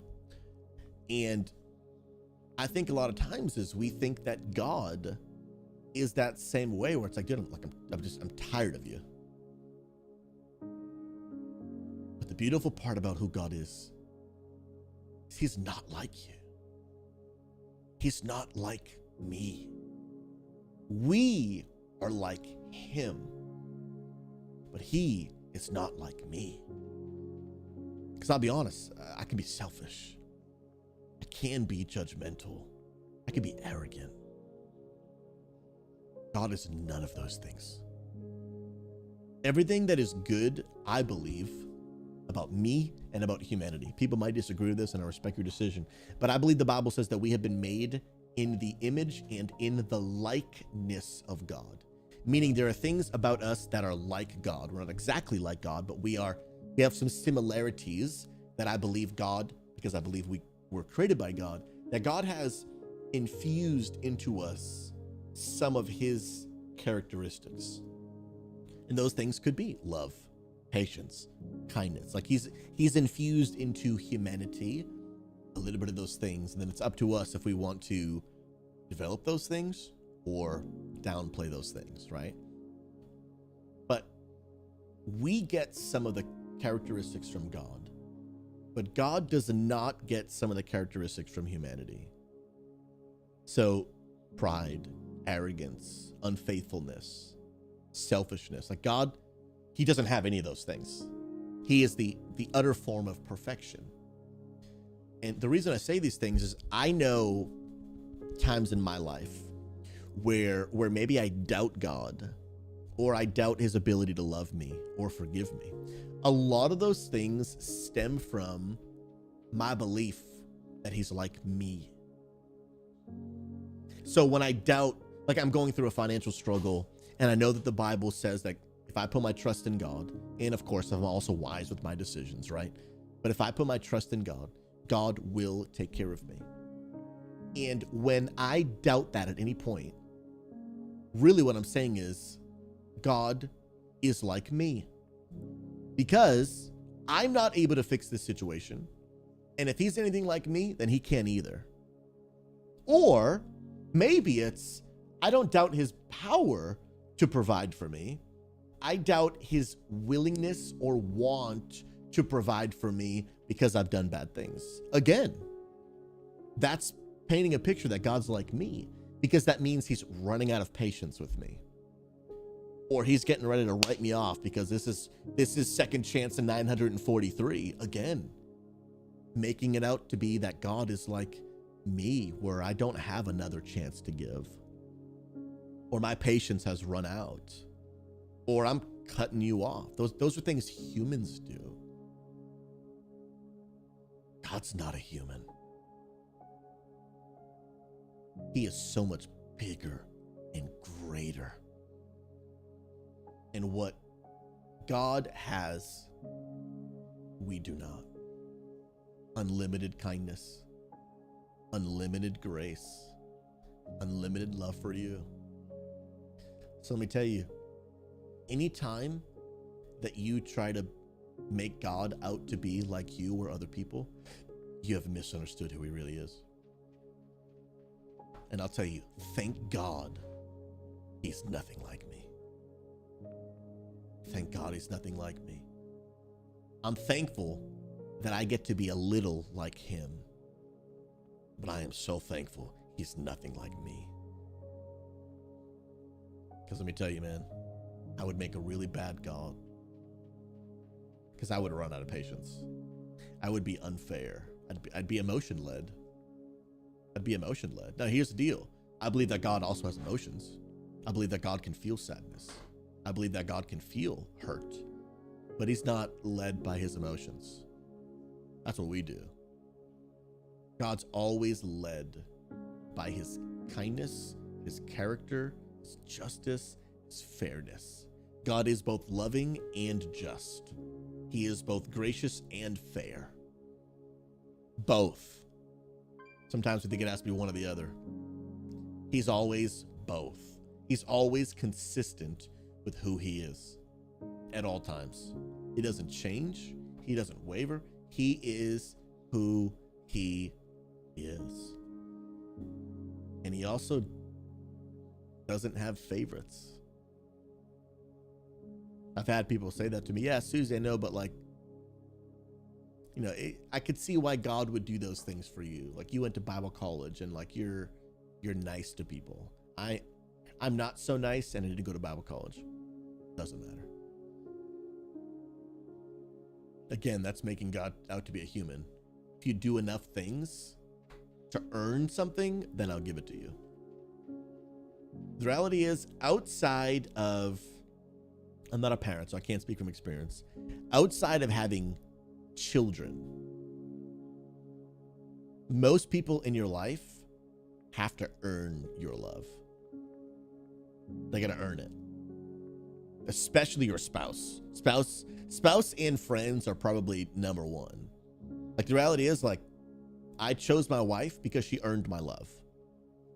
She said yes to me when I asked her to marry because I earned hers. The friends that I have in my life have earned my trust. They've earned just me liking them. Like it's been earned.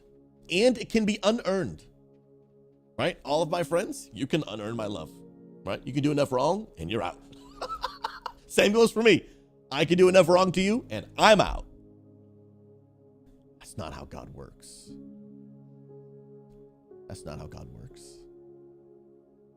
Jesus already went to the cross to forgive all the wrong we've done.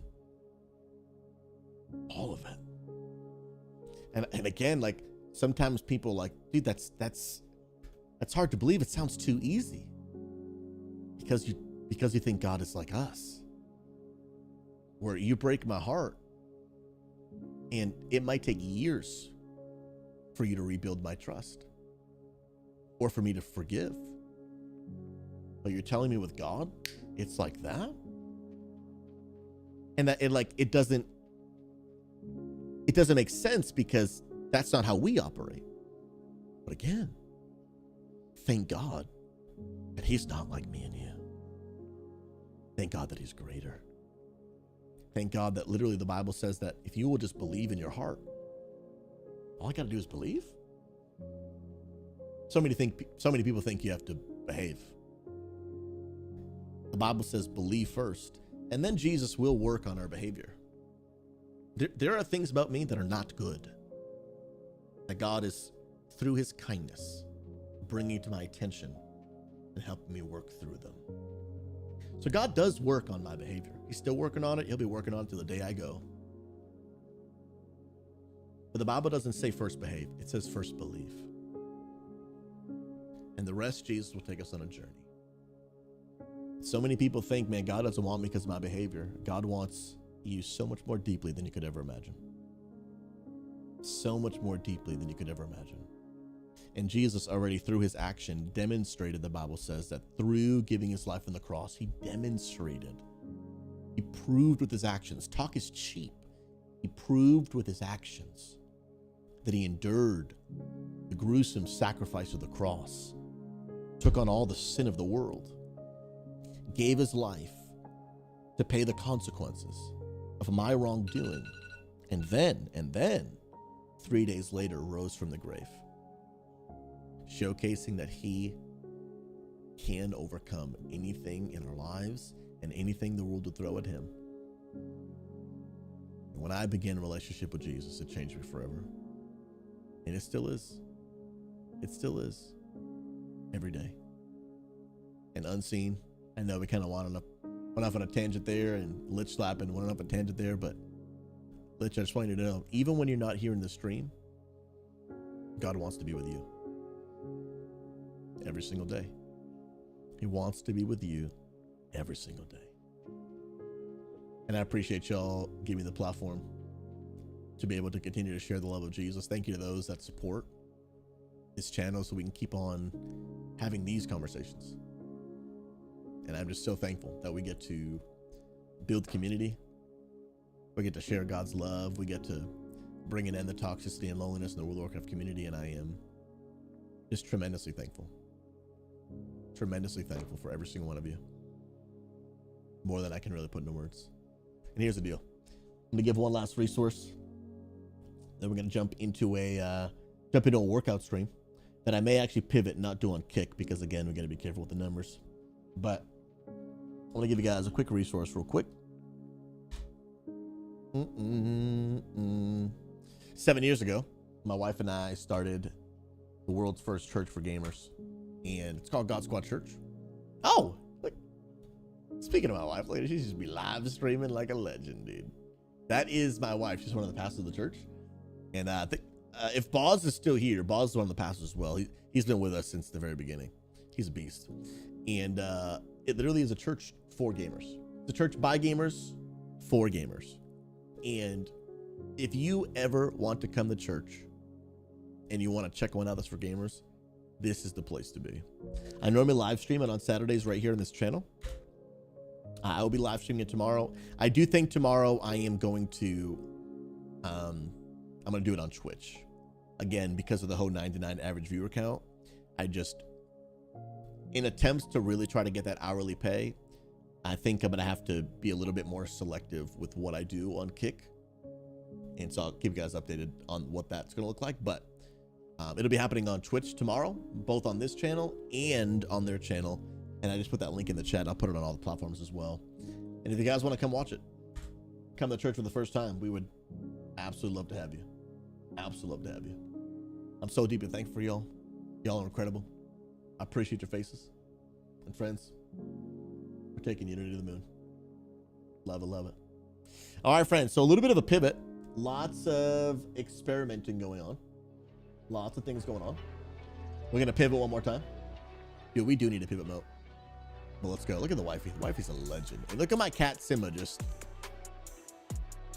there. On the ground. Chilling. Just doing their thing. I'm gonna leave a lurk up for the wifey. But here's the deal, friends. I showed this a little bit earlier. Do I still have the image up? No, I do not. But I will show you guys. Latest update about Kick. Just scroll down to find it. Is the fact that they did announce. Here it is. They did announce that November 2nd, they will announce the next 30 people that have been selected to receive an hourly rate to stream on Kick. So like literally getting paid hourly to stream, and which is life changing. It's never been an option in live streaming ever before.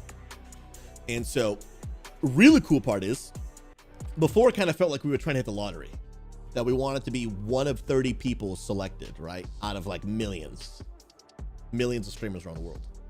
Now they have made it evident that even if you do not quote unquote hit the lottery and be one of the 30 people selected by November 2nd, that shortly thereafter, the program will be integrated directly into the Kick Creator Dashboard. What that means is, we don't know what shortly thereafter, we don't know how long that is, but that means that as long as you hit the requirements, then shortly after this goes out, people will just be able to work towards the numerical goals and then automatically just get in for the hourly rate. So that is a game changer. So what I need to do is I need to make sure that when I go live on Kick, it is the type of content that I know is gonna get 99 views, right? So honestly, today was a learning moment for me. The whole Twitch CEO thing was a great conversation. People really loved it, but was not the type of content that is going to get me the 99 views, right? Yesterday's stream, we had well over 100 because we were doing the type of content that's going to get those views. And so when we're doing content that I know is not going to get 99 views, I have to stop doing that on Kick and I have to do it on somewhere else. I can still do it, but I just have to not do it on Kick. Because otherwise I'm hurting the progress. So like yesterday, we made massive strides towards the 99 average viewer. And then today, whoop, right? I'm going to be everywhere. I'm going to be everywhere. So I'm going to have to be a lot more strategic about what I do and do not do on Kick. And so that means I'm going to be changing up a little bit. So like right now, I was going to do a workout stream, right? I'm not going to do that. I'm going to do it, but I'm going to turn Kick off. Because for every moment that I'm live below 99 viewers, I'm just hurting my own chances. And so that means I got to make sure that when I'm on Kick, like doing the best content humanly possible that I'm able to do, that I know the community would like. And then if I'm not going to do something like that, like if I'm going to do, for example, the Twitch CEO, great conversation, a little bit more of a niche conversation. I think it was great content, but not for everybody. I got to do the stuff that I know is going to bring in the views on Kick. And then everything else, we'll do it on other platforms like Twitch or TikTok or whatever it might be. So here's the deal. I think I'm going to switch this over to a TikTok phone stream. Okay. So I'm going to actually do the workout stream, but I'm going to do it exclusively on TikTok for right now. Now, is that going to be the norm moving forward? Dude, this multi-streaming thing, we all just experimented. We just learn it along the way. But here is my TikTok link. If you guys want to follow me over there and watch there, again, if you're on TikTok right now, the TikTok stream is going to like go down and then come back up. I'm going to do the leg workout stream. And we'll hang out there. It'll be amazing. But I am going to give me like 2 minutes because I'm going to quick bio. And I don't want to. Yeah, you know what? I'm just going to bio real quick. And then I'm going to turn TikTok stream. So it's going to be about 2 minute intermission. I'm going to turn this stream off. And then I'm going to bio. And then I'm going to go on TikTok. I do got to say a massive thank you. All those that are gifting subs, all those that are being a part of subbing on Patreon. We got people being members on YouTube. Wherever it is that you're supporting from the bottom of my heart, thank you so much. You guys are absolutely incredible from the bottom of my heart. Supporting my family and our content is not something that I take for granted. So I want to say thank you so much. I'm heading out. Here's the deal. I won't be live tonight. I'm going live on TikTok in 2 minutes, and then that'll be the last stream until tomorrow morning. You guys are beautiful. I appreciate you. We'll see you on the flip side. Come join us on TikTok. I'll be there in like 2 minutes. We'll see you soon. Peace.